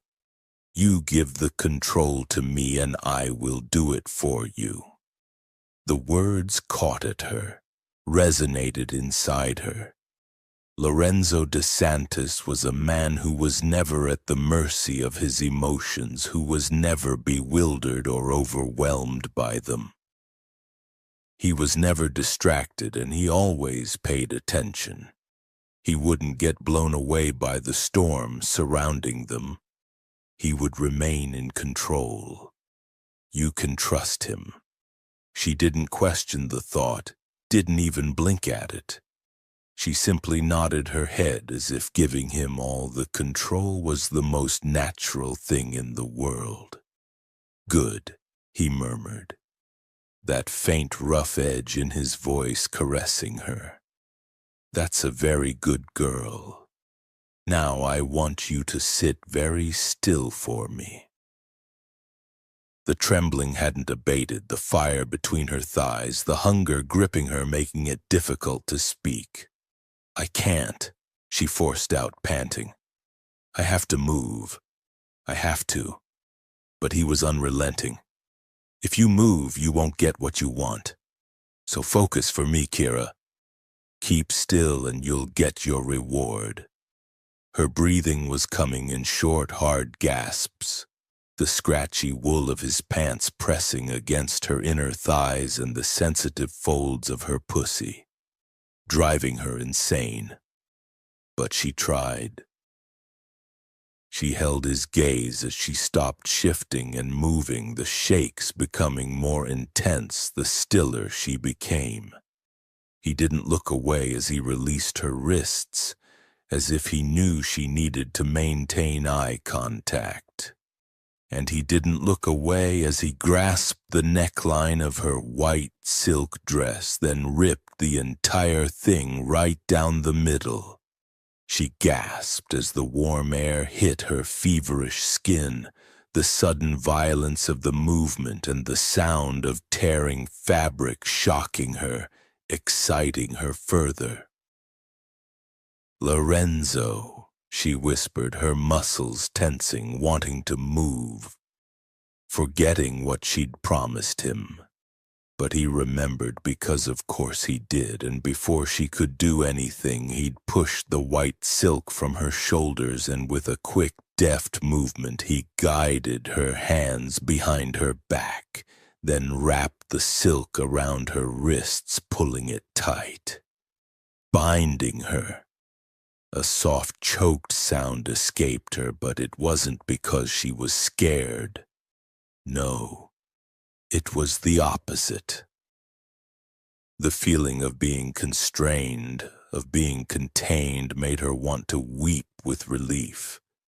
Now she wasn't going to forget herself and touch him before she was supposed to, because every time she did, the binding would pull tight in a subtle reminder. It was going to help her. It was going to make it easier.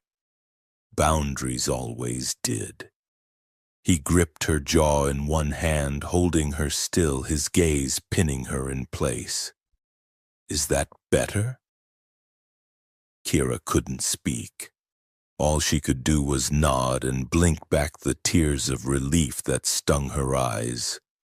He held her for a second longer, bending to deliver one hard, deep kiss, before letting go of her jaw and leaning back in the chair, watching her.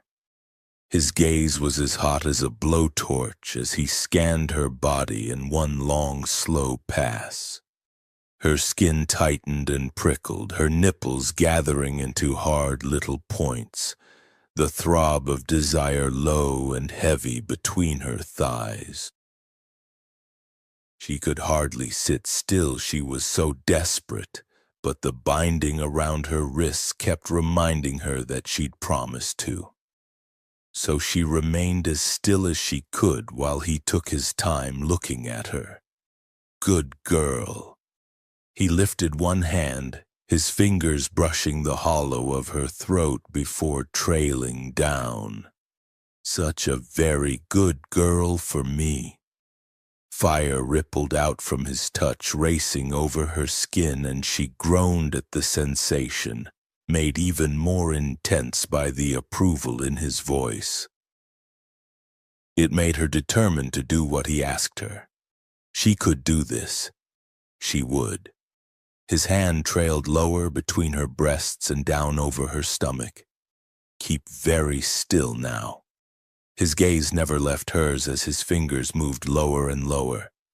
This is going to be difficult for you, but you can do this. I know you can. She couldn't tear her gaze from his face, from the certainty in his eyes. Then those wandering fingers slid through the pale curls of her sex, finding the slick flesh that waited for him, and she shuddered, unable to stop from crying out as he stroked a leisurely finger down the center of her pussy and then back up again. The pleasure was so intense, so overwhelming that her vision blurred, her throat closing up. Lorenzo. Oh, God. Apparently he hadn't been kidding when he said it was going to be difficult for her. Because it was.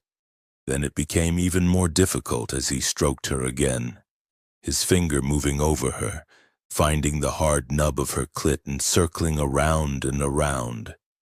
A groan tore from her throat, every part of her aching to move, to grind herself down on his hand, to rip open his shirt, his pants, find his cock, find his bare skin, lick him and kiss him and taste him, gorge herself on him and the pleasure he was giving her.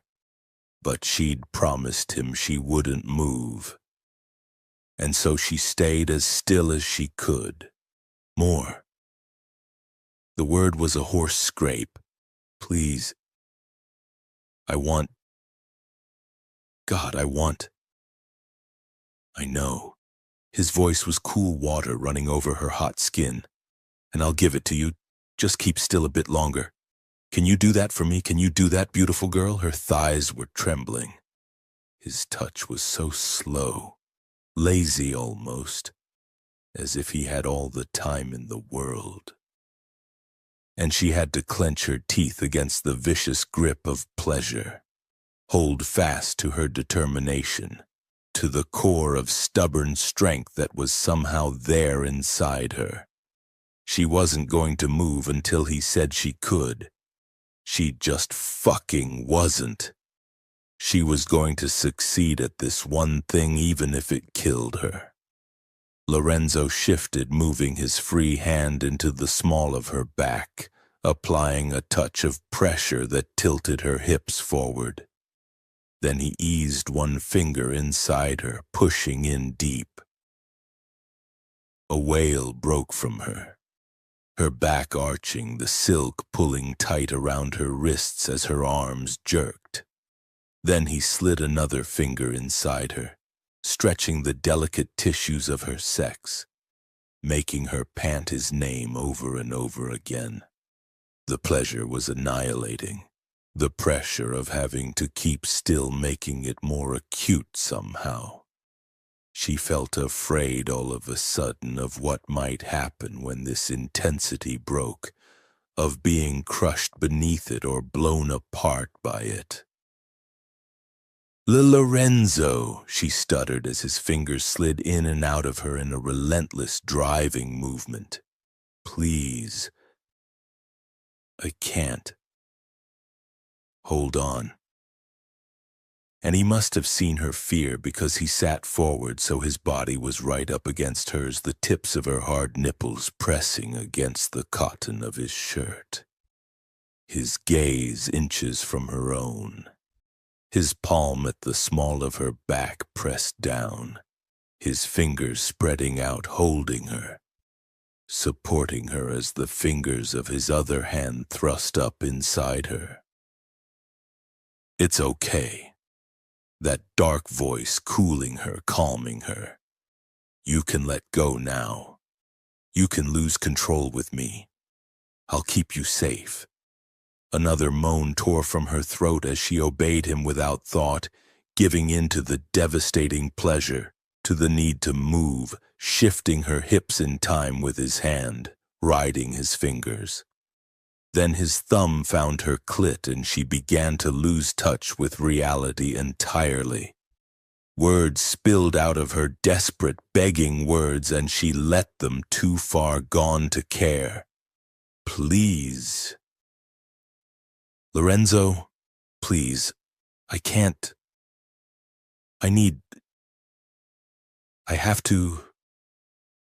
His thumb slicked over her clit again and again. You need to come? Is that what you need? Yes. Oh God, yes. His hand moved faster, his fingers pushing deeper, harder. The sheer ecstasy of it blinded her, crushed her, tore her apart. She cried out as the unrelenting pressure became too much, feeling herself start to disintegrate, suddenly terrified.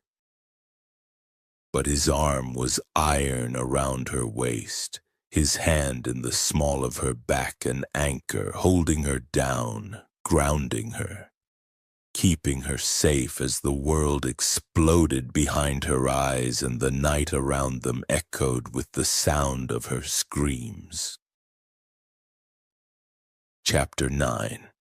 Kira flung her head back and her spine arched, a scream of ecstasy escaping from her, heedless of the buildings around them and the fact that anyone might be watching. Lorenzo could feel the tight heat of her pussy grip his fingers, convulsing around him as she came. It was all he could do to hold himself still, to not claw at the zipper on his pants and get his cock out, plunge into all that slick heat. He couldn't tear his gaze from her face. Her expression was incandescent, igniting with abandoned pleasure.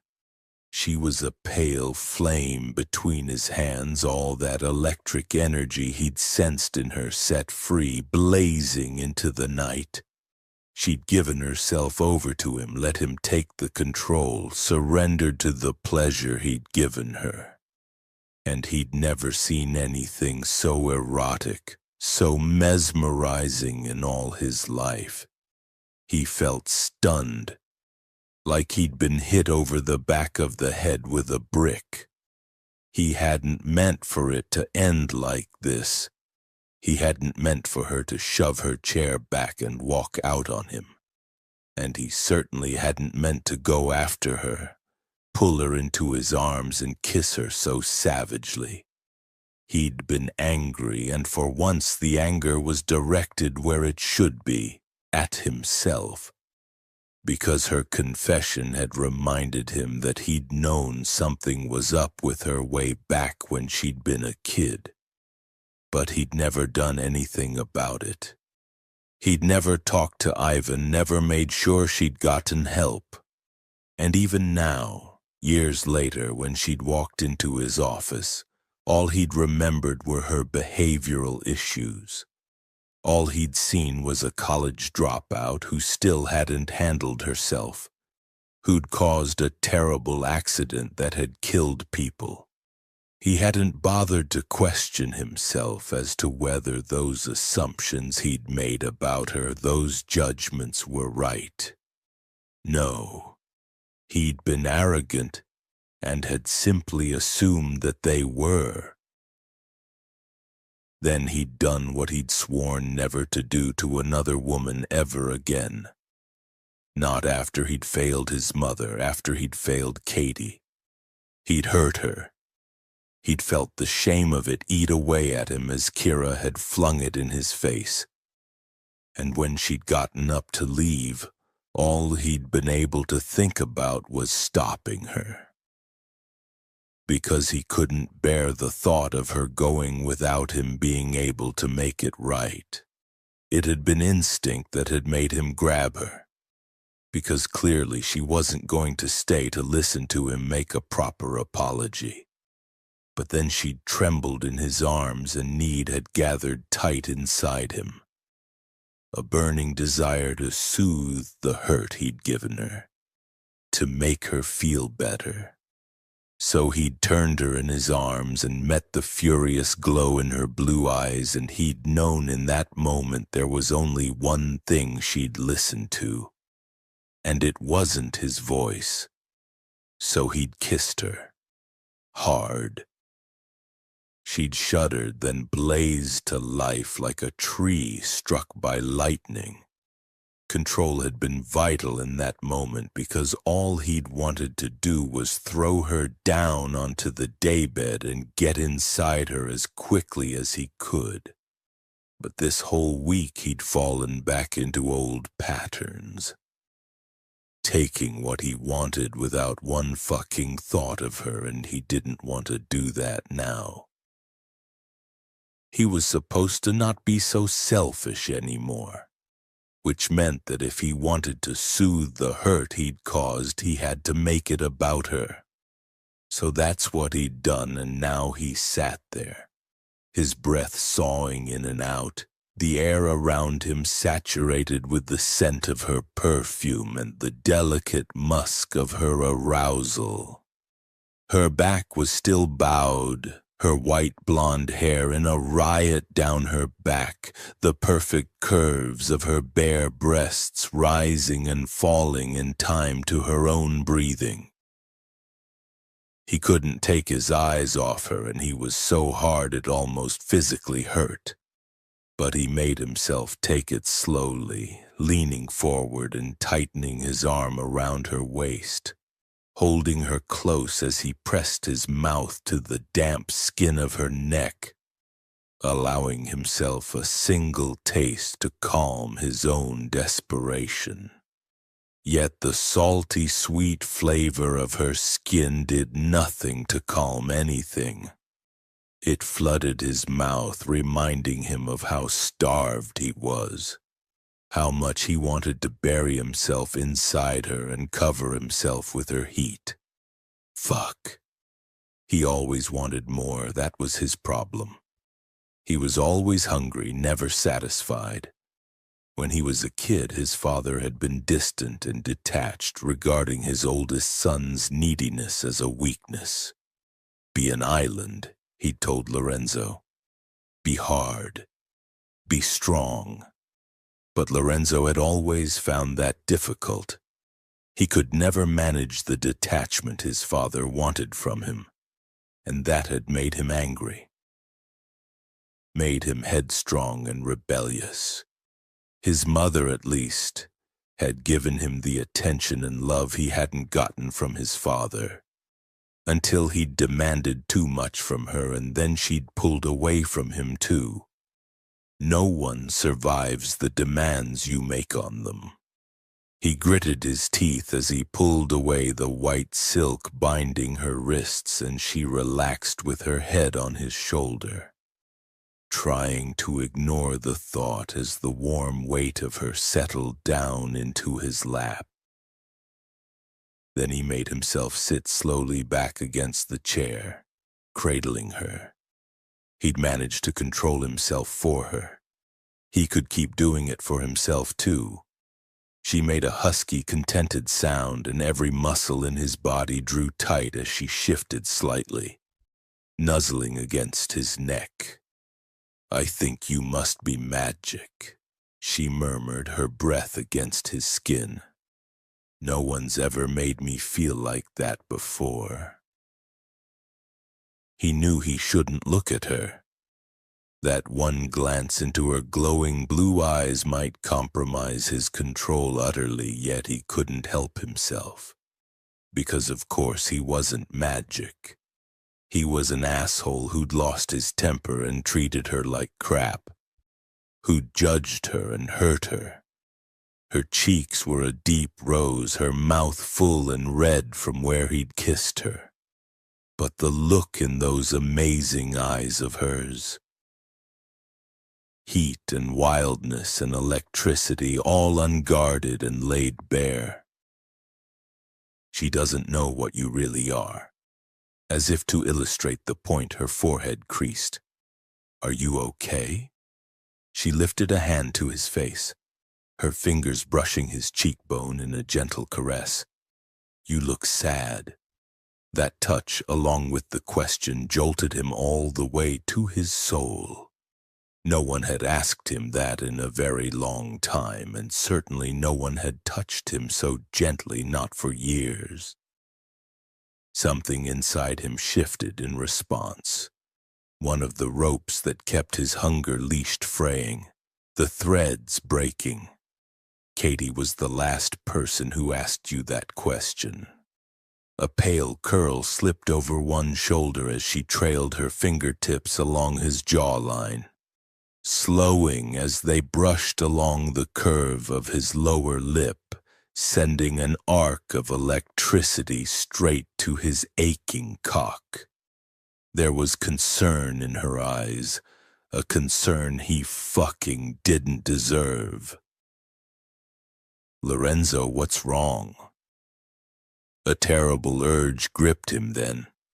He wanted to tell her things he'd never told another soul about Katie, about what he'd lost and how it was his fault. Tell her he understood her burdens because he carried the same ones. Then he wanted to lose himself in her body, in her heat, forget the grief and weight of those burdens, forget his control for a little while at least. But he couldn't. He just couldn't. Those urges were selfish. He'd be using her to make himself feel better, exactly the way he'd used Katie to make himself feel better. About his mother's descent into drink to block her pain and his father's emotional unavailability. Katie's love had been a comforting fire, warming him up. But Kira... she's a fucking bonfire and she'll burn you to ash if you let her. That was the problem, though, wasn't it? Because there was a part of him that wanted to burn. The emotionally stunted part of him who'd been hungry for a single kind word from the man who'd given him life, and who'd never gotten it. John Donne was mistaken, his father had told him when he was 10 years old and crying, because the old prick had missed his birthday for the 3rd year in a row. A man should be an island. A strong man shouldn't need anything from anyone. Are you going to be that kind of man, Lorenzo? Or are you going to be a needy little bitch? Because I have no time for needy bitches, son. I'm already married to one. Lorenzo slid his fingers around Kira's wrist and held on, looking down into the deep, intense blue of her eyes. Nothing's wrong. His voice was harsh, grating, but he made no attempt to soften it. You haven't eaten. You must be hungry. A blue spark leapt in her gaze in another of her quicksilver mood changes from concern to annoyance. I'm not hungry, and you're still being an asshole. I'm not. Yes, you are. She shifted on him, sitting up so she was facing him once more, her thighs spread on either side of his. The movement of her bare body in his lap pressing against his aching cock, making him hiss through clenched teeth. At the sound, the flickering spark in her eyes intensified, became something hotter. I'm naked. I'm naked in every way. But you're not. Her hands lifted to the collar of his shirt, fingertips grazing his skin as she slipped open the top couple of buttons. You could be naked with me. Her voice had dropped to a soft murmur, the tips of her delicate fingers brushing his throat. Just for tonight. Another button undone, then another. I won't tell anyone your secrets, and I know you have them, Lorenzo. Those exploring hands had parted the fabric of his shirt, and they were on his chest, touching, stroking. But she wasn't looking at what she was doing. She was looking right at him. You didn't used to be so cold. You didn't used to be so cruel. I remember all those paper cranes I used to show you. You were patient with me. You were kind. So what happened? She undid the last button, her hand sliding over his chest, over his abs, making all his muscles tighten in response, her blue eyes inescapable. What happened to you? A kind of shock pulsed through him. He hadn't expected her to remember those moments he'd sat with her, and anyway, patient? Kind? He hadn't been like that at all. He'd been angry, arrogant, selfish and entitled.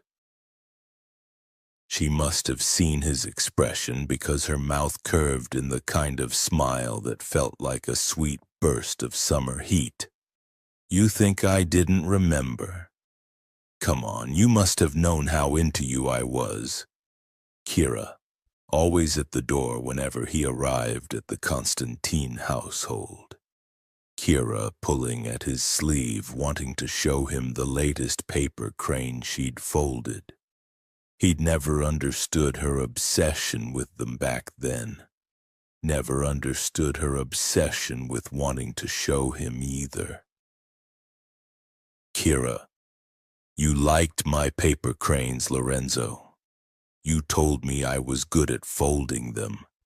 No one ever told me I was good at something before, but you did. And you never got impatient with me, never told me to shut up. You always listened. Her fingers stroked over his skin, and he was so hard he could barely think. You don't have to say a word. Fuck her. That'll distract her. Yet he made no move, his gaze caught by her blue eyes, by the intensity in her lovely face. You could be naked with me.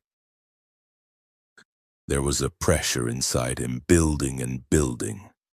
A pressure that had to be released somehow, and even though every part of him wanted to open his pants and shove himself inside her, he still didn't move.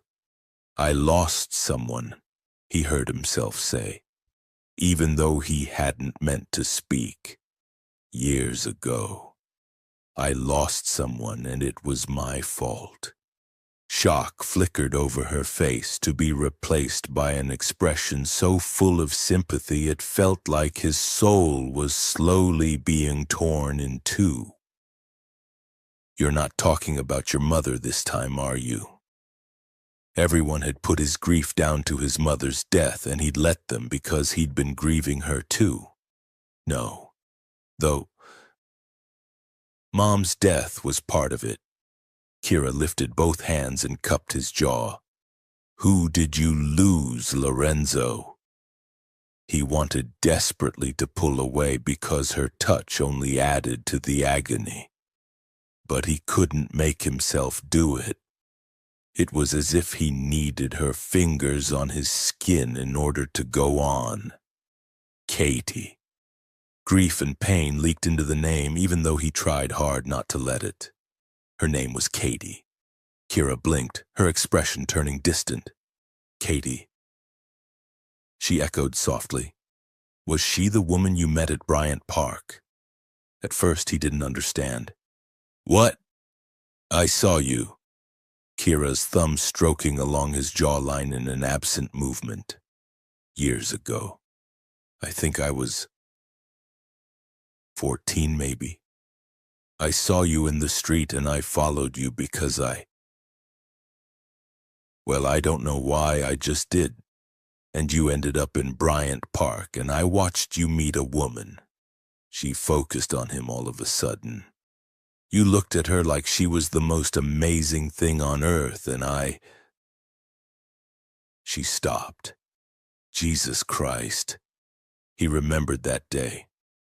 He'd met Katie for lunch after their first night together, and he hadn't been sure she would come. But she had. And Kira had been there. She'd seen them.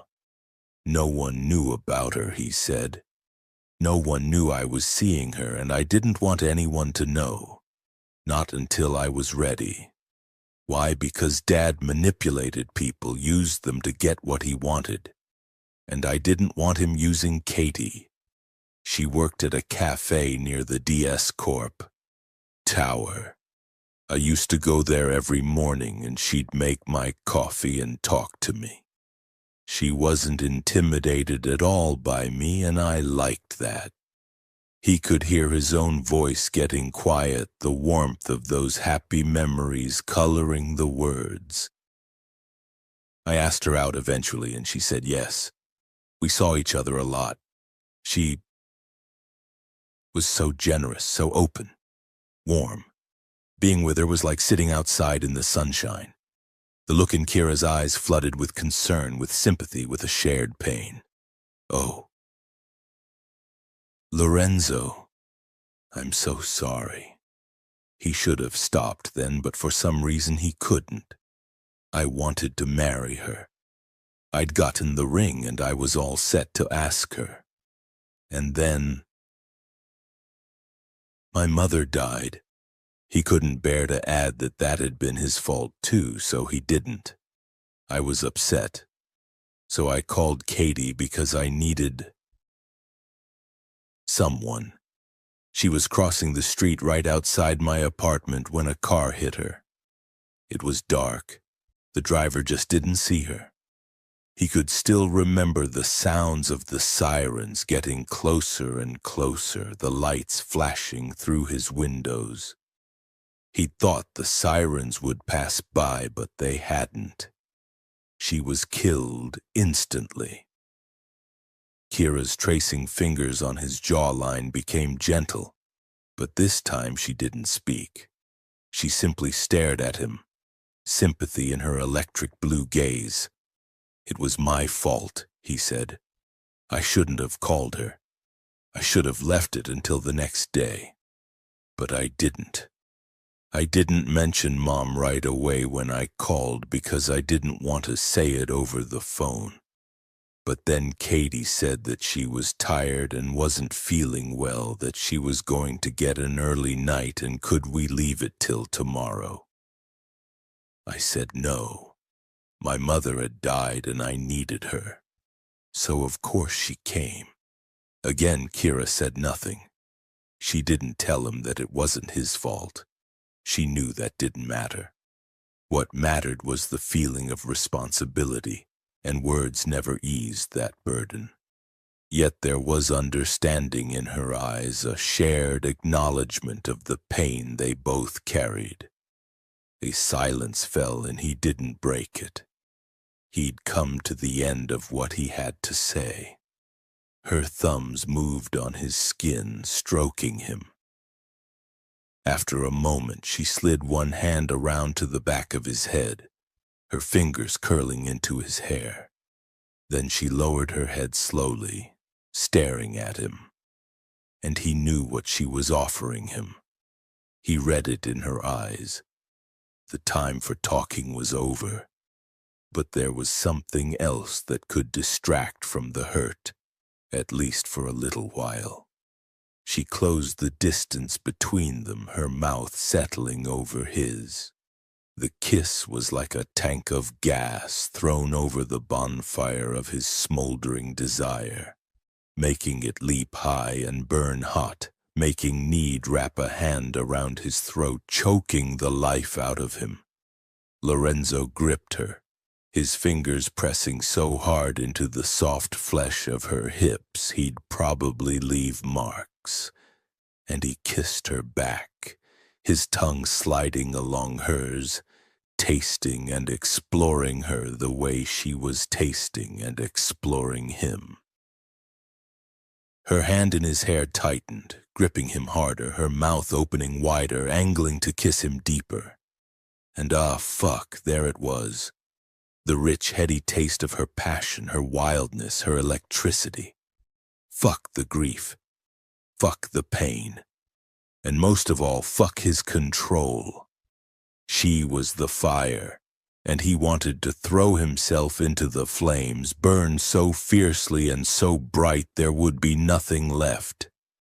Firming his hold on her, he surged up out of the chair 2 strides, taking him over to the table. Then he pushed everything on the tabletop off it with one powerful sweep of his hand. Plates smashed, glasses shattered, their meal scattered everywhere. Flowers were soaked in the champagne, the candles snuffed out from the water that splashed from the broken vases. It was a mess, and he didn't give a shit. He just didn't care. He laid Kira down on the table on her back. Then he spread her legs as wide as he could and held them open. Keeping his hands planted firmly on the insides of her thighs, he bent his head and buried his face in her pussy. She shuddered, her back arching. His name a strangled gasp. He could feel her desperate fingers reach into his hair again. But that was pretty much all he was conscious of. Nothing else mattered but the heat of her, the taste of her. Salty and musky and so delicious he couldn't think of anything else but wanting more. He pushed his tongue deep inside her, relishing the heat and the sweetness, feeling her shudder, listening to her groan. Her fingers tightened as he licked straight up the center of her pussy with the flat of his tongue, pausing to tease her clit for a moment before licking back down, then pushing into her again, sliding his hands beneath her and tilting her hips so he could go even deeper. She gave a sob, her hips lifting to meet the movements of his tongue, then panting out his name over and over. He lost himself, eating her out like she was the best thing he'd ever tasted. She came against his tongue, flooding his mouth, crying out into the night, but he didn't stop because he didn't want this to end. This time he used his fingers as well and nearly lifted her hips completely off the table as he wrung another climax out of her. He growled as she sobbed and shuddered because it wasn't enough. Not nearly enough. It never was. His hands were shaking as he lowered her back down on the table and wrenched open the button on his pants, shaking as he yanked down his zipper. But he was too far gone to care. He hauled her to the edge of the table and he didn't wait, spreading her open with his fingers before thrusting hard inside her. Lorenzo. Her voice was hoarse and ragged, her whole body trembling. Oh my God. He didn't answer. He couldn't even speak, his mind blanking as the wet heat of her engulfed him, gripping him so firmly it was like she never wanted to let him go. He shuddered as the sensation arrowed up his spine, and he was moving hard and fast because he couldn't stop. He just couldn't make himself stay still. Thrusting deeper, harder, gripping her hips to hold her down, to keep her in place as he drove himself inside her. She called his name again, her hands reaching toward him, and it was so good, but he wanted her closer. He wanted her pressed against the entire length of his body, pinned underneath him. He wanted to cover her, feel her writhe against him, have her panting in his ear, her teeth against his flesh, biting him in desperation, giving him all her ferocious, wild passion, burning him alive. Lorenzo stopped deep inside her, sliding his hands up the backs of her thighs, urging her to wrap her legs around his waist. Then he put his arms around her, holding onto her as he lifted her up and off the table, turning toward the daybed and striding over to it. Sweeping away the silk pillows, he laid her across it, following her down onto it, pinning her there on her back with his cock deep inside her and the weight of his body pressing her into the mattress. Instantly she lifted her arms to him, winding them around his neck, her thighs wrapped tight around his waist, holding him to her.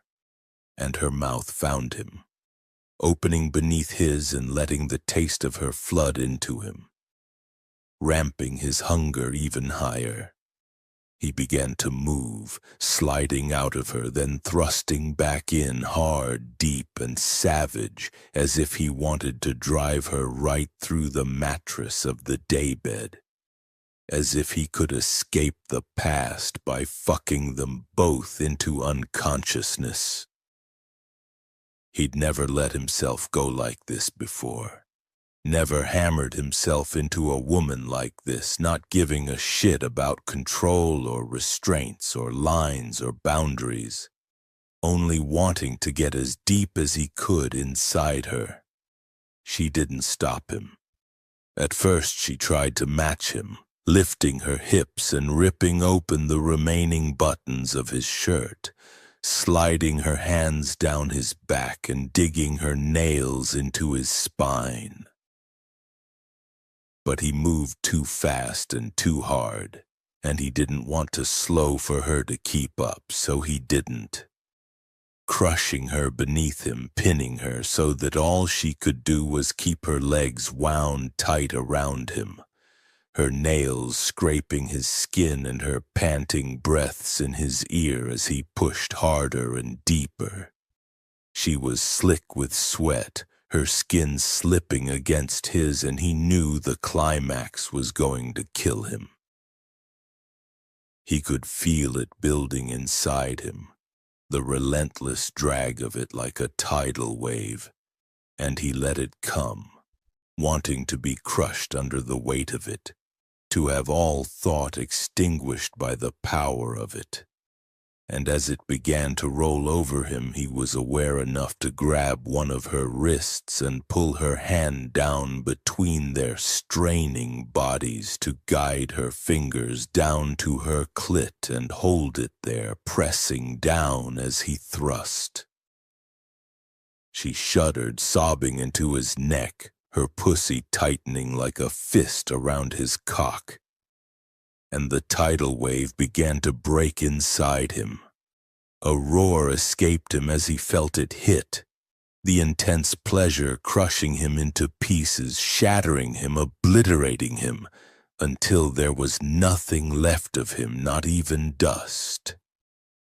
Kira lay beneath him, struggling for breath, stunned by the after effects of her fourth orgasm in a row. Lorenzo had collapsed on top of her, and perhaps it should have been uncomfortable, but it wasn't. Who needed air anyway? God knew she didn't. Not after that. And hell, she was still seeing stars. His breath was harsh in the night air, the warmth of it against her neck, his body a hot, hard mountain lying on top of her. But she didn't want to push him away. She wanted to hold him close, soothe his pain. She'd had no idea of the grief that he'd been guarding, and even now thinking about what he'd told her about Katie made her eyes prickle with tears. But it felt wrong to take his grief onto herself, to cry for a woman she didn't even know. So she blinked them back and lifted a hand to his head, letting her fingers push gently through the thick, damp silk of his hair, while with the other hand, she stroked up and down the bare skin of his back. Beneath the cotton of his shirt, he was slick with sweat just as she was, and she liked the feeling of it against her palm. His breathing began to slow and calm down, and she liked that she could give him this too. He'd given her such pleasure already when he'd taken her on his lap and touched her.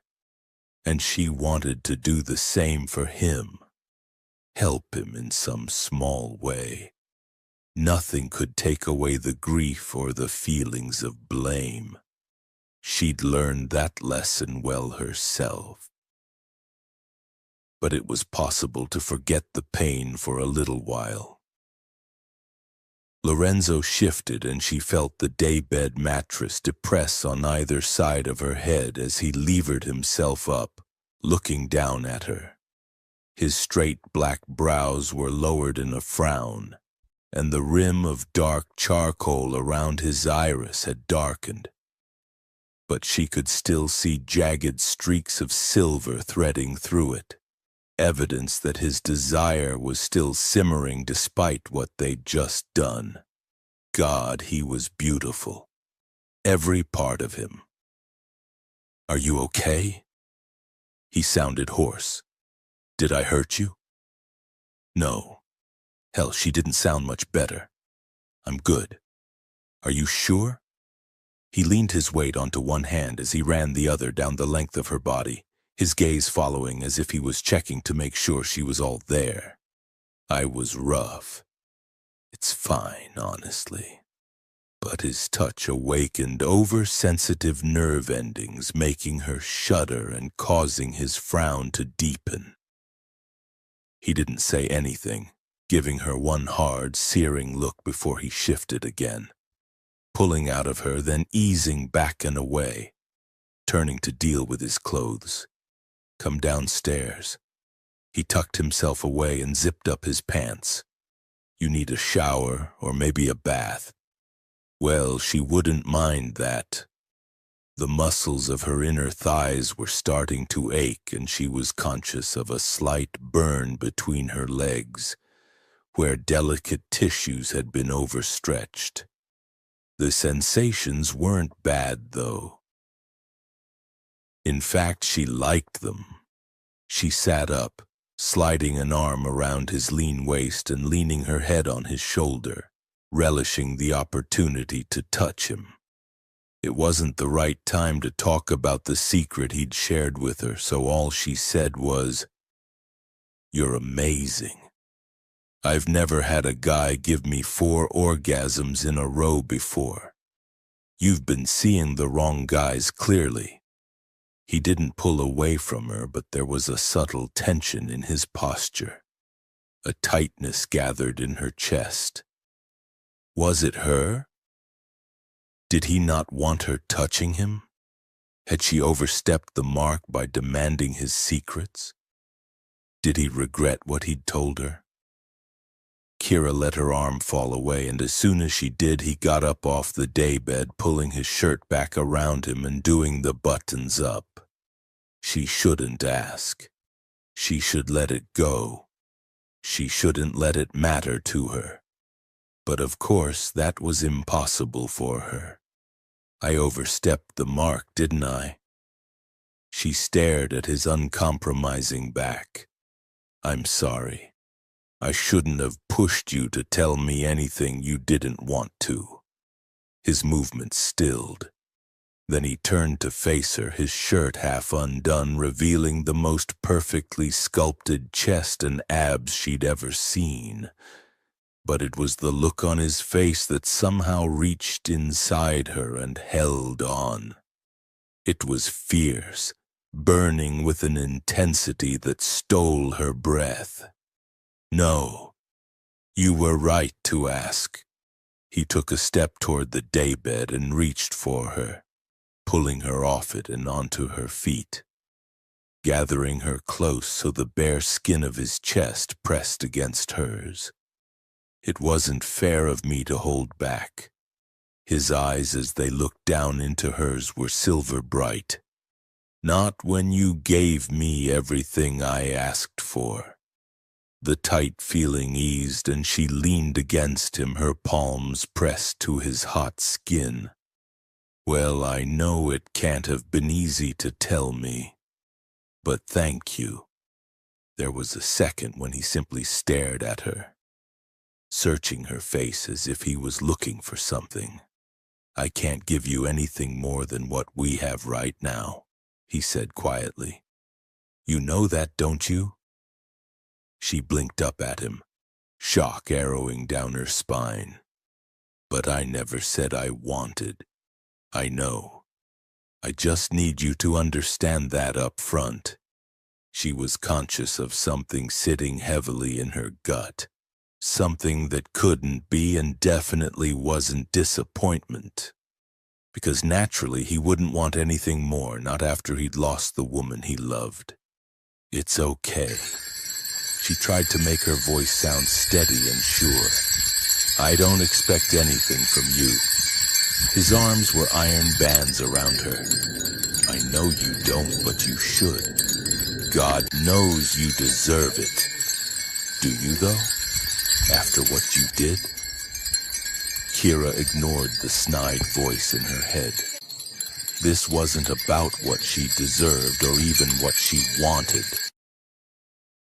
This night together was supposed to have been only about sex.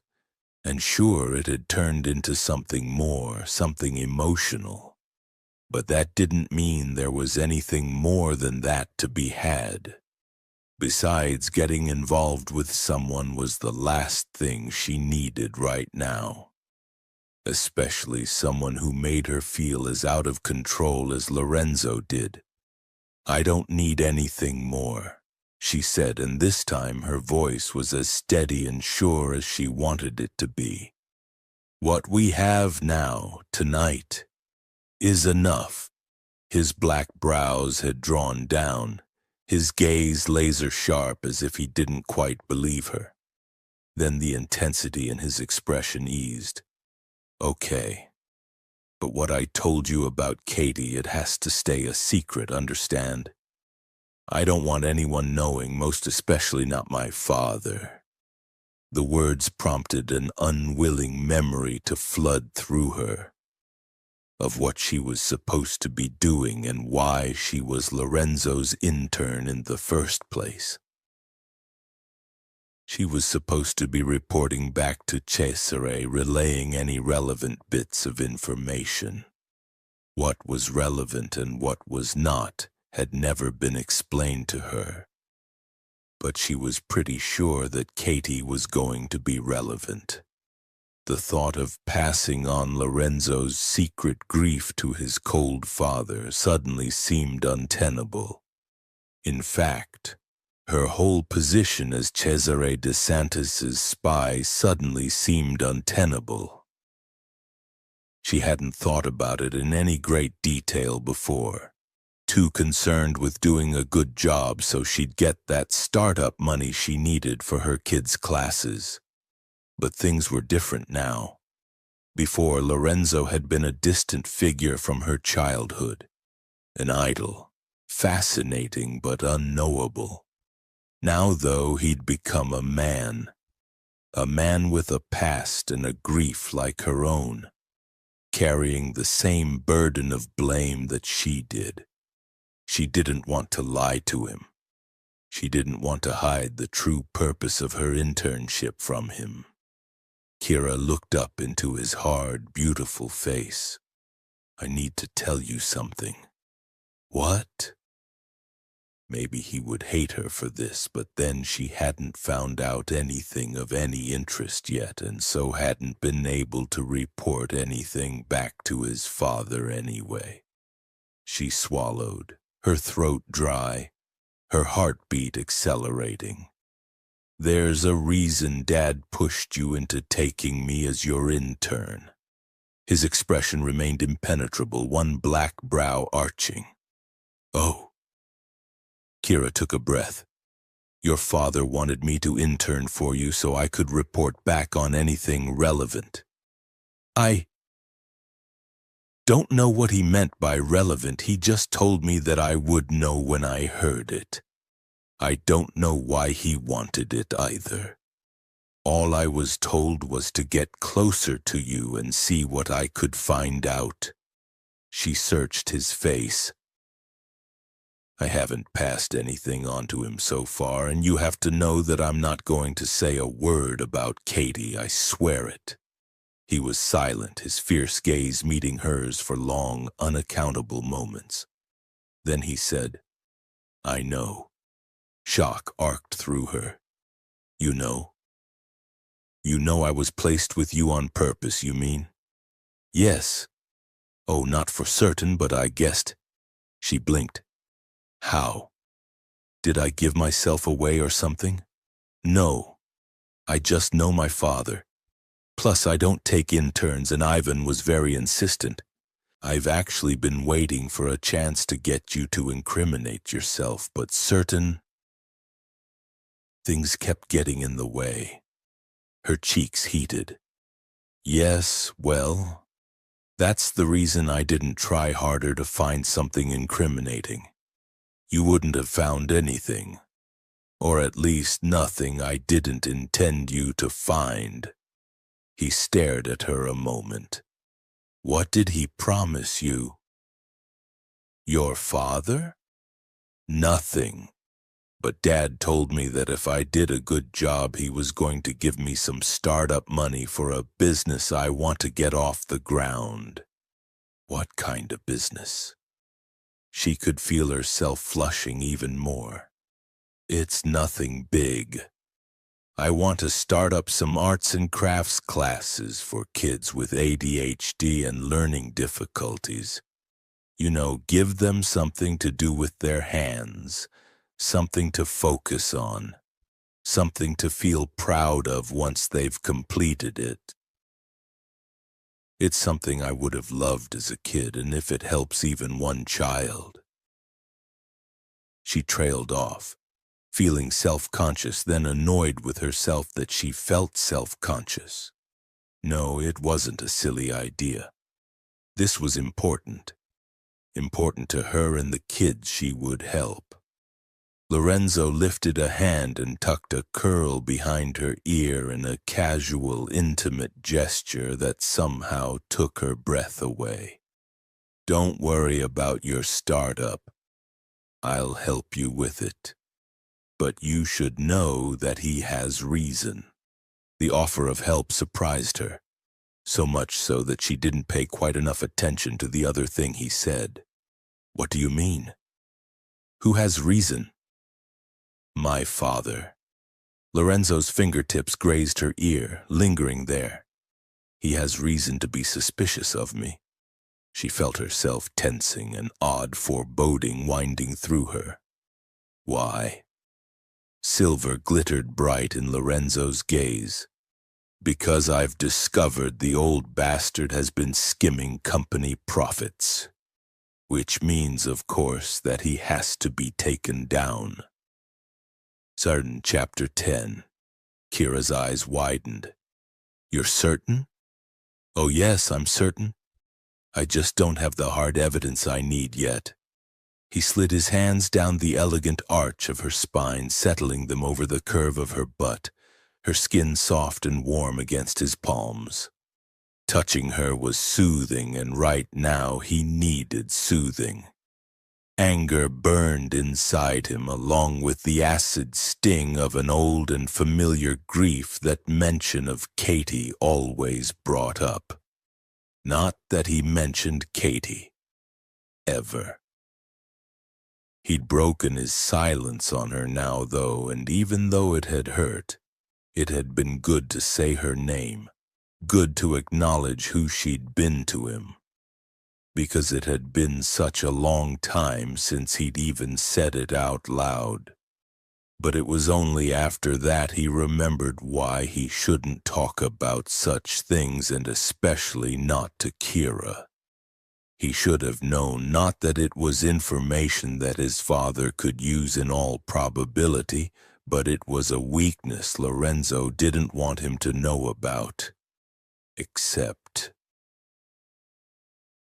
maybe his father wouldn't know. Lorenzo stared down into Kira's wide eyes, now almost as dark as the sky above their heads. He hadn't been expecting her to confess, not at all. But he was glad she had. It meant she trusted him. You can use her. It was what he'd been wanting to do all along, and at the beginning of the evening he'd had no problems with that. Yet that had been before she'd told him the truth about herself, about the difficulties she'd been trying to overcome. Before he'd told her about Katie, they'd shared secrets, and like he'd feared, it had changed things between them. Yet what else could he do? If he wanted to investigate Ivan's role in his father's activities, the best way to do that was to use his daughter. Hell, his father and Ivan were using her to get to him anyway, so if she was discovered, say, searching her father's office, then she could spin some lie about how she needed information for her own mission. Or she could act like a pretty airhead who'd stumbled into the wrong office. He couldn't do it himself, not when they were already suspicious of him. Anyway, the worst that could happen to her was that she might get told off, no big deal. She wouldn't lose out on the money she wanted for her little business. He'd make sure of it. No, he couldn't not use her. He needed that evidence. His father had killed his mother as surely as Lorenzo himself had, and the old prick needed to pay. "I can't believe it," Kira murmured. "I mean, stealing from your own company. Why would he do that?" "I don't know, and I don't care. All I care about is finding that evidence. He'll probably find some way of getting out of a jail sentence, but I'm pretty sure he won't be able to get away with remaining CEO. Her darkened gaze searched his face. "What? And you take over?" "Yes." He found himself stroking her unconsciously, his thumbs moving back and forth on her soft, silky skin. "He's always been planning for me to do so anyway, so this will just be earlier than he thought. And of course, his retirement will not be voluntary." Her brow creased. "You sound pleased." "Of course I'm pleased. I'll be fucking ecstatic." His anger simmered, a constant smolder that had been burning for years. "I don't want a needy bitch, Lorenzo. I'm already married to one." Kira frowned suddenly, her fair brows drawing down. "You hate him, don't you?" "Why?" Christ, was his anger really that noticeable? He'd thought he kept it better hidden than that. She gave a shiver, and he realized that he wasn't stroking her anymore, but gripping her hard and probably far too tightly. He relaxed his hands, taking a deep, silent breath and trying to force the fury away. She was still naked, and he'd torn her dress off her. Clearly, he was going to need to fix that. Shrugging out of his shirt, he held it up. "Put your arms out." Her nose wrinkled. "Come on, you can't distract me that easily." "What did he do to you, Lorenzo?" "Arms." Sighing, she did as she was told, and he drew the cotton up to her shoulders, then concentrated on the buttons. There was no reason not to tell her, and part of him wanted to. He'd told her everything else, so what was one more thing?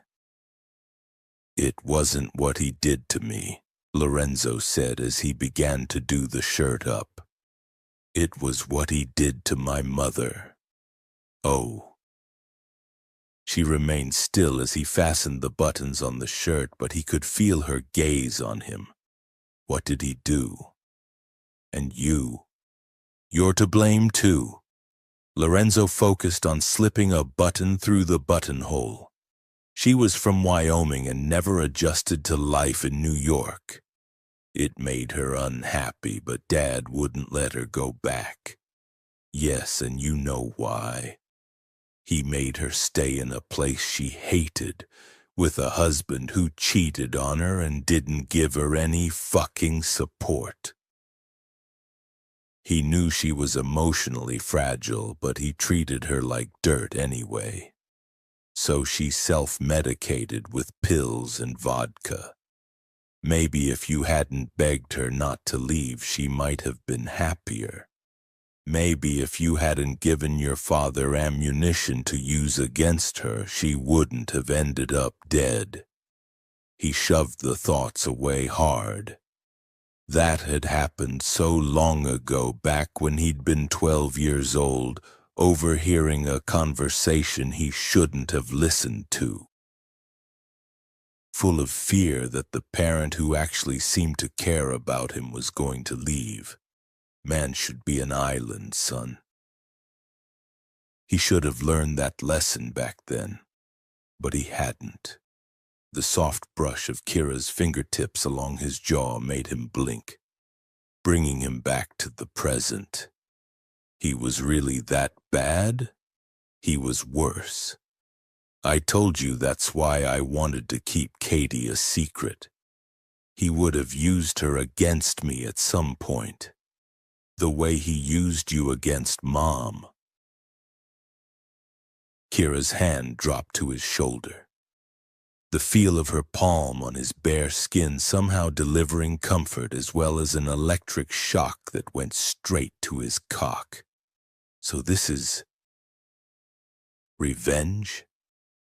He hadn't thought of it in those terms, especially when revenge was an inherently selfish motivation. And he wasn't supposed to be that person anymore. Not for me. For my mother. Her thumb moved on his skin as if she couldn't bear to stop touching him. I can understand that. Good. Because it's going to happen. You can make sure of that. But... He hesitated, looking into her deep blue eyes. I am going to need help. One fair brow lifted. What kind of help? I told you I need evidence I can take to the board, but that's been difficult to find. Mainly because it looks like Dad's got someone hiding his digital tracks. He paused, belatedly realizing that she might have something to say about his suspicions regarding her own father. Her eyes narrowed. What? There's only one person who deals with the money side of things and who'll do whatever Dad tells him to do. And that person isn't me. Kira's mouth opened, then shut again. My father, she said, and it wasn't a question. She knew. Of course he'd do it. Yes, that's what I suspect. But I need to confirm it. How? Any evidence he'd been covering up for Dad will probably be on his computer somewhere, either at work or at home. And how can you find that out? I can't, or at least not without rousing suspicion. And I know Dad's already suspicious. That's why he placed you as my intern. I'm sure he thinks I've either discovered his little secret or have gotten wind of it, but he's not sure. He needs proof before he makes a move against me. Her frown deepened. Why would he make a move against you? You're his son. Jesus. She of all people should know how little ties like that meant to some people. Selfish people. The fact that his mother had clinical depression hadn't altered his father's behavior toward her. He'd viewed it as something she'd just have to get over. That she needed to harden up. It was a weakness. And if there was one thing his father hated, it was weakness in any form. Especially emotional weakness. Lorenzo lifted his hands from her skin, cupping her face between his palms. He doesn't care about a little thing like that. He demands loyalty, definitely. But there's only one person he truly cares about, and that's himself. And he'll protect himself however he can. So you need to check out Dad's computer? See if he's been covering up for your father? Yes. There was a pause, her gaze searching.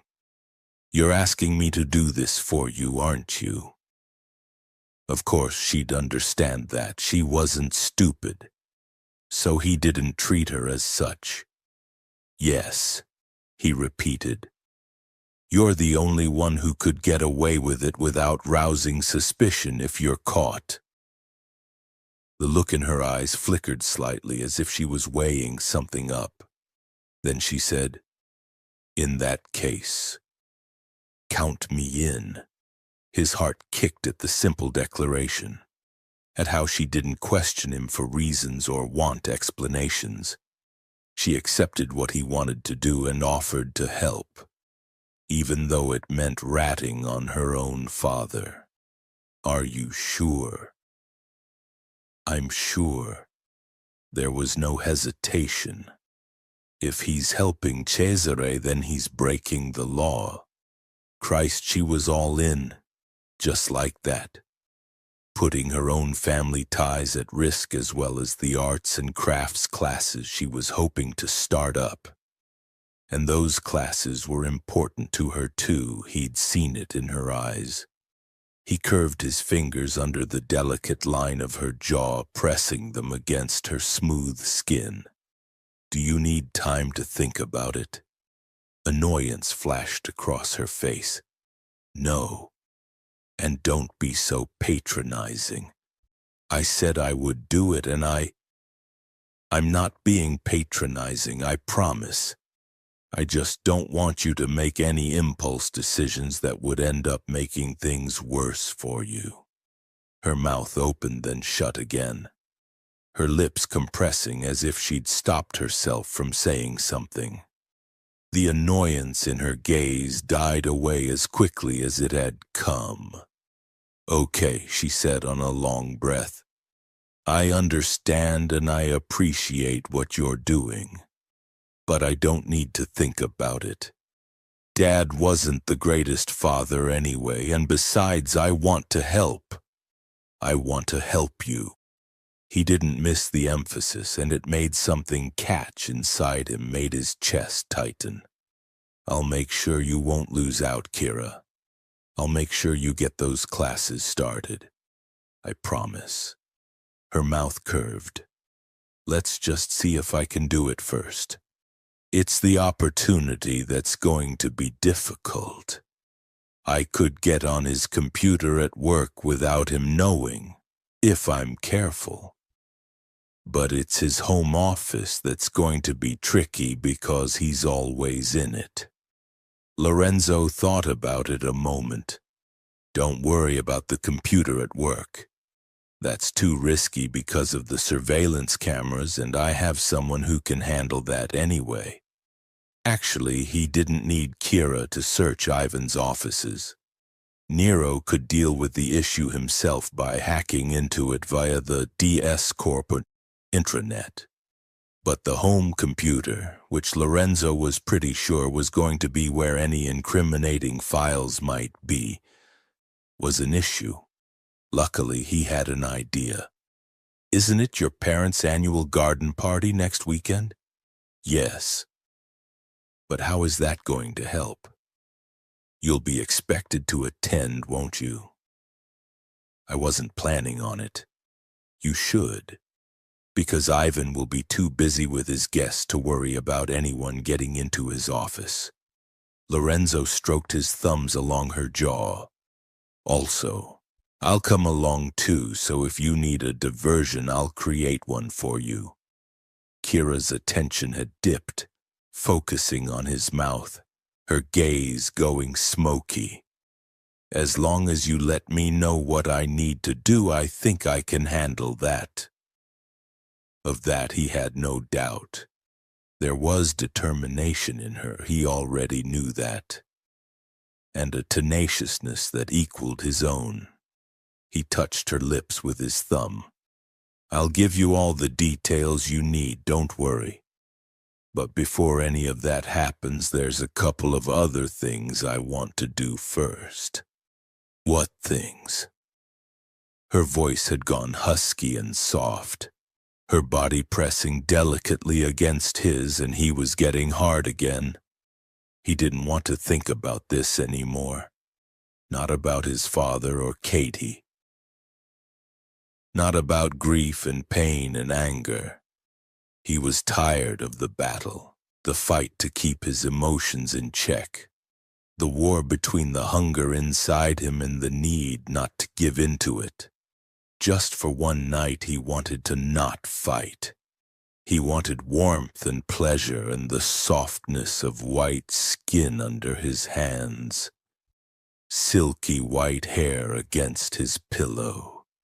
Just for one night he wanted to be selfish. Just for one night he wanted Kira. So he bent his head and used his mouth on hers to tell her exactly what things he meant. 5 days later, Kira sat on the low leather couch in Lorenzo's office, watching silently as a massive black-haired man paced up and down in front of Lorenzo's desk.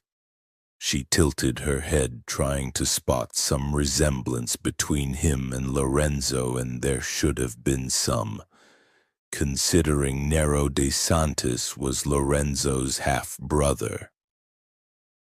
But apart from the black hair and their height, she couldn't see much that was similar at all. Nero's features were harsh, angular, and without the pleasing symmetry of Lorenzo's, but there was something infinitely compelling about him nonetheless, and maybe that was where the resemblance lay. Both of them held the same kind of dark DeSantis charisma that demanded attention. It was there in Nero's strong jawline, his blade of a nose, and his deeply set black eyes. It was also there in the mesmerizing way he paced up and down, strong and fluid and graceful as some great beast. Apparently, he'd once been a recluse who never left his house, though whatever his issues had been, they clearly weren't a problem now. Yeah, I can hack into Ivan's office computer, but what makes you think we even need to bother with his computer at home? Nero's dark gaze glittered as he stopped pacing and stared at Lorenzo. I don't think Ivan would keep any records at DS Corp. Lorenzo leaned back in the large black executive chair that sat behind his desk. It's too risky, and besides, Dad's far too paranoid. Kira took a silent breath, trying to drag her attention away from him and the casual way he was sitting. One elbow on the arm of the chair, the other resting on one powerful thigh. An impossible task, as she'd discovered over the last few days. Her night with Lorenzo had ended up turning into a full day, that had then led into another night, which had involved a mad rush back home on Monday morning to get ready for work and grab some more clothes, neatly avoiding her parents and their questions as she went back out the door again. Lorenzo had waited out in his car in the street for her, but she'd made him drop her around the corner from the DS Corp tower so they wouldn't be seen entering the building together. Still on a sex high, Kira hadn't really paid attention when Lorenzo had told her that it would be better for both of them if they considered their weekend a one-off, and that now their chemistry had been dealt with. They should go back to being boss and intern. Her head in the clouds, her body humming, she'd simply nodded in agreement. Even when she'd sat at her temporary desk trying to force herself to concentrate on her list of tasks for the day, she hadn't fully taken in the implications. In fact, it wasn't until she'd been called into Lorenzo's office that afternoon to be given yet another list of things to do that it had hit her. He hadn't responded to her smile or her casual greeting. He hadn't looked at her at all. He'd delivered his orders, then dismissed her in exactly the same way as he had when she'd first come to work for him. All her warm feelings had drained away in that moment. A disappointment she had no right to feel sitting heavy in her gut. It was another instance of her not paying attention, which should have made going back to a purely professional relationship a relief. Yet as she'd turned around after Lorenzo's cold dismissal and walked out of his office, it wasn't relief that she felt. Disappointment sat inside her and continued to sit there as the week had progressed, playing havoc with her concentration even more than her blissed-out state had. Going into work felt like torture. The minutes she had to sit in that office by herself an agony. She found herself living for the rare moments when she had to meet with him, even though he gave her absolutely no sign that their hot, desperate weekend had ever happened, treating her exactly as what she was, his intern. She didn't know why it hurt when she'd known right from the start that there could be nothing between them. They'd discussed it and agreed. It had only been a weekend of sex, nothing more. Yet she hadn't been able to shake the hunger that gripped her whenever he was near. The need for his touch. His arms around her, containing her, taking the control so she didn't have to hold on to it all the goddamn time. So she could relax and be herself even if it was for only a moment. It killed her. It was killing her now. Sitting here while he and Nero discussed their plans to take down their father. Plans she should be listening to but couldn't because she kept getting distracted by Lorenzo, by the gloss of sunlight in his black hair, by the stretch of cotton across his broad chest, by the stillness of his posture and the way he tilted his head when he concentrated, by the flash of silver in his eyes. Nero stopped, turning abruptly, and with a jolt, Kira realized he was staring at her, his gaze dark and hostile. "Lorenzo apparently trusts you, but I don't," he stated flatly. "If what you're doing gets back to Dad—" "It won't get back to Dad," Lorenzo interrupted, his tone cool. "I'll be accompanying her to this party, so I'll be able to keep an eye on everything anyway. As long as he doesn't get suspicious." Nero didn't look away from her. "And you don't get cold feet about even." Kira lifted her chin. Finding out her father might potentially be covering up for Cesare de Santis stealing from his own company hadn't been a shock. It was pretty much something he would do considering he was loyal to Cesare completely, and she didn't feel any doubts about searching his office for any incriminating evidence either. If he'd been breaking the law, then he needed to answer for it. After all, she was taking responsibility for her own mistakes, so why shouldn't he? "Don't take this the wrong way," she said, staring back at Nero. "But I don't know you from Adam. I mean, I'm sure you're a great guy and all, but I'm doing this for Lorenzo." Without thinking, she flashed Lorenzo a glance, sharing with him her certainty. She'd forgotten that for the past few days he wouldn't even look at her. Now, though, his gaze met hers, and she felt the impact hit her like a freight train.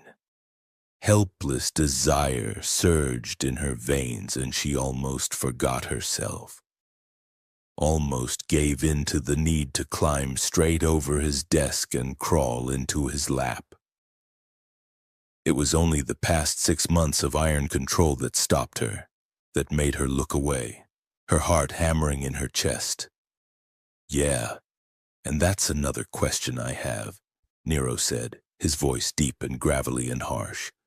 "Why the fuck are you suddenly helping Lorenzo? What did he do?" Make you an offer you couldn't refuse?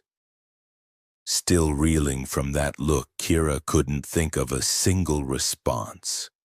Luckily, Lorenzo forestalled her.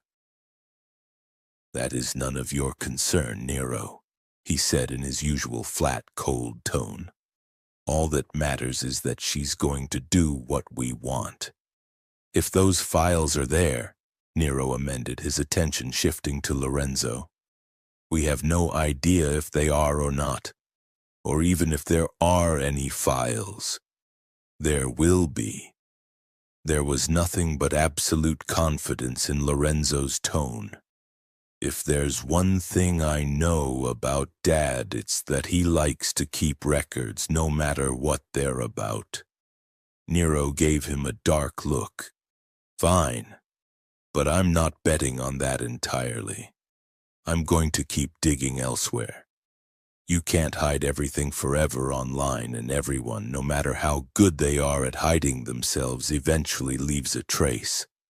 Lorenzo shrugged. "You do that, but my money's on Kira." Beneath the chaotic desire raging inside her, a helpless warmth glowed. When had anyone been confident of her abilities? She didn't know if anyone had, still less said it out loud to someone else. She didn't trust herself to look at Lorenzo this time, keeping her attention on Nero, though her question was for both of them. "So what exactly do I have to do? Download spreadsheets? Transaction records? What?" "I have a little piece of code I've written that I'll put on a thumb drive," Nero said. "All you have to do is switch the computer on, put the drive in it, and I'll be able to hack in and download the contents of the hard drive. Once that's done, all you need to do is take the drive out." Well, that sounded easy. "That's it?" "Yeah, that's it." "Okay," she said slowly, turning over the plan in her head, concentrating. "Dad 2014, Dad keeps his office locked at all times, and he has the latest model DS Corp locks installed on all the doors."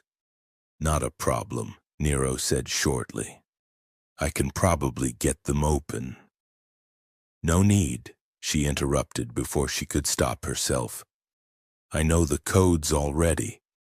Dad hasn't changed them since I was small." She couldn't help grinning, first at Nero, then forgetting utterly that looking at Lorenzo was a bad idea. At Lorenzo, too. Again his gaze met hers with an almost physical impact, making her grin falter, until she saw the minute curve of his beautiful mouth. A softening so slight she might have missed it if she hadn't been looking straight at him. It made the helpless glow inside her become a blaze, and this time she couldn't tear her gaze away. "Fuck," Nero muttered, his voice breaking the sudden silence, making Kira realize she'd been staring at Lorenzo far longer than was strictly necessary. Luckily, Nero's attention wasn't on them. He was staring at his phone and scowling. "Sorry," he said after a second. "I have to go." Shoving his phone back in his pocket, he barely spared them a glance as he turned and strode to the door, not even bothering with a goodbye as he went out. Kira sucked in a shaky breath, conscious that she and Lorenzo were now alone. She focused on the wall behind him rather than meeting that mesmerizing, stormy gaze directly. Is he always that rude? She tried to keep the atmosphere light. Seems like a DeSantis trait. Nero doesn't do well around people, Lorenzo murmured. Apparently not. She kept looking at the wall above his head. "Well, do you need me for anything else?" A silence fell, heavy and thick, while an electric tension whispered over her skin. She desperately wanted to meet his gaze, feel it hit her again, a reminder that what had happened between them over the weekend had been real and that he'd felt it like she had. But she knew it would be better if she didn't. There was danger in being with him. She could feel it in the instant rush of desire she felt around him, in the longing that tugged at her whenever he was near. She'd been good for the past 6 months, been strong and in control of her emotions, hadn't let them get the better of her. Yet he had the power to overturn all that control so easily, undo all the work she'd put into modifying her behavior. She couldn't give in. She just couldn't. So she concentrated on the gun on the wall, the lighting gleaming along the barrel, waiting for him to dismiss her. The silence drew out, drew thin, pulling tight. Her skin prickled. He was looking at her, wasn't he? She could feel the pressure of his gaze gather like a storm about to break. Kira. Her name was little more than a growl, deep and rough. Look at me. Don't. You shouldn't. She took another breath, staring at that fucking gun, at the light gleaming on it. I have work to do, Mr. DeSantis. Are we done here? Look. At me. The command in his voice was absolute, and she found herself obeying him helplessly. His gaze was a sharp silver blade cutting right through the heart of her, making her tremble though she tried to repress it. Okay, so she'd obeyed, but she could be strong. She could resist the pull of him. She had control over her urges, of course she did. When you told Nero you were doing this for me, you looked at me, he said carefully. And you nearly moved, but stopped yourself at the last minute. His attention was concentrated like the sun through a magnifying glass, igniting her desire, her need. I want to know, what were you going to do? Her mouth had gone dry, and she had to fold her hands in front of her to stop them from reaching out to him. Nothing. Bullshit. He sounded rougher now. What was it, Kira? Her heart shuddered in her chest. Why do you want to know? Another silence followed, taut, vibrating. He was sitting so still, but the way he was looking at her. There was a hurricane behind his eyes. Why don't you want to tell me? Her breath caught, the desperation she'd been trying to hide all week winding tighter and tighter. You're my boss. I'm your intern. Isn't that the way we're going to play it from now on? Wasn't that what you said? His gaze didn't even flicker. Tell me, Kira. And the words came spilling out. I wanted to climb right over your desk and into your lap. He said nothing for a long moment. Then he shoved his chair back, his silver eyes never leaving hers. She knew what it was. An invitation. Her pulse began to skyrocket. It was all she could do to stand where she was and not immediately move toward him. But she had to remain in control. She had to. Lorenzo. She couldn't stop the way his name came out, husky and soft. I'm trying to be good. I'm trying to do what you said and be your intern. She took a shaky breath, half desperate. I'm trying to stay in control of myself. The lines of his face had hardened, became fierce and set. I don't want you to be good. I've had 3 days of trying to be around you without getting hard, and it's not working. His lips peeled back in a snarl. It's not fucking working, and I'm not doing it anymore. I don't want you in control of yourself, Kira. I want you fucking wild. So get in my lap. Now. She didn't think, didn't hesitate. her hold on herself shattered as easily as a wine glass hurled onto a concrete floor. She dropped the folder she'd been holding, papers flying everywhere, but she ignored them, already moving, as if she'd been waiting all week just to hear those words. Lorenzo hit the button on his intercom. "Hold my calls," he ordered roughly. "And if anyone comes through my door, they're fired." She was at the desk, pulling her skirt up, getting onto the desktop, crawling over it to him, pulled inexorably by the look in his eyes, by the need pulsing hard between her thighs. "I want you fucking wild." She obeyed her instincts, sliding off the desk and going down onto her knees right in front of him, her heartbeat rocketing. His expression became even more fierce, taut with hunger. He spread his thighs and she was leaning forward, surrounded by his heat and the scent of him, musky with male arousal. Her mouth watered. She wanted to taste him so badly. She reached to undo his belt, her fingers shaking. It felt like an interminable amount of time to get it undone. But he helped her. And then the top button on his pants was being unfastened and she was drawing his zipper down. She couldn't stop the groan that escaped her as she reached inside his boxers and found his cock. He felt so good, hot and hard and velvety. God, she'd been dreaming about this ever since the weekend, dreaming of tasting him, touching him. He made a growling sound, his hand fisting in her hair.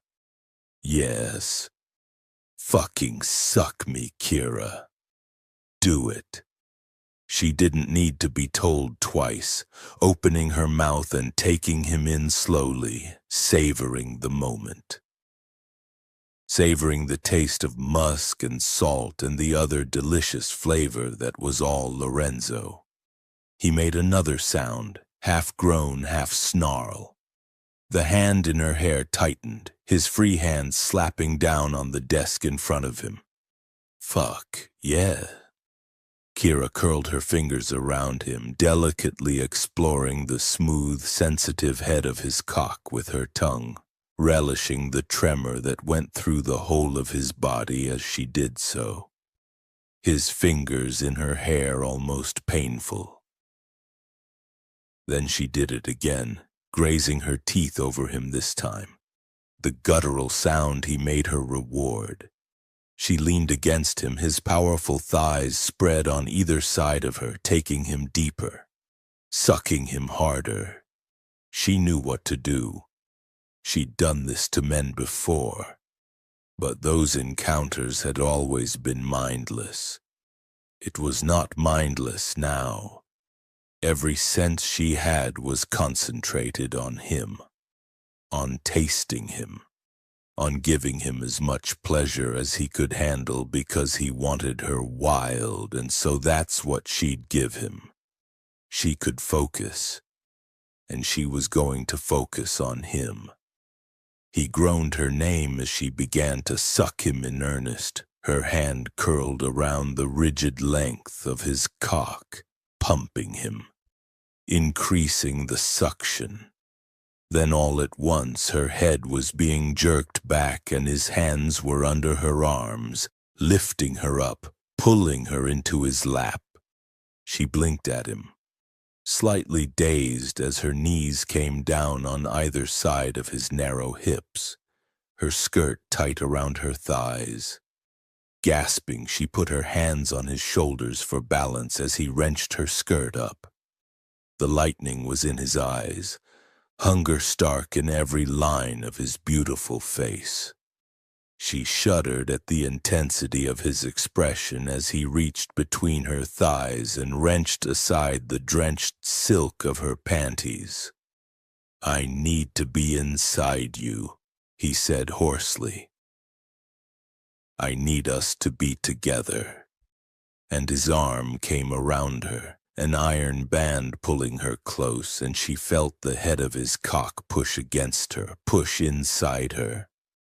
Her mouth opened on another strangled gasp as he slid deep, and she couldn't help rolling her hips to take him deeper, relishing the burn and stretch of her pussy around him.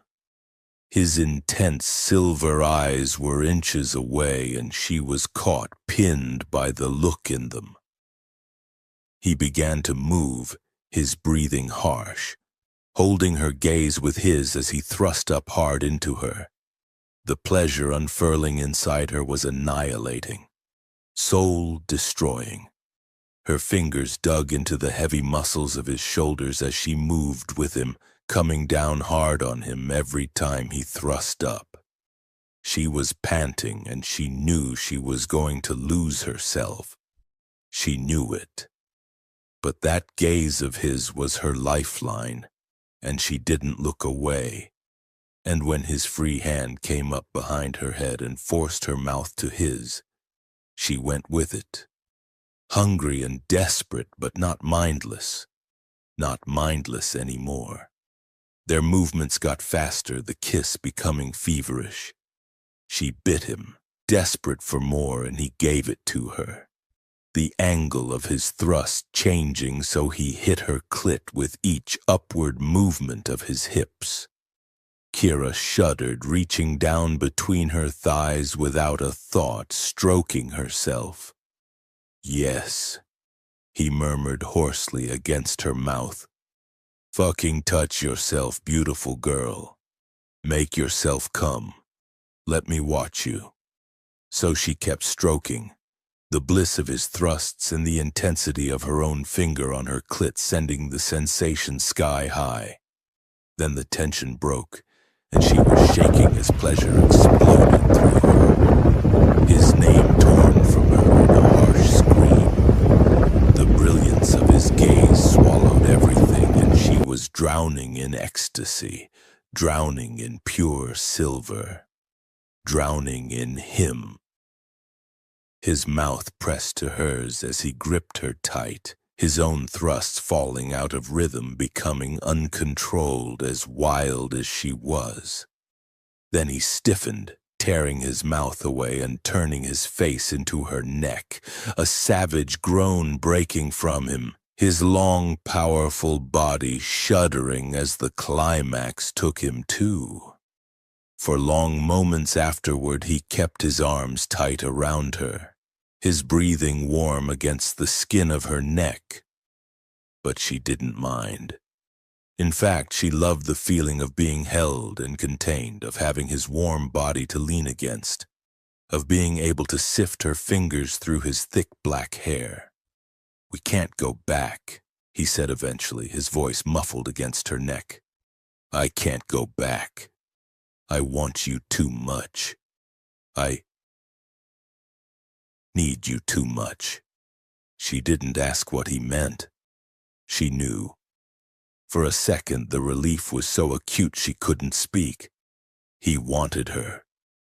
He wanted her like she wanted him. "Good," she replied when she finally found her voice again. "Because I want you too." Lorenzo's hand was in her hair all of a sudden, gently tugging her head back. There was something fierce in his eyes, something ferocious. "No, this isn't just want, Kira. This is more. I need you." His lips peeled back in one of those snarls again. "And I shouldn't. I fucking shouldn't." Her heart kicked at the look in his eyes, at the hunger that burned there. And yet there was anger there too, as if he didn't want the feeling. It made a sliver of hurt slide under her skin. "Why shouldn't you? What's wrong with needing me?" His hand tightened. "You know why. It's dangerous. For both of us. For me, yes. But I don't understand why it's dangerous for you." His expression twisted. "Katie died because I needed her. Because I couldn't handle my grief on my own the way I should have. I was selfish. It was all about me, and so she died. The ferocity in his face, the pain was like a knife in her heart. Needing someone because you're grieving isn't selfish, Lorenzo. God, sometimes you can't deal with that kind of stuff on your own. She searched his face. Who told you that anyway? Dad. The word was bitten out. It was a lesson he instilled in me early on. Every man should be an island, he used to say. You shouldn't need anyone, shouldn't want anyone. A man should be self-sufficient and strong. Too much emotion made you weak. Her chest tightened. Do you really believe that? Because if you do, then you must think I'm the weakest person you've ever met. Another fierce expression crossed his face. Fuck. That's not what I meant. You're not weak, Kira. You're the very opposite of weak. But you're not selfish with it.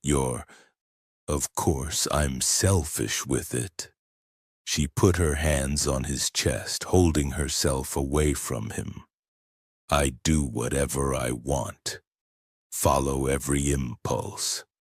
I don't think about the consequences it will have on people. Yes, but that's not your fault. That's your condition. I can't blame everything on my condition, Lorenzo. At some point, I have to take responsibility for it. He stared at her a second longer, then his attention shifted. He moved, pulling carefully out of her and putting his clothing back to rights. Before he did the same for her, too. I am taking responsibility. That's what I've been doing since Katie died. Or at least I should be. But I just can't fucking keep away from you. She paid no attention to his attempts to smooth her skirt down, staring at his starkly beautiful face. It's not just about Katie, though, is it? Because it wasn't, she could feel it deep in her bones. This is about something more. Lorenzo busied himself for a moment with her skirt, stroking along her thigh. Then he said, When I was 12, I overheard an argument Dad was having with Mom. She told him that she hated New York and that she was going to go back to Wyoming. I couldn't bear the thought of her going, of her leaving me there alone with him. He was so cold and I hated him. So I rushed in and begged her not to go. And Dad...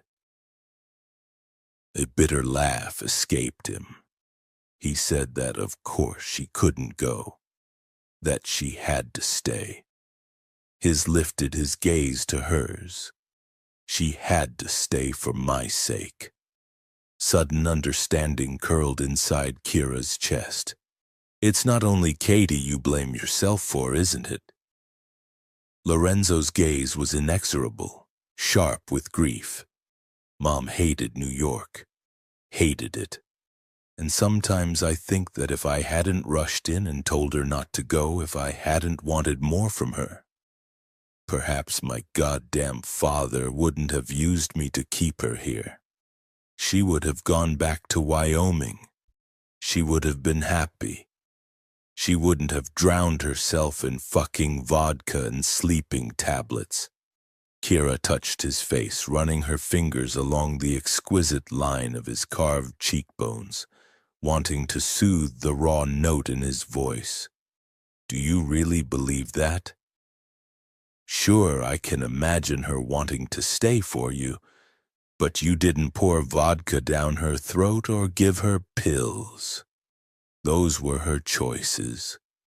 His long black lashes fell, veiling his gaze. I held on to her very tightly. I wanted her to stay so very much, and I was afraid she'd leave. And when Dad told her she had to stay for my sake, I was glad. You were 12. Of course you didn't want her to leave. Of course you were glad. He looked away, shaking his head. She withdrew from me after that. I think she blamed me, too. She gripped his chin, turning him back to her, meeting his gray eyes. You didn't kill her, Lorenzo. Just like you didn't kill Katie. You loved them and you're taking responsibility for their deaths because you couldn't protect them. You couldn't save them. The look in his gaze burned her. No. Kira leaned forward so her mouth was inches away from his, staring right at him. Yes. Why else were you resisting me? It wasn't only yourself you were protecting, you were trying to protect me as well. And that's not selfish, Lorenzo. Not in the slightest. She hesitated. Though I'm not quite sure what you think you're protecting me from. An emotion she couldn't read flashed across his face. Then he lifted his hands, pushed his fingers into her hair, gripping her. I'm protecting you from me, beautiful girl. I want too much. It hurts people and I'll hurt you eventually. Slowly she shook her head. No, you won't. I'm tougher than I look. You'd better be. A muscle jumped in his jaw. Because I can't give you up, Kira. Not yet. It was wrong to feel relief. Wrong to let the sudden surge of need flood through her. But right now, she didn't care. What makes you think I'll let you? She murmured. And then she kissed him before he could answer. Chapter 11. The Constantins' midsummer garden party on the terrace of their Greenwich Village townhouse was one of the highlights of the Manhattan social calendar. Jenny Constantin controlled the guest list with an iron fist, and invitations were hard to get. A fact that Jenny encouraged for the sake of exclusivity. Lorenzo, of course, had no problem getting an invite since the DeSantis family, one of the richest and most important in New York, was precisely the kind of company Jenny wanted at her garden party. Lorenzo, she exclaimed as Lorenzo walked in the doors, coming to greet him with a genteel Chanel No. 5 scented hug. How nice of you to come. Of course, he said with a forced smile. I wouldn't miss it. Even was there too, greeting guests as they came in, and he shook Lorenzo's hand. I thought you weren't going to come this year. Like I said to Jenny, I wouldn't miss it. His gaze went to Kira, who was standing next to her father, radiating polite friendliness. Besides, I had a few things I need to talk to Kira about. Of course, of course. Even made a shooing gesture toward the hallway. Go on out to the terrace. You too, Kira. You sure, Dad? Kira's blue eyes were guileless. Mom said she wanted me to stay and help greet people. But Jenny had already moved on to the next lot of guests and was paying no attention whatsoever. I'm sure, Ivan said. Go on. Lorenzo didn't miss the gleam in Ivan's eyes as Kira moved toward him. Clearly the guy thought encouraging Kira to spend time with him was going to get Ivan what he and Cesare wanted. Which was fine. Ivan could keep on thinking that, especially when the opposite was going to be true. Resisting the urge to reach out and slide an arm around her waist, Lorenzo turned toward the hallway that led to the terrace where the party was being held, and began to move down it, not looking behind him to see if Kira was following. It was harder than it should have been to keep his hands to himself, though after the past week he really should have anticipated that keeping them off Kira was bound to be a problem. Since that insane moment in his office after Nero had left, where he'd not only lost his grip on the hunger for her that was tearing him apart, but had thrown his years of iron self-control out the fucking window. He'd had her every opportunity he could. That night after work, he'd taken her back to his place and gorged himself on her. Then the next night, and the one after that, and the one after that. Long, hot, desperate nights trying to sate the hunger inside him. Yet somehow only making it worse. If all they'd done was have sex, it might have been okay. But they didn't. They talked to each other, had conversations, and not only conversations about business, but about other things as well. Conversations about trivial things, meaningless things. Lorenzo didn't have meaningless conversations about anything with anyone. They were always about business or politics or money or the company. In fact, the last time he'd had a conversation about nothing with someone, it had been with Katie. It didn't help that Kira's mind was a joy and a fascination. She thought about things differently, connected subjects in unfamiliar and exciting ways, and he never found her tendency to skip from topic to topic annoying, only intriguing. She'd told him more about the idea she had for her classes, which he had to admit sounded excellent. And one night after work, she'd brought along with her a little wooden box that, on opening, proved to be full of needles and pins and brightly colored silk threads, as well as beads of all different shapes and sizes. Then she'd gotten out a scrap of black silk and showed him what she'd been working on. A pretty lacy pair of shorts. Her work was exquisite, and he'd told her so. She'd blushed, then flung the silk to one side and climbed into his lap, letting him know in no uncertain terms how much she liked his comment. She never hid what she felt when she was with him. Her moods quicksilver and just as fascinating as the rest of her. Every emotion was all there for him to read in her eyes, on her pretty face, warm and generous and open. She reminded him of Katie in some ways, and yet in other ways, she was very different. Katie had never talked much about herself, focusing all her attention on him. And because he'd been a fundamentally arrogant and selfish young man, it hadn't been till after she'd died that he'd realized how little he knew about her. Kira, though, did talk about herself, and he liked hearing about her plans for the future and her thoughts on different subjects.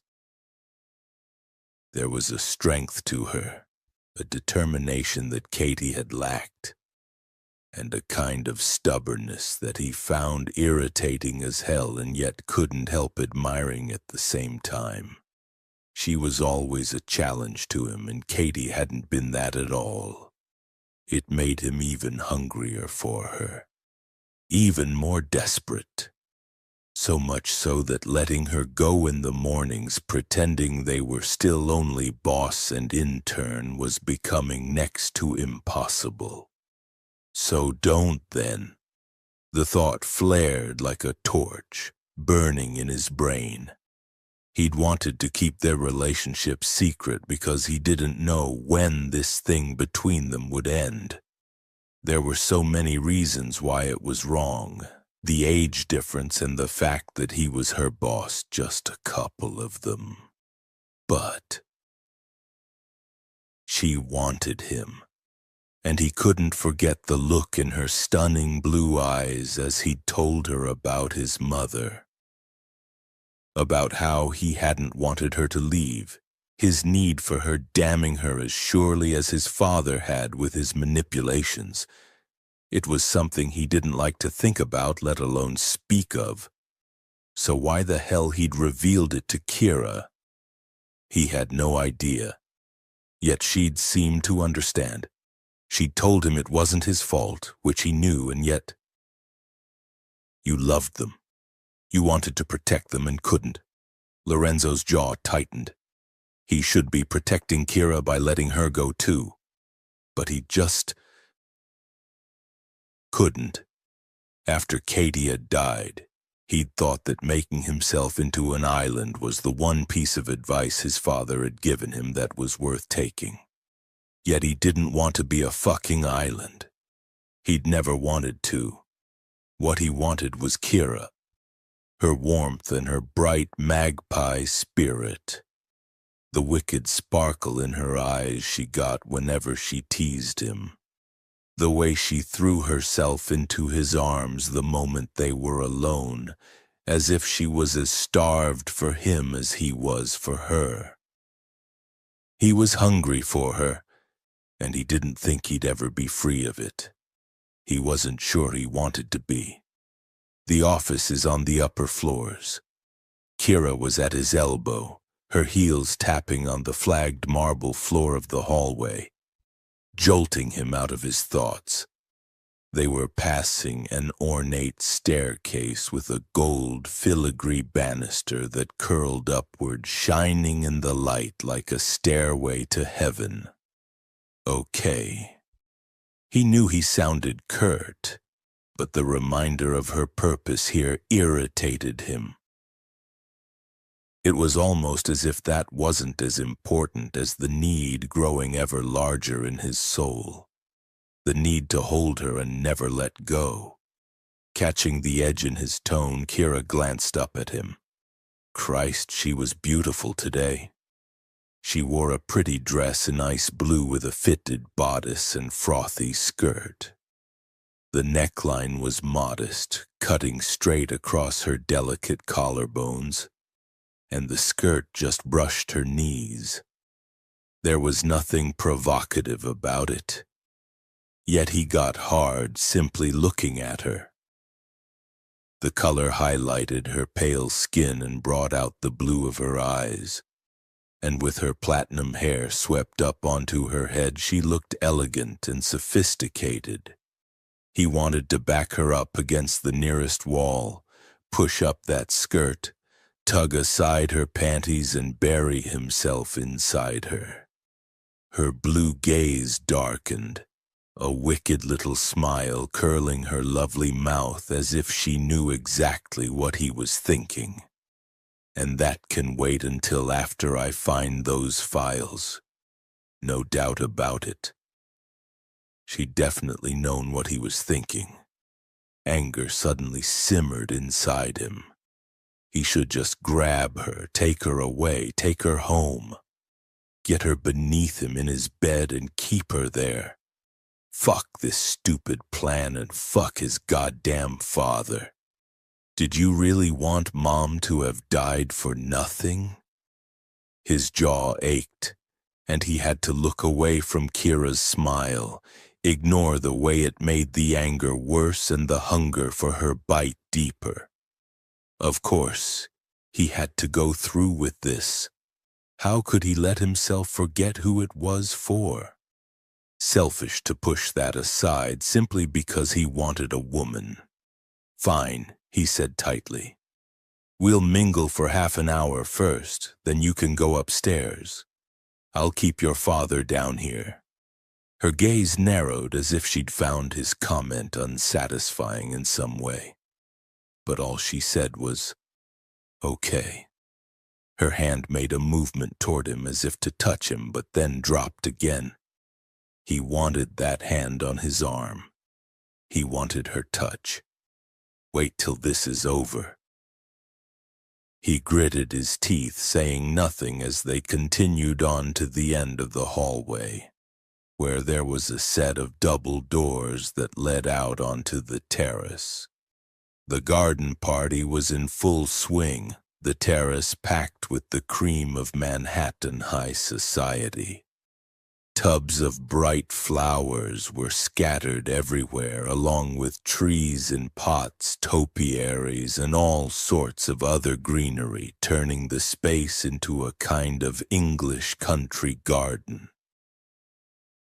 There were seating areas with couches upholstered in pale linen and tables with flickering candles on them, even though sunset was still a couple of hours away. In one corner, a string quartet played while white-coated waitstaff circulated with trays of champagne and bowls of brilliant red strawberries. It reminded him of the party all those years ago and Kira tripping the waiter, wine glasses falling off the tray and smashing, people shouting. Her wail rising higher and higher in shock at what she'd done, the fury on Ivan's face at the interruption. You protected her then, that's why you took her away, distracted her. You should be doing the same thing now. You should be protecting her from you. He shoved the memories out of his head as he and Kira stepped out of the hallway. Heads turned, and soon Lorenzo was greeted by various people, all desperate for the opportunity to speak with him about different business issues. Normally, he wouldn't have minded this in the slightest, since he detested small talk. But now, he resented the attention. He didn't want to talk about business, not even about issues that were of vital importance to DS Corp. He wanted to grab a glass of champagne and go sit somewhere quiet with Kira and talk about meaningless things, or of things that meant everything, or not talk at all, simply sit there in silence, holding her hand. But he couldn't. He had to focus on the people around him, had to ignore the lovely, slender woman at his side, or at least he tried to. Difficult when every part of him was achingly aware of how close she was standing to him, of the smell of her warm, sensual perfume and delicious, musky scent of her body, of the exposed, vulnerable curve of her neck and the pale wisps of hair that clustered there, of the need he had deep inside to put his hand on the back of her neck and hold her gently so everyone knew who she belonged to. Her voice, light and slightly husky, haunted him as she talked to the man beside her, and every so often he lost the thread of his own conversation, too busy listening to hers. In the end, he had to draw aside the colleague he was speaking to in order to concentrate, because it was impossible with her right next to him. Even then, when he should have been paying attention to the other man's words, his gaze kept returning to Kira, where she stood about a yard away. Another man was talking to her, and Lorenzo could see by the avid look on the bastard's face that it wasn't only a business connection he wanted to make. It was all Lorenzo could do not to go over there, punch the asshole in the face, and drag Kira away from him. After he'd finished his conversation, Lorenzo turned away from her to give himself some relief. Going over to the side of the terrace and leaning against the big stone parapet that bounded the edge, he kept his back to the crowd, fighting down the clawing possessiveness that kept urging him to find Kira and take her away, take her back to his townhouse and keep her there, perhaps for another week or maybe even a month, maybe forever. And what if it was? What if that's exactly how long it took to sate himself on her? He wouldn't mind that. He wouldn't mind that at all. Is it time, do you think? Her voice at his elbow again. unless you want to slip away and show me how to fold a paper crane." Every muscle in his body tightened at her nearness. He wanted to smile at her comment, tell her she was too old for paper cranes and that he could think of something else to show her. But no. They had a mission they were here to complete. There'd be plenty of time for other things later. Slowly, Lorenzo turned around and met her blue gaze. "No cranes," he said flatly. "It's time." Kira was nervous. She couldn't pretend otherwise. It fluttered in her gut like a small bird beating its wings against a cage, but she put her hand on the ornate gold banister and started up the stairs all the same. Strangely, she wasn't nervous about getting caught. Sure, her father would be suspicious and wouldn't be pleased to find her sneaking around in his office, but who cared about that? She decided she didn't. She was over-seeking his approval. She didn't need it, not when she had Lorenzo. But then it was because of Lorenzo that she was so nervous. She didn't want to screw this up for him. He'd been so confident she could do this, which made it extremely important to her that she not let him down. Especially considering all the other people in her life that she'd either disappointed or failed. She had to show him he was right to put his faith in her. At the top of the stairs, she went left down the hallway, moving down to the last door on the right, fighting the urge to wipe her damp palms on her dress. Nero was on standby, waiting for her to put that drive in the computer, so all she needed to do was get past the locks on her father's office door. Jesus, he better not have changed the codes on her. Not after she'd told Nero and Lorenzo she had them. The music of the party had faded, though she could hear the odd buzz of conversation drifting up the stairwell. Luckily, there didn't seem to be anyone around. She glanced quickly down the hallway to see if anyone had followed her, then looked at the keypad on the door frame. Her mother's birthday. Easy. Hitting the numbers, she waited for the blinking green light to indicate the door had unlocked. But it didn't. It flashed red instead. Shit! He had changed the codes. Her mind raced, a burst of disappointment and shock threatening to overwhelm her and drag her under. She wasn't going to be able to do this if she couldn't open the door, but she'd told Lorenzo and Nero she could. "My money's on Kira," Lorenzo had said, so certain she could do this. But the codes had changed.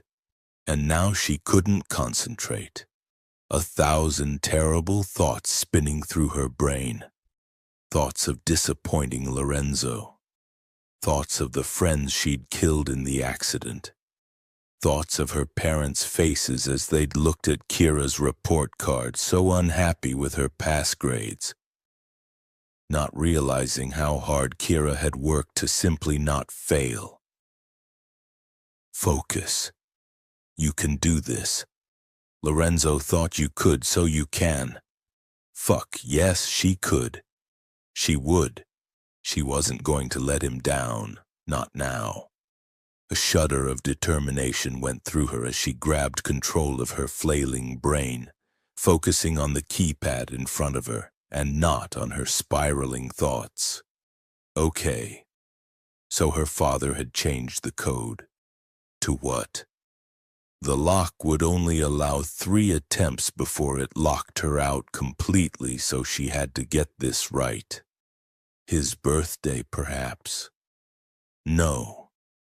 Her father's security tended to be very simple, but even he'd think that too easy. So it had to be something else. What about her parents' wedding anniversary? She keyed the number in, but again the light flashed red. Crap. Her heartbeat ramped up. Only one attempt left, and she was going to have to get it right. She swallowed, trying to think, trying to focus. There were no other significant dates that she could think of except... But no, it couldn't be her birthday, could it?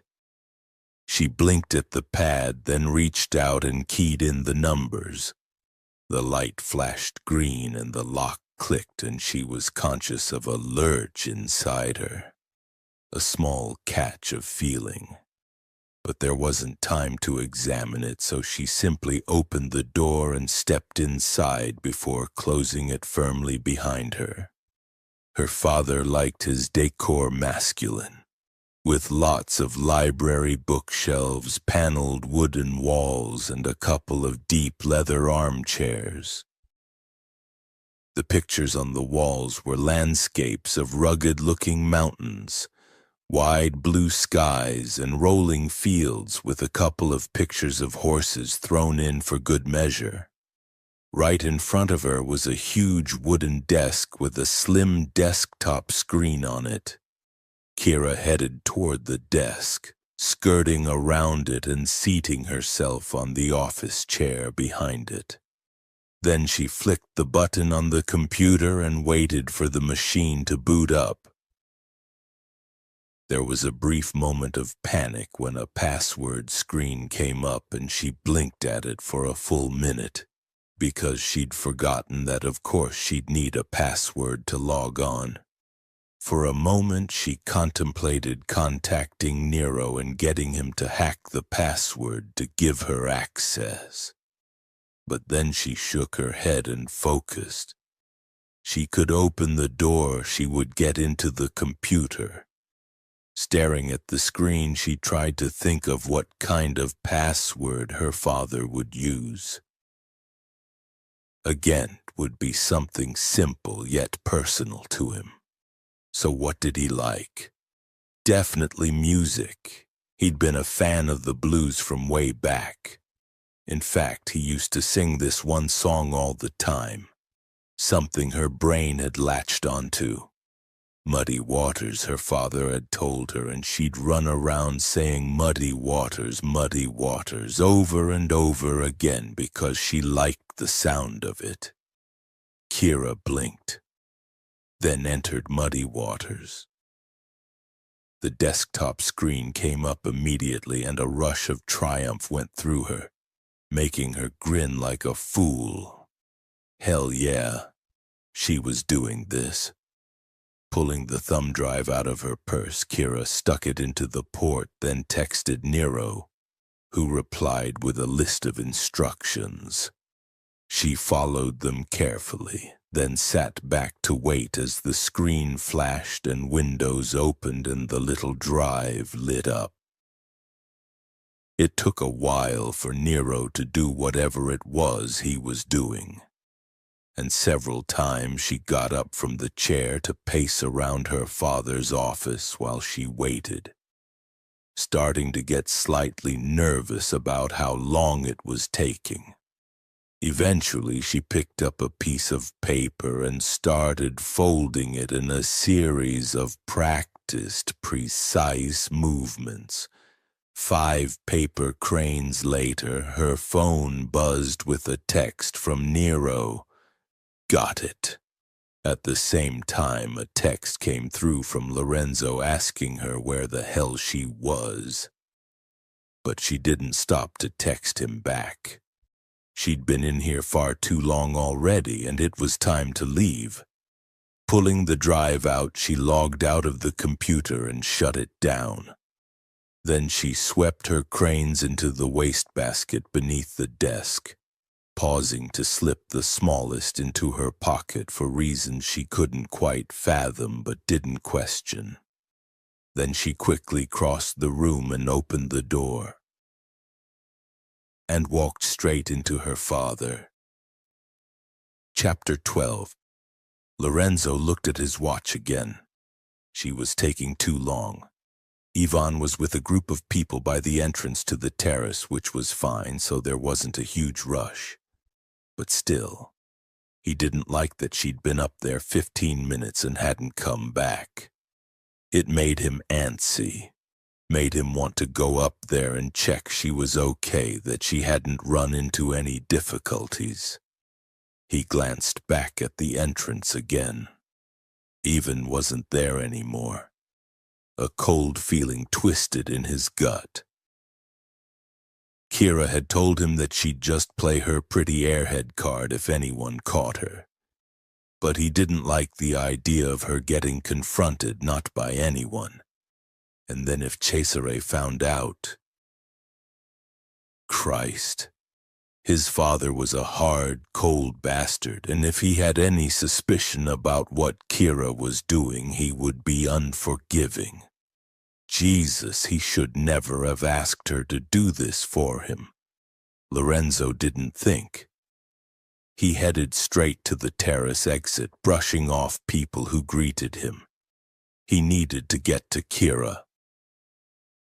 He needed to make sure she was okay. You always want more, that's your problem. And then people get hurt. Taking the stairs to the second floor 2 at a time, he reached the hallway, glancing down in the direction of Ivan's office. There was no one there. The cold feeling wound tighter. He strode down the hallway to the office, pulling open the door without ceremony. And a cold shock went straight through him. Because inside, Kira was standing in the middle of the room, her hands clasped in front of her, big blue eyes wide, looking up at the man who was standing over her. Ivan. "I'm sorry, Dad," she was saying. "I didn't mean to be in here. The door was open and—" "No, it wasn't," Ivan cut her off tersely. "I keep that door locked at all times."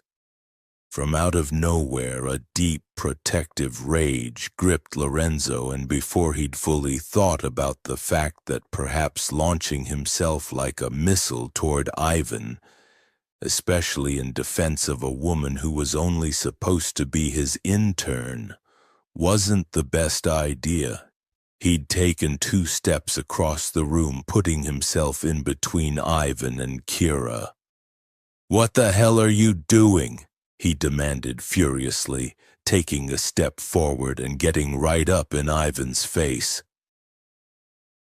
The other man's eyes widened in shock, and he stumbled back. "I'm not doing anything." Lorenzo took another threatening step.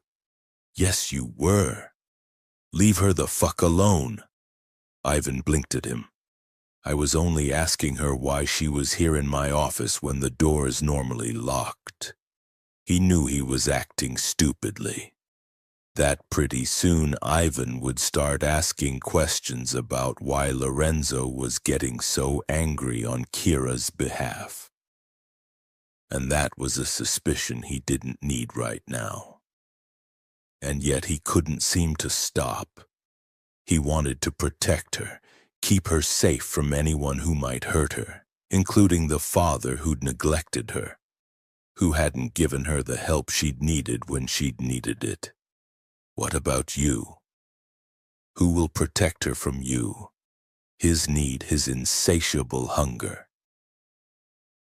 You'll destroy her like you destroyed Katie, like you destroyed Mom. No, he wouldn't. Kira was strong. Kira was stronger than both Katie and his mother. She wasn't fragile. She'd been able to withstand his demands on her and more. She'd returned them with a few insatiable demands of her own. He wouldn't destroy her. She wouldn't let him. Lorenzo straightened, staring at Ivan coldly. It didn't matter what Ivan thought. Ivan's daughter was his, and he didn't give a shit who knew it. He opened his mouth to tell Ivan exactly what was happening here when he felt Kira's fingers brush his back in a soothing touch. "I'm okay, Lorenzo," she murmured from behind him. Dad must be getting absent-minded or something because there's no way I can unlock a DS Corp. Lock on my own. Her voice was calm and he wanted to turn and take her in his arms, crush her mouth under his and fuck Ivan.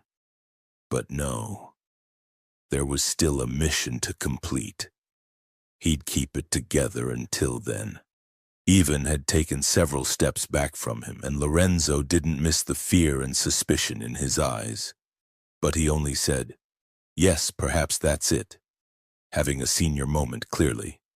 His gaze flicked to Kira. "We'll talk about this later." "Sure, Dad," Kira said easily. Ivan sniffed, then moved over to the door and opened it pointedly. "Perhaps you'd like to return to the party." There was no other option but to go, and so Lorenzo did, ushering Kira out first, then following on behind her, protective rage still pulsing inside him like a giant heartbeat. As they walked down the hallway, she tried to say something to him, but he only shook his head. "Not here," he said tersely. "Join me in the car. We need to talk privately." He texted his driver as they made their way downstairs, and within a couple of minutes the limo pulled up to the curb.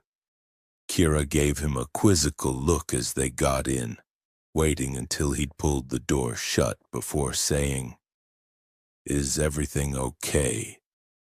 I mean, if you're worried about Dad, don't be. I basically opened the door and walked straight into him, which is crappy timing, but I'm sure he didn't suspect anything." Lorenzo leaned forward and pressed the intercom button.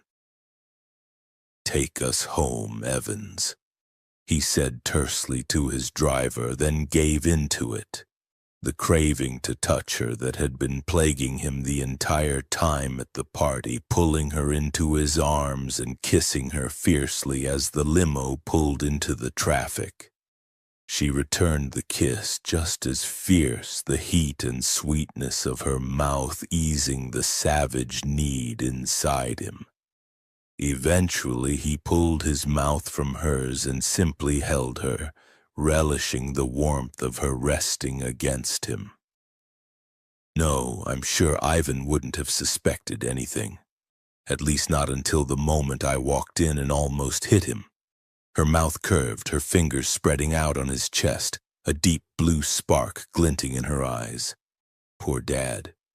You scared him. Good. He deserved it. True. Her smile became wider, that blue spark dancing. "I did it, Lorenzo. Dad changed the code on the door and I thought I wouldn't be able to get in, but I managed to guess it. And then I guessed the password on his computer too." She looked so pleased with herself he couldn't stop from bending and kissing her lovely pouty mouth again, wanting to taste her triumph. "I knew you'd do it," he said, pulling back. "I never had any doubt. Oh, I did. I spun out there for a bit when I realized Dad had changed the code, but then... well..." Her pale skin warmed, pretty and pink. "You were so confident to Nero that I could do it, and I didn't want to let you down. So I pulled myself together and figured it out." She put her chin on her hands where they rested on his chest and gave him a smug look. "Not bad for a screw-up like me, even if I do say so myself." "You're not a screw-up." He brushed his thumb across that tantalizing mouth. "You're incredible. You helped Nero and me get the information we need, which is amazing." He should be feeling way more satisfied about that than he actually was. Yet the fact that she was so pleased with herself seemed far more important. The flush in her cheeks deepened, the pleasure she got out of his praise obvious. It made him want to shower her with it, make it so she'd never doubt herself again. I hope so. But if you can't find anything in the files Nero downloaded, then you should know that I'm prepared to go into Dad's study in the dead of night and do an actual physical search for hidden compartments in his desk and any secret passageways leading to underground lairs. He laughed and pushed his fingers into her hair, shaking out the pins so her platinum curls would cascade over his hands, brush his skin. Oh, I don't think you'll need to do that. There'll be something in those files, I'm sure of it. Damn, I was hoping for more spy stuff. She pouted a little, then grinned. So what's going to happen now? Nero needs to go through those files, and with any luck we'll find the evidence we need. And then we'll take it to the board. Her hair was so soft over the backs of his hands, and he couldn't stop himself from twisting it through his fingers, loving the feel of it. He really should be feeling pleased with the success of their plan rather than the feel of Kira's hair on his skin. But he didn't. Sounds good. Her gaze flickered away from his, examining the buttons on his shirt. So, do I have to stop being your intern now? His chest tightened at the hesitant note in her voice. Did that mean she didn't want to keep working with him? Or that she did? Not that it mattered. He'd leave the choice up to her about what she did. Either way, he wasn't giving her up. Gently, he reached out and put a finger beneath her chin, raising her gaze to his. Do you want to keep being my intern? There was uncertainty in her eyes. Well, I mean, I like working for you, but I have these plans for the arts and craft classes. Then that's what you should do. You know I meant what I said about giving you some startup money to get them off the ground. I can organize that for you tomorrow. She gave him a small smile. But he knew that whether she remained working for him or not wasn't really what she was asking about. So he added, I'll get another key cut for my townhouse too. Kira said nothing, her gaze searching his face, some expression in her eyes he couldn't quite put his finger on. The key is for you, he clarified so she understood. I want us to keep seeing each other, Kira. Oh. Emotion flickered over her face, gone so fast he couldn't tell what it was. So like what we've been doing?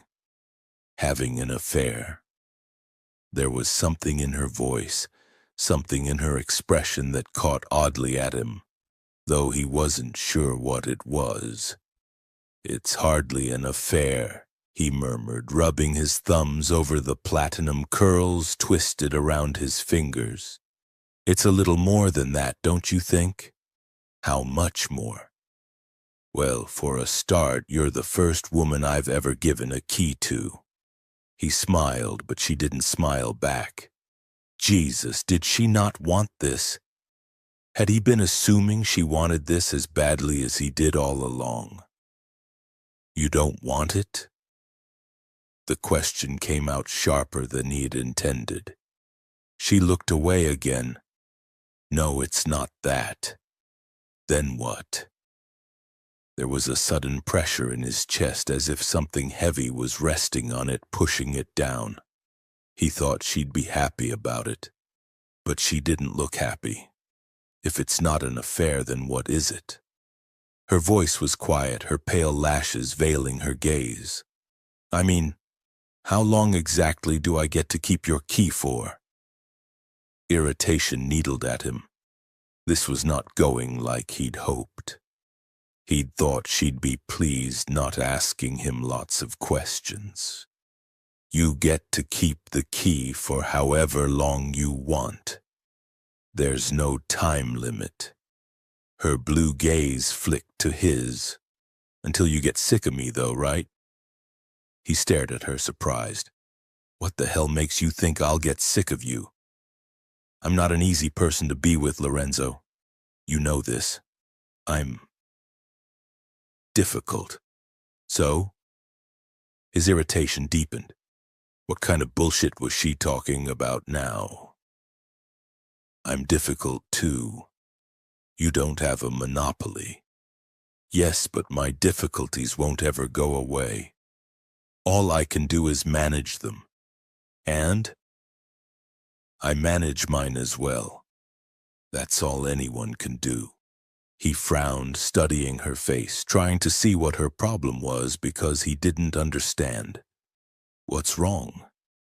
I thought you might want this too. Her eyes had clouded, a strange emotional storm in them that he couldn't decipher. I do want this, but... Her pale throat moved as she swallowed. I don't do uncertainty well, Lorenzo. I like to have rules and limits. They're reassuring for me. I can give you rules and limits if that's what you want. But you can't tell me how long you and I will be in a relationship for. No, of course I can't. No one knows the future, Kira. She pushed at his chest, tugging her hair out of his fingers, obviously wanting to put some distance between them. He let her, his irritation twisting into something a little hotter, a little more like anger. Kira sat up, turning her face away from him, putting her hair to rights again. Jesus, what the fuck did she want from him? Promises of forever? Was that it? I don't know what you want me to say. He didn't bother to mask his annoyance, trying to keep a handle on the sudden pain that had blossomed inside him. I thought Katie and I would be together forever, but we weren't.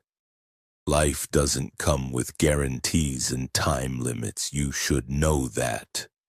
She was silent, her fingers still moving in her hair. Then her arms dropped, her hands moving to fold in her lap. I do know that. Her voice was very quiet, all the mischievous humor drained from it, leaving it sounding colorless and flat. But maybe a few guarantees are what I need right now. Frustration burned inside him, a hot ball of it right in the center of his chest. I can't give you that, Kira. All I can give you is what we have right now, for however long it works out between us. The color died completely from her skin and her head bent. Her attention on her folded hands, and he couldn't stop himself from reaching out and covering those pale fingers with his own. Isn't it worth it? Isn't it worth taking what you can get for however long you can get it? Life is so short. I thought you of all people would understand that. She didn't look at him. I want to go home now, Lorenzo. His hand over hers was very warm, and she could feel that warmth seeping into her, burning away the ice that crept through her veins. And she knew that if she let it sit there, let it burn away that ice entirely, she'd forget what she was supposed to be doing. That she was supposed to be careful now, not let herself get carried away by her emotions. That she was supposed to be thinking things through. The problem was that her heart was screaming at her to stop being such an idiot, to stop asking for stupid things like time limits and guarantees. It wanted to take Lorenzo's key and the fact that he wanted their relationship to continue and just go for it. But that wasn't how it was supposed to go now. She had to think through the consequences because the last time she hadn't, she'd killed people. Sure, no one was going to die if she flung herself head first into a relationship with Lorenzo. No one was going to end up in a coma. But there was one person who could end up getting very badly hurt all the same. Her. That's an excuse and you know it. You're just scared.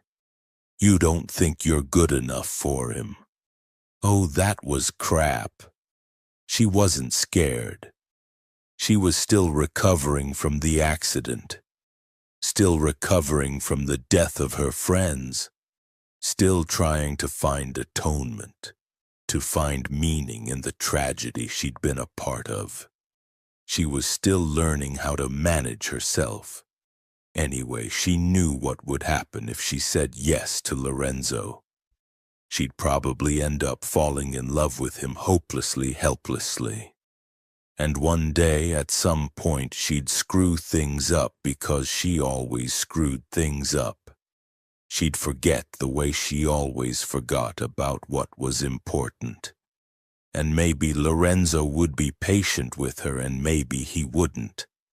Maybe he'd decide she wasn't worth keeping hold of after all, and then it would be over. But it would be too late for her by then. She'd be in love with him and he'd break her heart. And she wouldn't ever recover from that. She knew it with certainty. So no, it wasn't fear. It was logic. She couldn't grab what she could get for however long she could have it. She'd been doing that all her life, and the consequences had gotten her nothing but pain. She wouldn't do it again. Kira, Lorenzo said, his voice roughened. Look at me. Carefully, she removed her folded hands from under his and steeled herself to glance at him. His face was set, his features carved from granite, staring at her so intently it was like he was trying to see the secrets of the universe in her eyes. So that's it? I can't give you a fucking guarantee, so it's over? A muscle ticked in the side of his jaw. Don't you even want to try? Pain leapt inside her, sharp and sudden as a knife thrust. You think I haven't been trying? All my fucking life I've done nothing but try, Lorenzo. And I'm tired of it. I'm just so goddamn tired. I don't want to try anymore. Because you know what? Trying means failing, and I'm so goddamn sick of failing too. He tried to grab her hand, but she pulled it away, giving a violent shake of her head. Cursing under his breath, he sat back against the seat, his furious silver gaze on hers. Failing? Failing at what? She stared back, unflinching. Failing my friends, my parents, you. And I can't fail you, Lorenzo. I can't. That would break my heart. His expression twisted and he leaned forward, reaching for her again. Kira, no.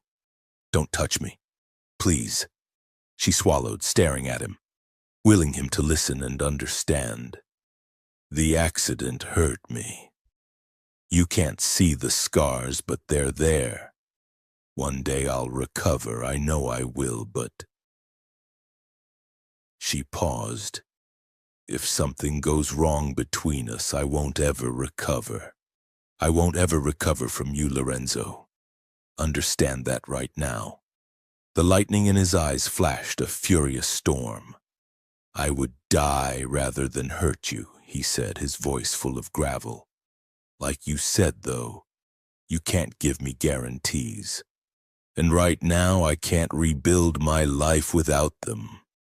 Her eyes prickled and there was a heaviness in her chest, a pressure, as if someone had her heart in their hands and was slowly squeezing tight. I want you, Lorenzo. Believe me, I want you. And maybe if the accident hadn't happened, or if I was a different person, things would be different. But they're not. I am who I am. And her throat got tight and she had to force the last few words out. I don't want to be hurt again. I have to protect myself. You can understand that, can't you? Something flashed across his face then. Something bright and anguished, and she nearly reached for him, only remembering at the last minute that perhaps touching him now would be a bad idea. So she clenched her hands together tightly instead, furiously blinking back the tears that threatened to spill over, trying to ignore the squeeze of pain around her heart. The anguish was gone from Lorenzo's features as quickly as it had come, his expression shuddering like a door being slammed in her face. The brilliant silver in his eyes dulled, became iron gray. I understand. His voice was flat, cold. I would never want to do anything that would compromise that. It should have relieved her, but it didn't. That icy note in the words only made the pain sink deeper inside her. I know you wouldn't, she said huskily.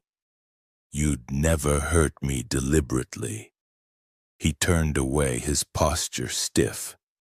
Of course not. Leaning forward, he pressed the button on the limo intercom. We need to take Miss Constantine back to her house. Then you can take me home, Evans. Kira's fingers clenched tighter.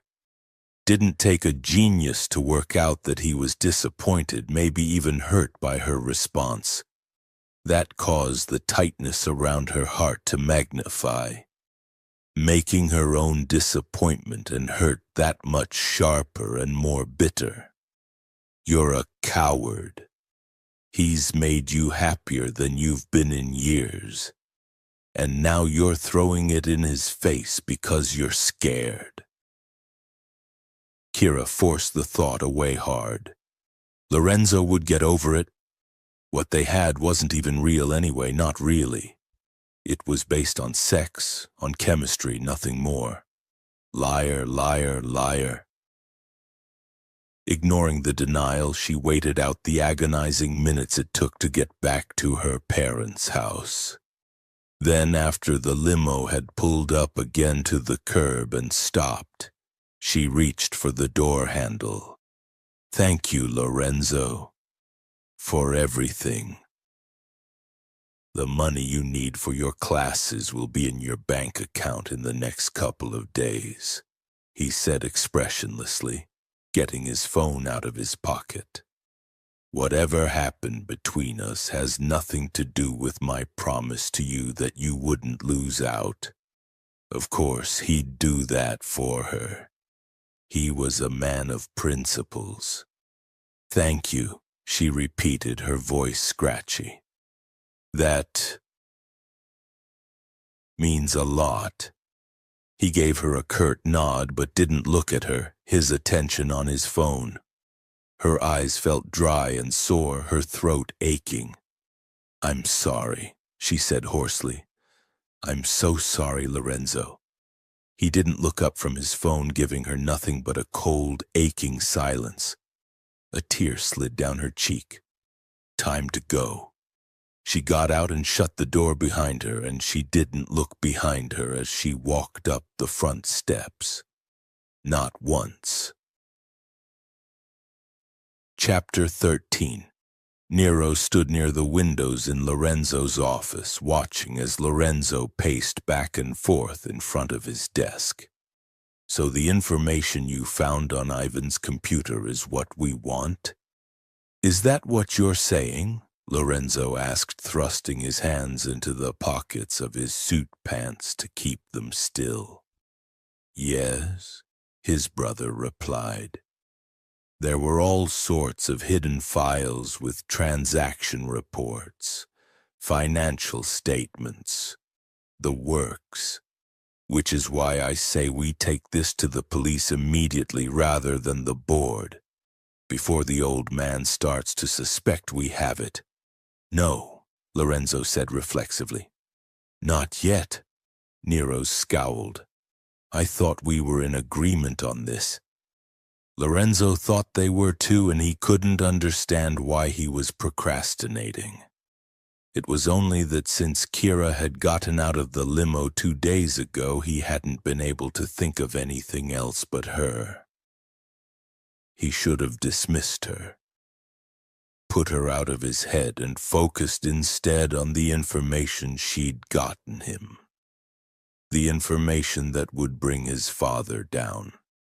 Yet that wasn't what he was thinking about. All that was in his head were her blue eyes and desperation in them as she'd told him that she'd never recover from him, that she had to protect herself, that she was so tired of trying, so tired of failing. She was scared, he knew it. He'd seen the fear underneath her desperation, and he understood. She'd been hurt very badly by the accident and its aftermath, not to mention the hurt already received from her parents, and he could see why she wanted to protect herself. It made his chest feel like it was clamped in a vice. He'd been battling himself that day in the limo, battling the need to grab her and not let her get out, keep her with him no matter what she said. But he'd managed to force that primitive part of him back into the chains he'd bound it in after Katie had died.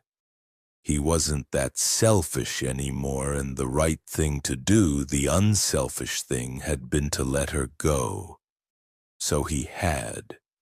She wanted to leave him in order to protect herself from potential hurt. And he had to let her.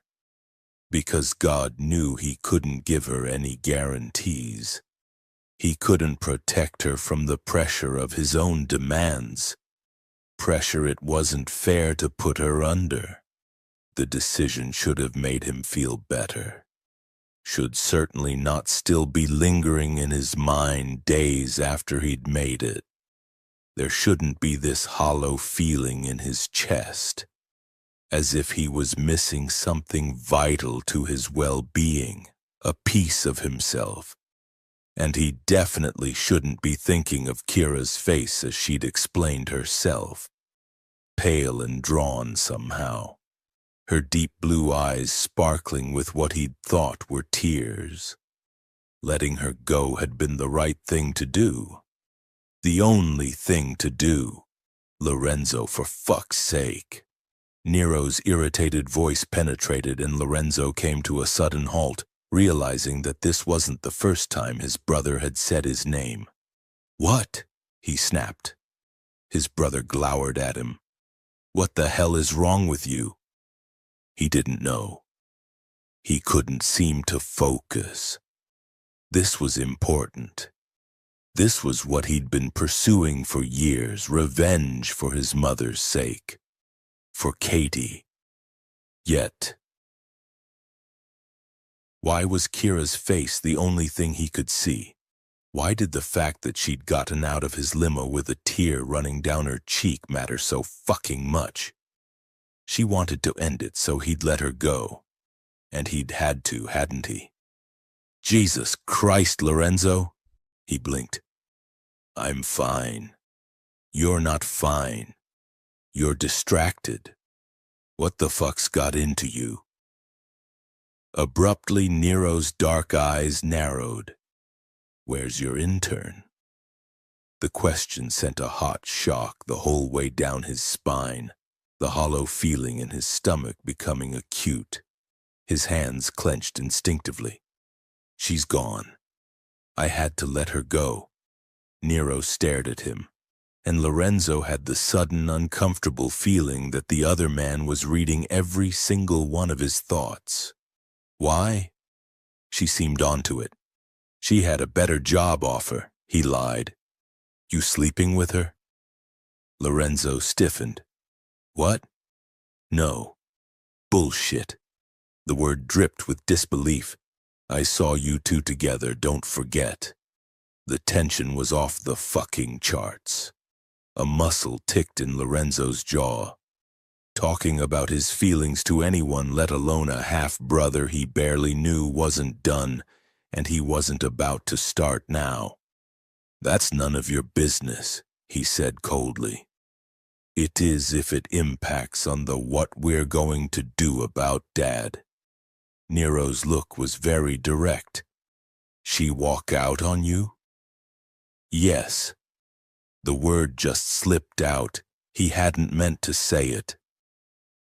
And once it was out, he couldn't take it back. Gritting his teeth, Lorenzo went on. I'll deal with it later. Nero snorted. You want my advice? No. I let a woman walk out on me and it ended up being the best thing I ever did, Nero went on, ignoring him completely. Because it made me realize what I could live with and what I couldn't live without. I can live without her, Lorenzo growled. Really? Because I couldn't live without Phoebe. Nero's expression was unflinching. You want to know what got me out of that house in the end? It was going after her. I thought letting her go was the right thing to do, but it wasn't. The tightness in Lorenzo's chest got worse. Keeping her is selfish. She's been hurt too many times already. Strangely, there was only understanding in Nero's dark gaze. You think you're doing the noble thing, huh? Letting her go to protect her, right? He shouldn't say anything. He shouldn't continue this conversation. Yes. Yeah, that's fucking bullshit too. Don't kid yourself, it's about protecting her. It's about protecting yourself. Nero's expression twisted. Believe me, I know what I'm talking about. My advice to you is find your balls, brother. Because if you truly love her, it's about doing the right thing for her. Not for yourself. If you love her. I never said anything about love, he said stiffly, trying to ignore that aching, hollow feeling that was getting deeper, wider. Nero only gave another disbelieving snort. Lorenzo couldn't blame him. It sounded weak, even to himself. Love.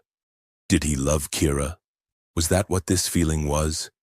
With Katie, he'd fallen so hard and fast, throwing himself into it like he hadn't been hurt before. Because he hadn't been. But now things were different. He knew what it was like to love someone, and he knew what it was like to lose them. Nero's right. This is about you. It's about fear. Your fear. Lorenzo blinked, staring past his brother's tall form silhouetted against the windows, out into the blazing bright afternoon. Was he afraid?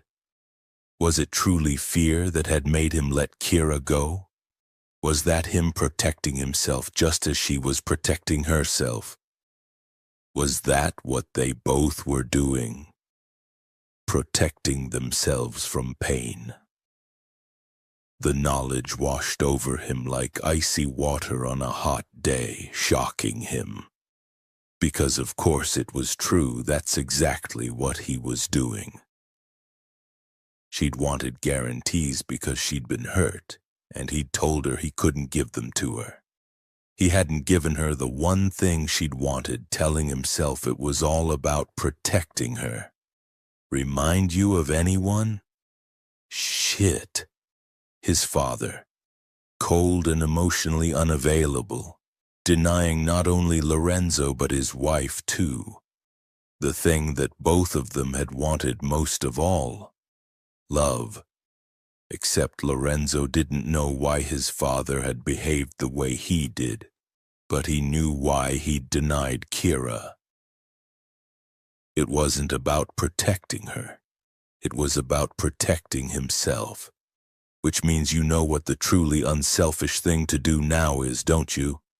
He stared at his brother. You went after her? If the question surprised Nero, he didn't show it. Yes. Scariest fucking thing I've ever done. But I did. Was it worth it? Nero didn't smile, but his hard features softened. She changed my fucking life. She saved me. So yeah, it was worth it. Lorenzo stared at his brother, the hollow emptiness yawning wide with a hunger he'd always tried to leash that perhaps he couldn't leash anymore. But this time it had a focus. This time it knew exactly what it wanted. He couldn't be his father. He couldn't deny Kira what she wanted most of all. "I have to go," he said, his voice sounding weird. Nero scowled. "What about Dad? We need to take this information to the police. Do whatever you have to do."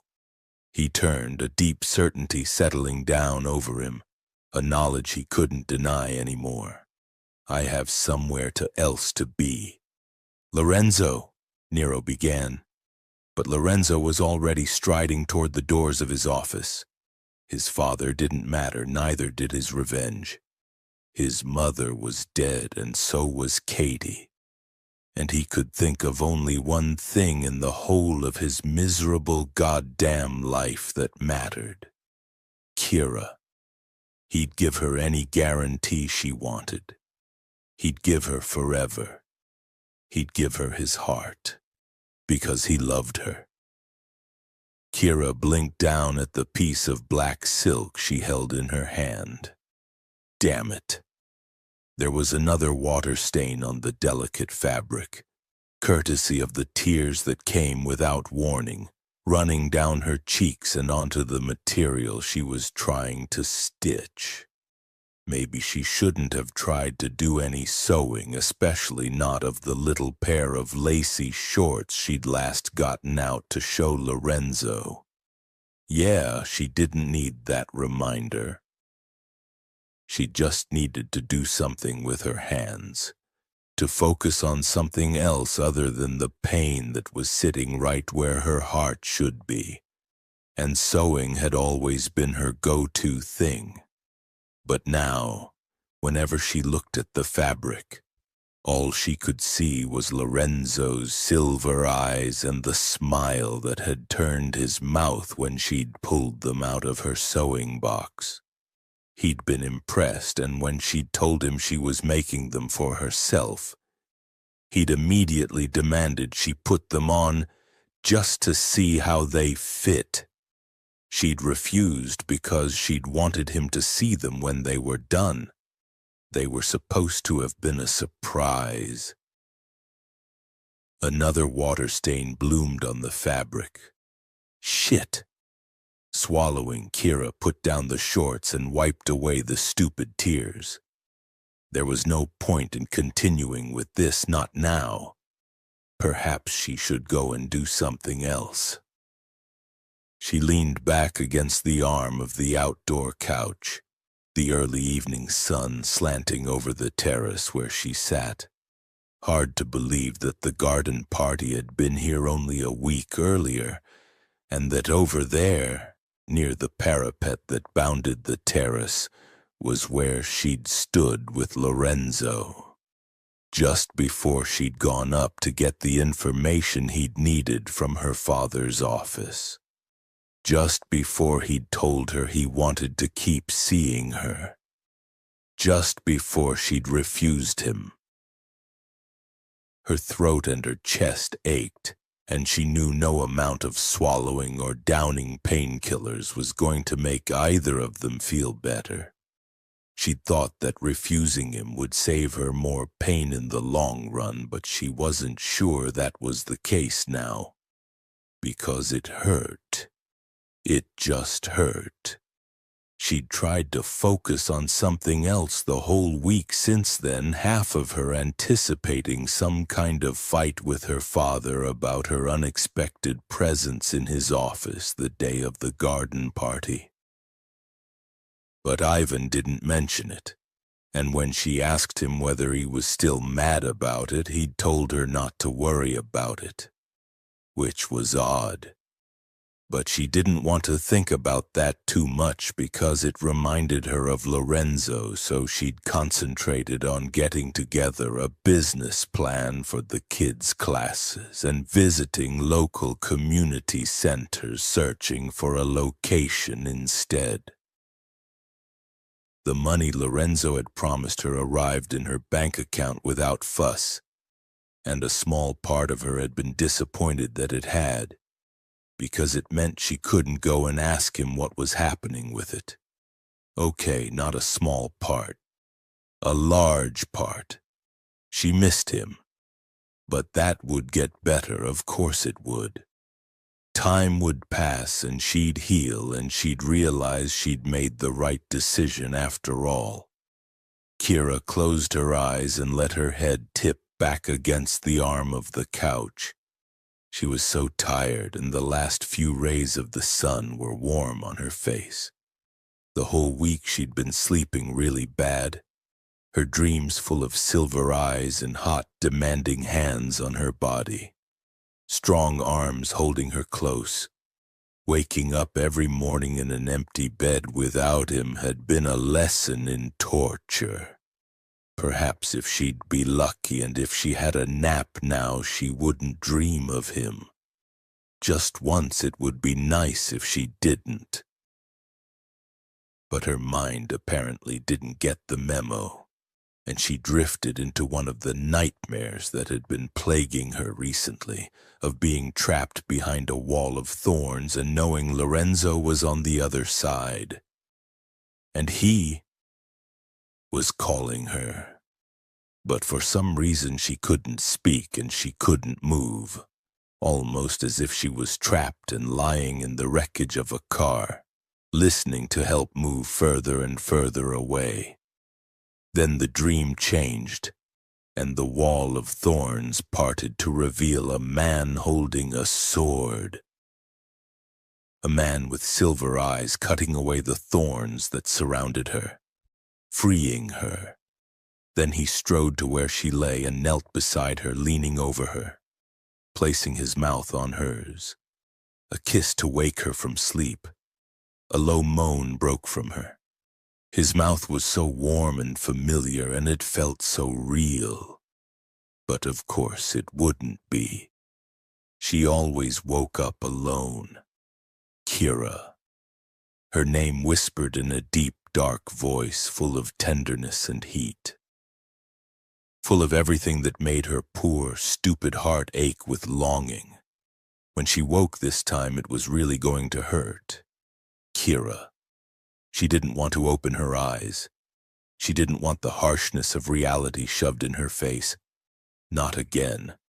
Kira, wake up. The command in that beautiful voice was undeniable, and her eyes opened no matter that she didn't want them to. And she found herself looking up into the same silver gaze that had been haunting her sleep for the past week. It couldn't be him. It couldn't. Then he smiled, and she knew it couldn't be him, because she recognized that smile, full of warmth and joy and love. That smile that wasn't for her could never be for her. So it had to be another dream, right? Lorenzo lifted a hand and cupped her cheek. Wake up, sleeping beauty. She blinked as the heat of his palm connected with her bare skin. It felt real. It felt so real. Lorenzo? Her voice was scratchy and hoarse, not like her at all. I hope I didn't frighten you. You looked so beautiful lying there asleep I couldn't help myself. This is a dream, right? You're not really here. That smile. It blinded her. It's not a dream, Kira. His thumb moved on her cheek. At least your father might have thought the last 10 minutes were a nightmare, but this definitely isn't.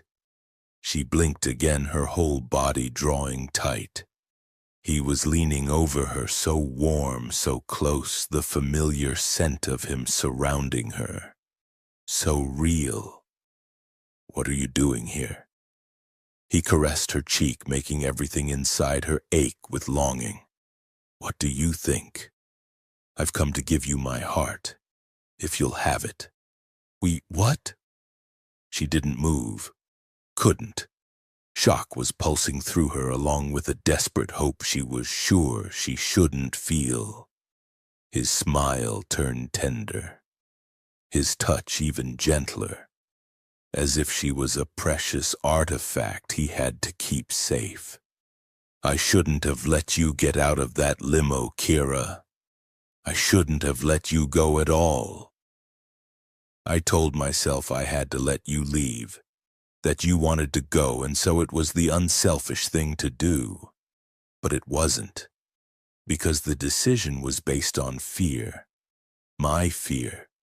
I was afraid of what I felt for you, Kira, and letting you go was the only way to protect myself. None of this made any kind of sense, which made it definitely a dream." "What do you mean, what you felt for me?" "I'm in love with you." Another gentle movement of his thumb on her cheek. "And it scared me to death. I wanted to push you away, keep you at a distance. I thought it was about protecting you from what I wanted, trying not to make so many demands on you. But it wasn't. It was more about keeping myself safe than anything else.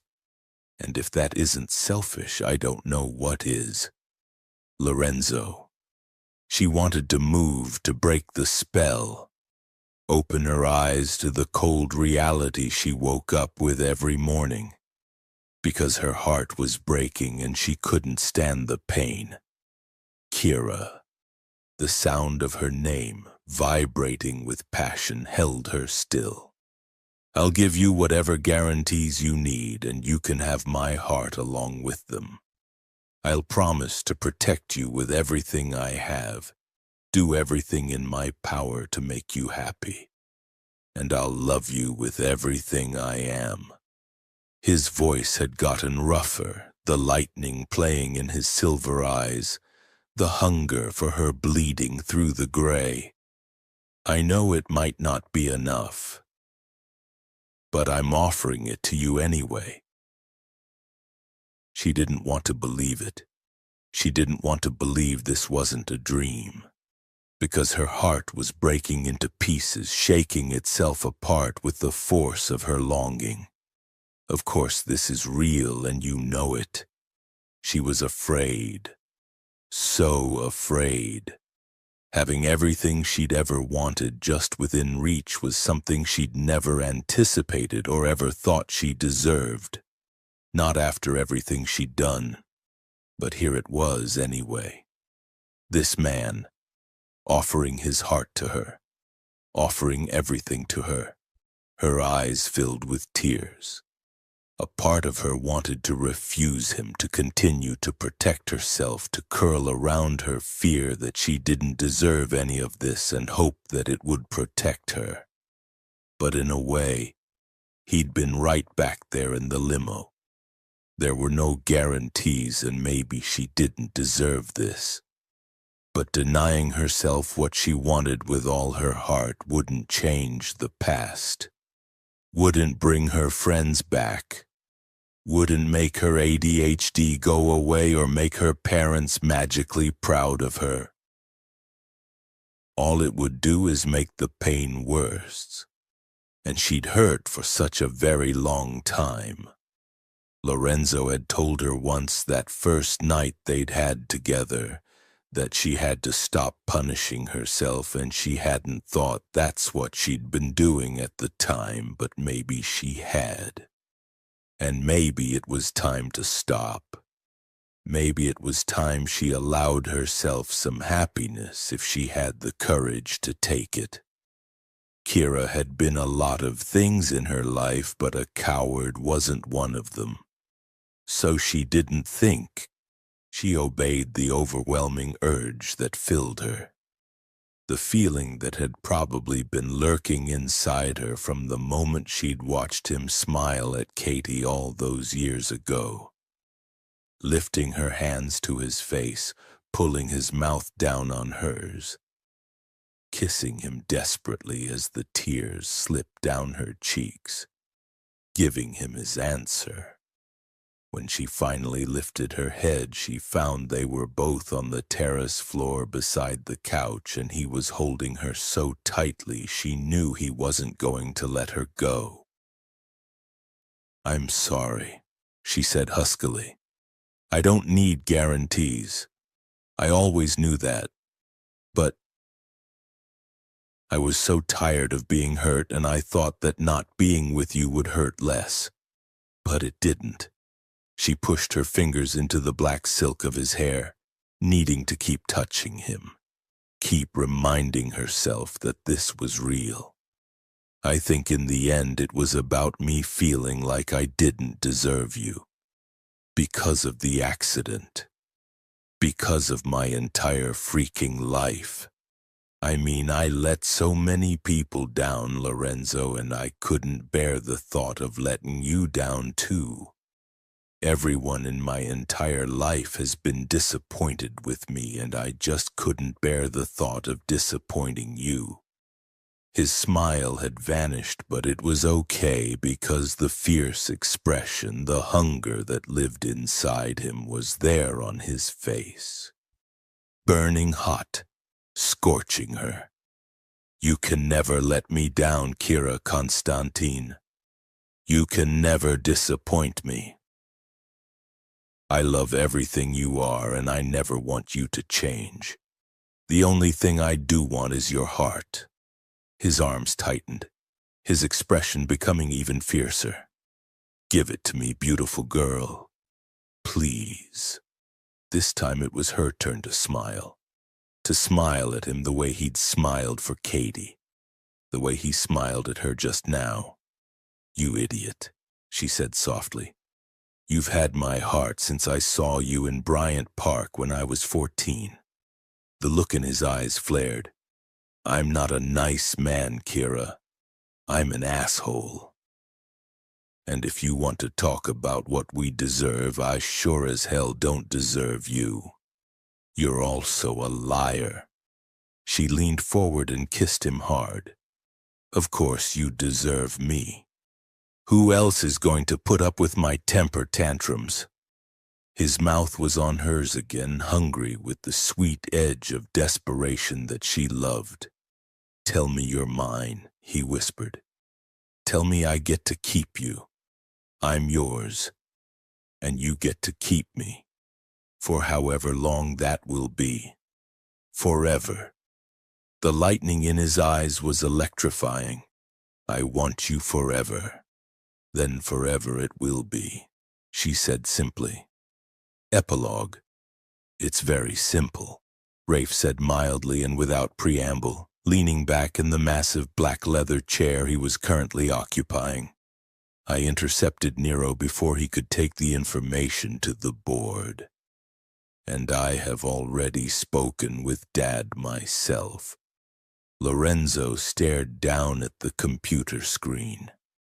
It was currently displaying the interior of Rafe's office, his middle brother staring blandly back at him. Rafe had always been a particularly difficult person to read, especially because he never let any sign of his true emotions show. His expression was inevitably relaxed, laid back, and charming.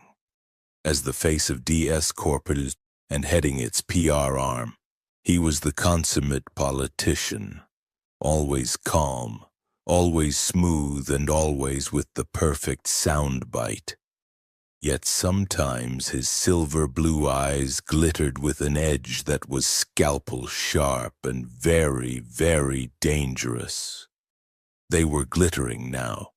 "I don't care what you do with the information," Lorenzo said, just as mild because he actually didn't care. He didn't even know why Rafe was bothering to call him about this. "I know you're pissed Nero and I exposed Dad's embezzling." But the truth was always going to come out. His brother gave him a neutral smile and lifted a shoulder. "You mistake me. I'm not pissed you exposed our father. In fact, I'm pleased because it saved me the trouble. Lorenzo frowned. Care to explain what you mean by that? Rafe put his elbows on the desk and interlaced his fingers. Not really. I only wanted to assure you that I have no intention of planning any revenge or making any move against you or Nero. Revenge? That was not Lorenzo's first thought, he had to say. Well, thank God for that, Lorenzo said coolly. I was worried there for a second. You should be, brother mine. Because Dad has agreed to step down and has given control of DS Corp. To me. Rafe's smile widened, the cold scalpel edge glittering brightly in his eyes. And I have no intention of giving it up. Then he reached out toward the camera and the screen went dead. Lorenzo stared at it for a second longer, debating whether this news mattered to him or not. Then, deciding it didn't, he pushed shut the laptop, left the living room, and took the stairs 2 at a time to the terrace. Outside, the stars were already out, burning like the tea lights glimmering in the holders scattered about. But nothing was as bright as the woman lolling against the pillows of the daybed. Her pale, naked form, only just visible between the curtains he'd hung around, said daybed for privacy's sake. In the past few weeks, he and Kira had used it often. Ducking back through the curtains, he pulled off the shorts he'd been wearing to save Rafe's blushes, and got back onto the daybed, sliding down beside Kira and tugging her back into his arms where she belonged. What did he want? Kira asked. To tell me that the information we collected on Dad is now his and that apparently he's spoken to Dad already and the old bastard has agreed to step down. So what does that mean? Kira folded her hands on his chest and looked at him. Are you the big boss now? No, he replied slowly. Rafe is. Kira's eyes widened in surprise. Oh, but aren't you the eldest? The heir? I was. Reaching out, he grabbed one pale curl and wound it around his finger, relishing the softness of it against his skin. But I guess I'm not anymore. Her forehead creased. Wow. But aren't you upset about that? I mean, you don't look upset. He thought about it, though not for very long, because he already knew his answer. No, I'm not upset. It was never about the company for me, not really. It was more about taking Dad down than anything else, and now that's been accomplished.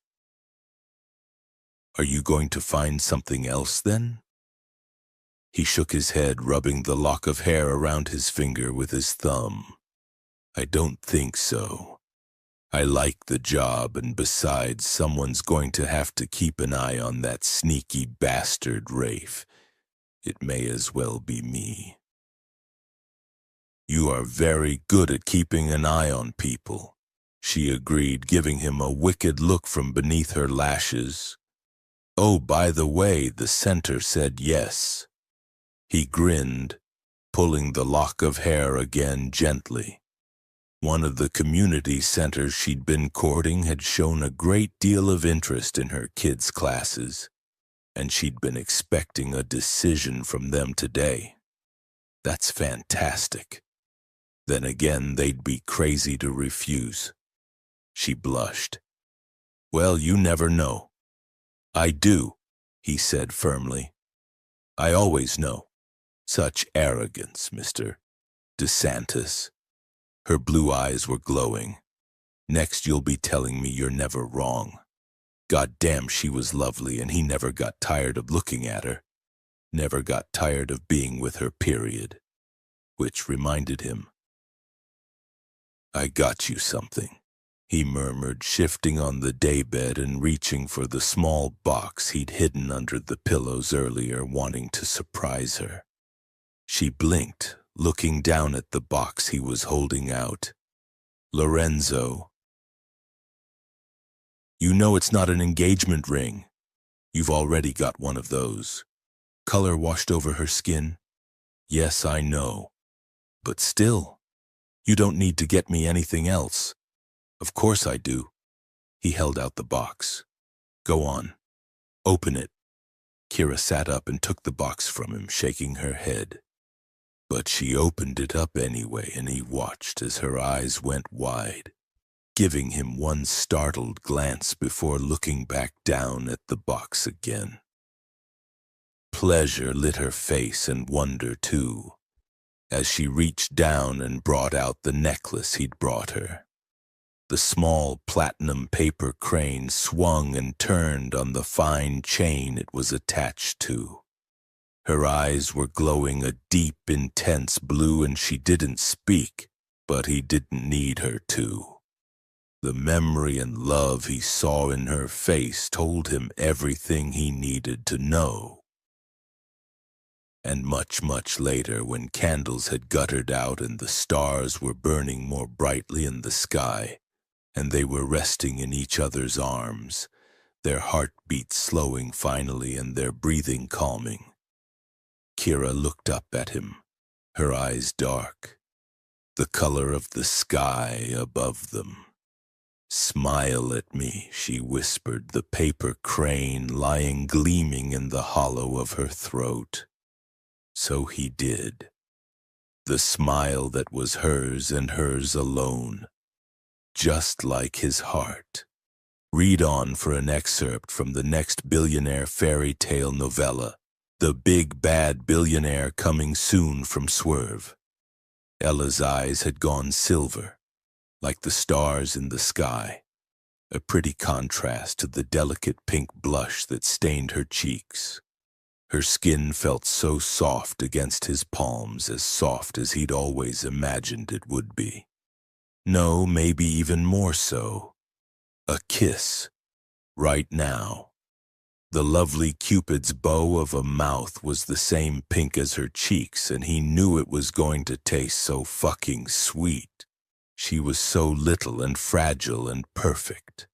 Scared and yet so very brave at the same time, offering him something that he wanted very, very badly indeed. He took a slow, silent breath, staring down into her face. Fearfulness glittered in her eyes, along with a defiant anger that made his blood pump hard in his veins. She was looking at him directly, all her attention on him instead of glancing away. And he felt it move over him like sunlight, making him want to lift his head and close his eyes, glory in the warmth of it on his skin. She'd never looked at him like this before, and it made him hungry for more. He didn't want to be ignored or held at arm's length, not by her. In fact, he couldn't stand the thought of it. This was what he wanted, her attention on him. All her passionate emotions, whether fury or desire or fear, directed at him. Yes, and now he had that attention. He definitely wasn't going to give it up. Patience, remember. You should wait. Yeah, he knew that. But fuck, she was offering what he'd wanted very badly for years, and maybe he should take it. After all, hadn't he always planned that tonight he'd take a kiss from her? See what kind of chemistry they had between them. Perhaps he should have been up front with her from the outset, but he hadn't wanted her to run from him. Sure, it would be a pity not to have the dinner, but he was in no hurry. There would be plenty of time for other dinners. Yes, he'd wanted her to give the kiss to him because she was as desperate as he was, not because she was pissed, but then you couldn't have everything. You can't let her dictate terms. Once she knows she has power over you, that's the end. Ridiculous. She had no power here and they both knew it. But maybe letting her think she could manipulate him wouldn't be a bad idea. People became careless once they thought they had the upper hand. They became complacent, dropped their guard, which is exactly what he wanted from her. A kiss now, huh? He pressed his fingertips lightly against the softness of her skin, enjoying the warmth against his palms. Are you sure that's wise? I'm sure. She swallowed, and he couldn't help but follow the movement of her long, pale throat to the pulse that leapt and fluttered at the base of it. Pretty. So very pretty. Okay, then. The words were a little husky, which should have worried him yet didn't. Not with the heat of her body so close to his and the rain-soaked scent of flowers all around him, muting the constant restlessness that moved like a million ants beneath his skin. Have it your way. I'll have the kiss now and then take you home. She inhaled, and he could feel tension gather in her jaw and neck, in the rest of her small, slender body. It looked like she was bracing herself for an unpleasant task that she was nevertheless determined to endure. Brave little bunny. Silly little bunny. Did she really think kissing him would be unpleasant? It made him want to play with her a bit as a punishment for that and for wanting out of his special dinner. He let his gaze roam over her, stroking his thumbs along the line of her jaw before sliding his fingers along and around the fragile curve of her skull, tipping her head back further, exposing her throat. Her eyes widened in alarm, her body going rigid. He ignored it. What kind of kiss shall I take? Shall I take it? He ran one thumb along the line of her lower lip. Here. Or maybe. Letting one hand drop, he brushed his fingertips against the frantically racing pulse at the base of her neck. Here. Her skin was so very soft and silky there, too, and he felt the tremble that shook her body as he touched her. I said one kiss, Raphael. There was a thread of something running through her voice. A thread of something. Hot. He looked into her eyes, studying the expression in them, a complicated mixture of fear and anger and... Was that reluctant excitement? You did say that. You just didn't specify where. She blinked rapidly. I didn't know I was supposed to. Then you'll know for future reference, won't you? He let his hand drop lower. Maybe I'll kiss you. One fingertip brushed over the front of her gray sweater, grazing the hardened tip of her nipple through the wool. Here. The breath came out of her in a soft rush of sound, her eyes getting rounder, but he'd already moved his hand lower down, touching the button of her jeans. Or maybe even. He lightly stroked down the denim covering her zipper. Here. Ella took another gasping breath, shivering, the flush in her cheeks getting deeper, staring at him as if she'd never seen him before in her entire life. It was delicious the way she looked at him. Finally, after years of him watching her, she was at last seeing him. Suddenly he wanted to push her, drop to his knees in front of her and undo the button on her jeans, take down her zipper, spread the denim and uncover that sweet little pussy of hers. Take the kiss he was owed from her there. But that would be getting ahead of himself. He wanted her, begging him for that, and she certainly wasn't at that stage yet. And besides, he wasn't entirely sure that if he started kissing her there, he'd be able to stop, and that was not what he'd promised himself. No, he said. Maybe not there. Not yet. He slid his fingers back along her jaw, cradling her head in both palms and tipping it back even more. The sound of her breathing was audible in the silent room, fast and ragged, her lashes falling, veiling her gaze. "That's right, don't look at me," he taunted softly, unable to help himself.